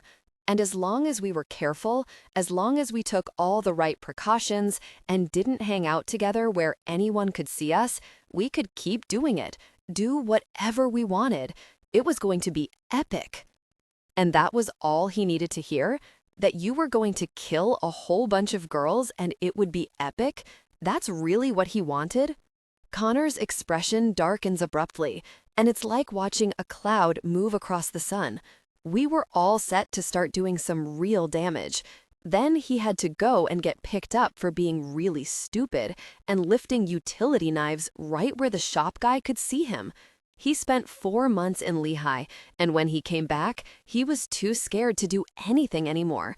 It took pretty much the whole semester to get him to where I was, even sure that he wasn't going to go running to the cops any second. They're going to catch you, I say, and I say it like it's just that obvious, that unavoidable. Connor only leans closer and gives me a warm, conspiratorial look. I know that. Why are you here then? I mean, why bother with me? He shakes his head, looking so earnest, so sincere. Don't you get it, Hannah? Since the second you gave them Nick, it was never going to be any other way. It's just a matter of time before he backs out and tells them everything. So, before it all goes down, I had to make sure I got my chance to deal with you. Because yeah, they'll get me, but until then, I've got you. In the flatness of his eyes, I can see that he's completely committed to whatever he's got planned, and before now, I've never truly understood what it means when they say that a person has nothing to lose. Overhead, the clouds are rolling in fast. The temperature has plunged 10 degrees in the past 15 minutes, and I'm starting to shiver even in the heat. The wind is blowing gusty and cool when Lillian comes drifting out from under the bridge. At first, she looks just as solid as she does in my room, but as she steps out into the light and starts to climb the hill, her edges go soft. It takes her a while to reach us, struggling up the stony ground, fighting against whatever it is about the outdoors that makes her weak and thin. She sits down beside me with her knees pulled up, watching as Connor slips out of his backpack, keeping one hand around my arm. He unzips the pack and takes out a pair of disposable latex gloves that he probably got from his dad's dentist office. The whole procedure is so methodical and businesslike. It's so horrifically ordinary. He glances over at me, and his friendly smile isn't so friendly anymore. His eyes look flat and cold and terribly, terribly alive. "Please," I say softly, "I'm your friend, Connor. You've known me forever." Lillian leans closer, clutching at me, but her hand drifts through my arm in a way that makes me think of ghosts in movies. It surprises me, because in my room, she is so solid. "Don't," she whispers. "Don't say please like that, like you expect him to give you anything." The light in the clearing is still warm, the afternoon sun pouring through the branches in brilliant arrows of light, but even as I watch, it's fading, growing darker. "You can't," I say, and this time my voice sounds almost bossy, telling, not asking. "You can't really do this." Connor laughs, looking around the empty clearing. "Hannah," he says, like he's explaining something so obvious he shouldn't even need to say it out loud. "No one's stopping me." The three of us are sitting in a little circle in the grass, like we're about to have a tea party. The trees above us sway and creak. Lillian is staring out across the park at the coming storm. The color of her skin is ghostly, clammy gray, like stone. And then she grabs for me, making goosebumps come out on my arms. "Look," she whispers, trying to catch hold of me even as her hand keeps slipping right through mine. "Look, look!" Something is moving under the railroad bridge. At first, it's just a flutter, something pale and murky in the dark. Then a cloud rolls across the sun, and Abby Brooks is standing in the arched mouth of the tunnel with grass stains on her knees and blood in her hair. She's still wearing one blue flip-flop. Connor follows my gaze, not focusing on Abby exactly, but he sees something. His hand goes slack around my arm, and I have a fast, crazy idea that I could yank free and run, maybe along the river toward the footbridge or back out toward the road. He's bigger and faster than me, but I'm small enough that maybe I could lose myself in the brush, hunker down, and hide until he goes away. Without wasting another second, I wrench myself out of his grip and bolt for the river. I make it about 15 feet, just to the edge of the clearing, before he catches up to me and grabs me by the back of my dress. He's laughing. Hannah, get it together. If you make a big thing about this, it's just going to be a whole lot worse. I twist in his grip, so I'm looking up at him, right into his pale, distant eyes. What I see there startles me. There is nothing in them, nothing in his face. His gaze is perfectly empty. Worse than what? I say, even though I'm brutally sure that there are a million ways this could get worse, a million ways he could hurt me, or make me scream and cry, or destroy me. But the idea of pain seems far away, and it feels good to stare into the rabbit hole anyway. He shrugs, smiling his dull, brutal smile. I'm absolutely disgusted that I ever could have thought it was charming. It's just a mask he wears, and now I'm seeing him for what he really is, arrogant and cruel, vacant. He gazes down at me, shaking his head. You're a real trip, Hannah. Way tougher than any of those junior high girls. You're going to be so much fun to mess with. In one hissing electric burst, I have never been so uncontrollably angry in my life. Not even when my dad left, or that summer my mom made me quit piano lessons because I had to watch Ariel every day. Not even at Lillian. I stand with my chin up and my shoulders back, and it's my turn to laugh. You think you're actually scary, don't you? You think you're smart. But let me tell you something, Connor. Anyone who'd pick Nick Andelman for a partner is an idiot. No one with any sense at all would ever beg help off a hulking moron with an IQ of 75. Shut up, he says, and he throws me down in the grass so hard that my teeth click together and I almost bite my tongue. He was never my partner. He did whatever I said, whenever I wanted. I was in charge of everything. I came out of this with everything. The ground under me is still warm from the sun, the long grass prickling against my back, but the sky overhead is nearly black. You can't kill a person without losing part of yourself, I whisper. When you murdered them, you were really doing it to yourself. Connor crouches over me, shoving his face very close to mine, clamping his hands on my shoulders and holding me down in the grass. You think they could ever take something from me? As far as those little difficult persons knew, I was God.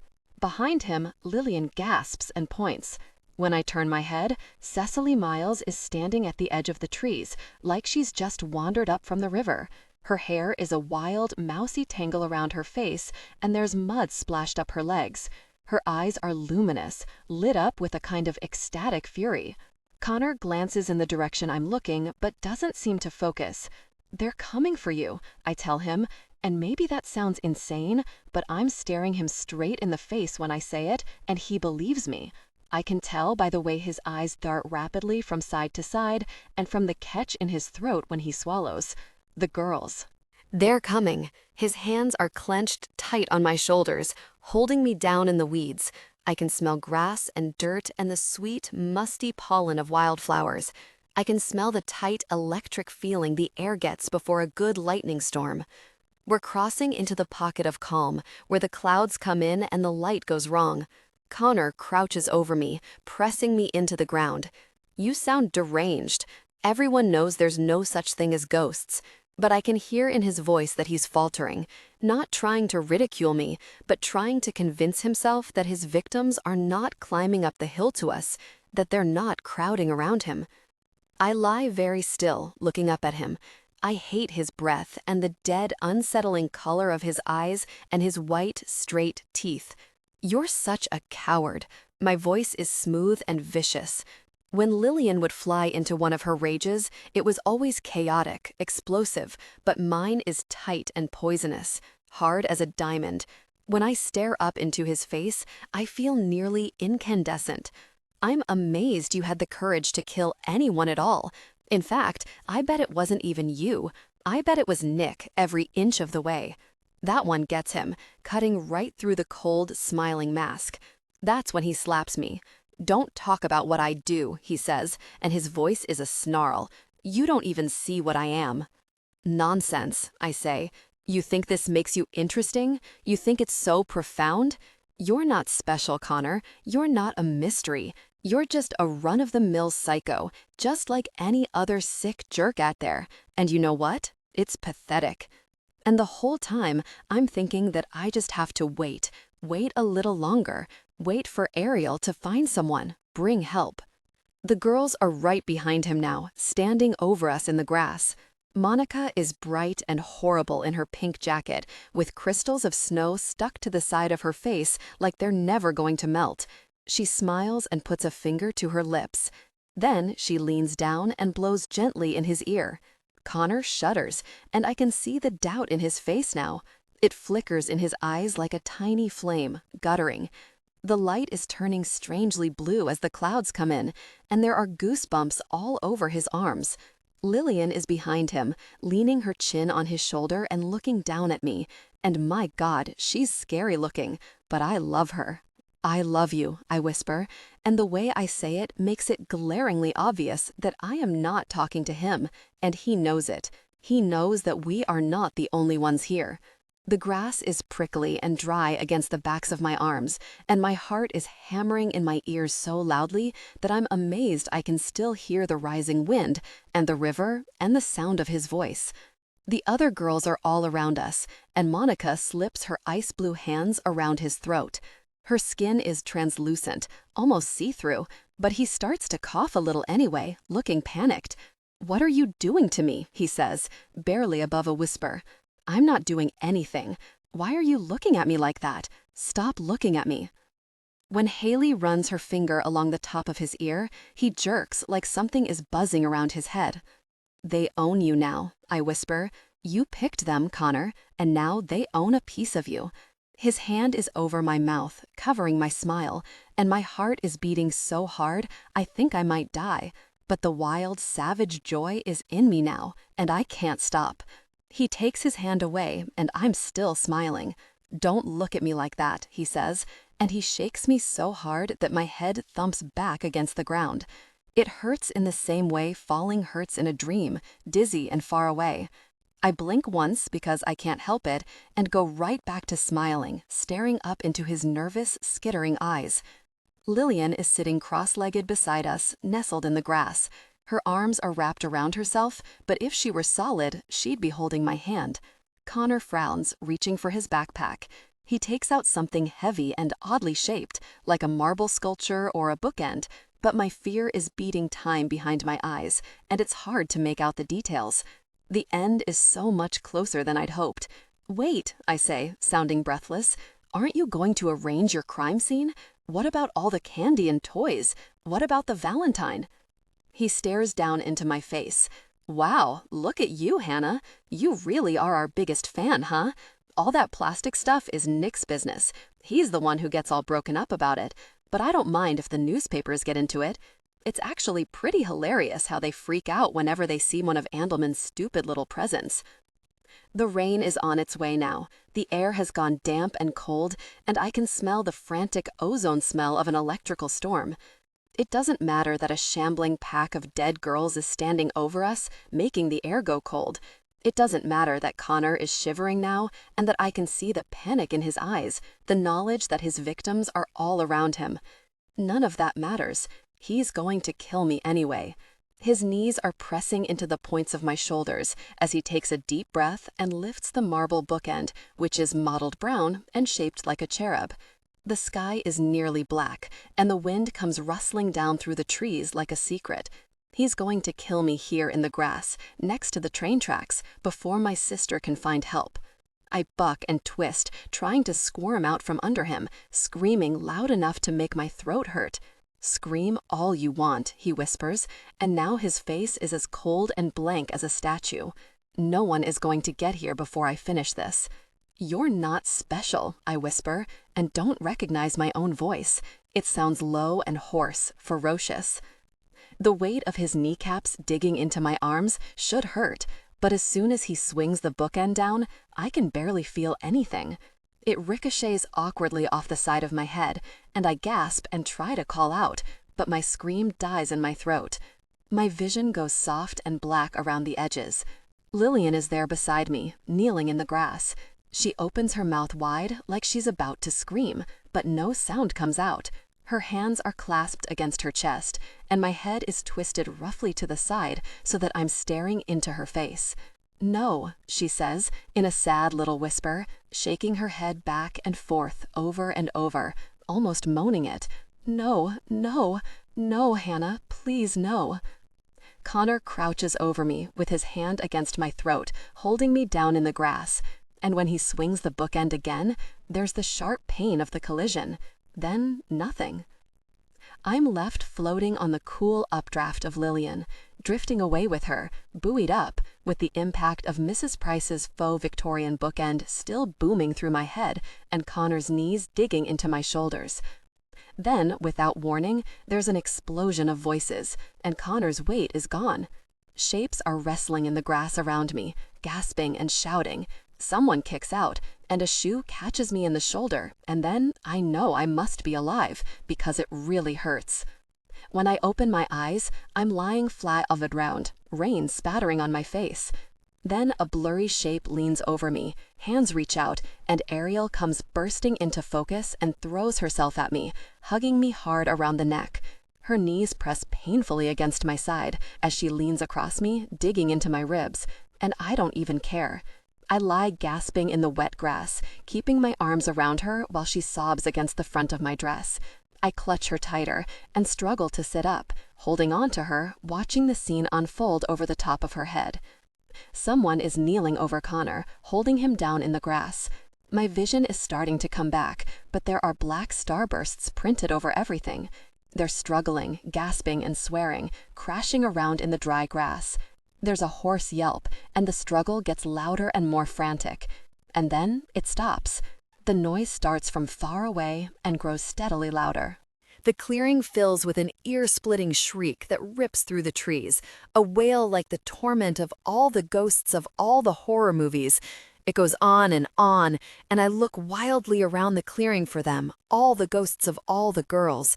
But they're gone. Lillian is the only one left, sitting elbow-deep in the waving grass with her arms crossed over her chest. And then the light around us gets weirdly red, throbbing like a heartbeat, and I hold Ariel tighter. There's so much noise, wind and thunder and shouting. I crouch lower in the grass and close my eyes, burying my face in her hair, rocking her and rocking myself until the red subsides and things get quiet again. "Here," says a hoarse, panicked voice very close to my ear. "Ariel, let me see her." It's Finny. He crouches over me, raking my hair out of my face as he presses his hand against my temple and holds it there. Blood is running down the side of his arm and falling in scattered drops onto my dress. They bloom into dark splotches, and I look away, staring around the clearing for Connor. "Where is he?" I gasp. My voice sounds furious and bruised, like it belongs to a monster. Finny's holding me by the shoulders, keeping his hand pressed hard against my temple, while Ariel sobs against me with her arms around my waist and her face buried in my dress. "It's okay," Finny tells us. "It's okay." Bowles cuffed him and put him in the car. The paramedics are coming. His expression is wary and raw, and when I nod and reach for him, he wraps his whole body around me, shielding me from the wind and the rain, and there's so much noise and so much fresh, damp air. I'm coughing so hard that my eyes water, and I collapse against him, tears streaming down my cheeks, sobbing for breath. My throat hurts so bad, and the tears are so thick that I can't even tell whether or not I'm crying. I mash my face into Finny's shoulder, digging my fingers into the fabric of his shirt as the sky opens up. A few feet away, Lillian is sitting plunked down in the grass with her hair hanging in her face and her arms folded against her chest, watching us. Rain pours down around her, but none of the drops seem to make contact. Everything in the clearing is wet, except her. I wait for her to say something, but she doesn't. She's looking at me and Finny, the way he's holding on to me and the way I'm holding on to him. The expression on her face is cool and distant, but her eyes are full of longing, and I know what she's thinking. Or maybe the truth is just that I'm thinking it, that she has never had anyone to come crashing into the storm for her. I reach out, fumbling through the grass with my hand, but I still can't touch her. She reaches back anyway, letting her hand drift above mine, pretending to hold it. "You did it," she whispers. "You were strong. You were so brave." There's a flash of lightning, and I flinch against Finny, squeezing my eyes shut. "It's okay," Finny says against my ear, keeping his hands cupped over my head like he can protect me from the rain. "It's going to be okay. The ambulance will come and they'll stop the bleeding." Lillian just sits there, watching me, sad and silent. Her eyes are so huge that it's painful to look at her. "I have to go, Hannah. I have to." This time, when she reaches for my wrist, I can almost feel the pressure of her fingers as they brush against my bracelet, jangling through the charms. I nod, even though my head aches whenever I move it. I'm crying for real now, leaning against Finny, sobbing against his shoulder. It's after 10 o'clock by the time the hospital lets me go. My throat feels okay, but there's a huge wad of gauze taped to the side of my head, and my voice still sounds like it belongs to a goblin. My mom and Decker met me at the emergency room, where I got 9 stitches and a CT scan and answered questions the detectives already knew the answers to. The hospital was bright and fluorescent and cold. I waited and waited for Lillian to show up, to make a joke or a smart remark or roll her eyes at me for flinching from the needle, but she didn't. Now I'm at home in the living room, snuggled on the couch with Ariel wrapped around me like a monkey and Joan lying warm and heavy against my shins. Decker's in the armchair, leaning back like he's having trouble getting his head around everything that's happened, but my mom keeps standing up and pacing. Finny's sitting on my other side, looking big and rumpled and out of place in our living room. He's restless, touching the scrapes on his elbows over and over, but I know that's just because this is all still new, and that the more he comes over, the more he'll start to look in place. Just like I know that if we were alone, he'd put his arm around me, or at least hold my hand. But he's too nervous to do it in front of my mom and Decker. I'm pretty sure that after what happened today, though, he gets to. If there's any way to earn a pass for hand-holding in front of my parents, he's earned it. I reach for him, and he reaches back, lacing his fingers through mine. The look he gives me is startled, but relieved. "That was really lucky that you were in the park," Decker says finally, and I know it's his way of telling Finny thank you without actually saying it. He still looks kind of stunned. "Jesus, that was lucky." Finny just shrugs. "I was on my way over here." His voice is awkward, and he glances sideways at me. "After I'd had a while to, think about what you said, I figured you were right, so I was coming to talk to you."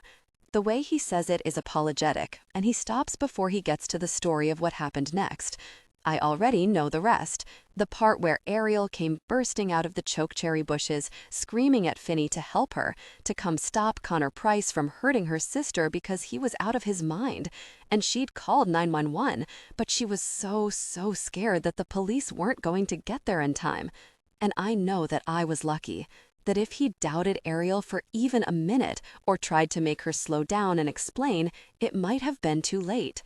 But he wasn't late, and here, in the coziness of my living room, with my sister dozing off next to me and my hand clasped in Finny's, the whole afternoon seems far away, like something that happened a lifetime ago. Later, after Ariel's in bed and Jolene has come by to pick up Finny, I climb the stairs to my room and peel out of my dress. The whole back of it is covered in grass stains and red dirt, and the seams are still sort of damp. There's a huge rip in the bottom of the tulle, and some of the charms have been torn off. The ground around the railroad bridge must be littered with them.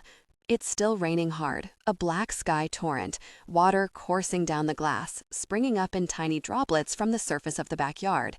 In the dark, the drops catch the glow from the porch light and shine brightly before plunging down again and disappearing back into the grass. I put on my pajama pants and a thermal shirt, then sit down in front of my mirror. With careful fingers, I scape my hair into a ponytail, working around the pad of gauze taped over the purpling goose egg near my hairline. There's a sharp tug at the top of my scalp as my bracelet tangles in the end of the ponytail, and I wince at the pain that radiates through my stitches. I unwind the bracelet and then take it off, setting it on top of the dresser. The light in my room is warm and soft, making a smeary rainbow across the wall. My head aches, but in a vague, sore way that's only really noticeable if I look up too fast. As I lay out the bracelet, my gaze falls on the enamel surface of the Queen of Hearts. Her dress is painted red and white, but now the paint is ruined. Someone has scratched the red off every single heart. The job is detailed, neat, and thorough, and Lillian has always been able to make the world bend to her will when she really wanted to. I have a wordless memory of her reaching for my wrist in the throbbing light from the ambulance, fingers jangling through the charms, and I sit very still, feeling like a person in a dream. I understand, with a painful knot tightening in my throat, that this is her gift to me, her goodbye. That maybe getting rid of the hearts is her way of protecting me from the horror and the tragedy of what happened. But I can't help thinking that it might mean something else. She's ruined my private little reminder of her authority, X'd out the thing that always seemed like a symbol for her power. And maybe as little as 2 months ago, I wouldn't have gotten that. But in the last few weeks, I've learned too much about her secret self and mine to misunderstand it. This is her letting me go. Our whole lives, it was like we were always trying so hard to be perfect for our families and our friends, for each other, when the funny thing was, we didn't have to. In the end, we were better than that. I sit down in the middle of the braided rug, over the center of the makeshift spirit board. The rug hides the chaotic mess of clippings, but I know it's there, like I know the rain will run its course, and that soon I'll stop crying. I'll get up and walk out of my room and down the hall. I'll take a shower and be careful not to get my stitches wet.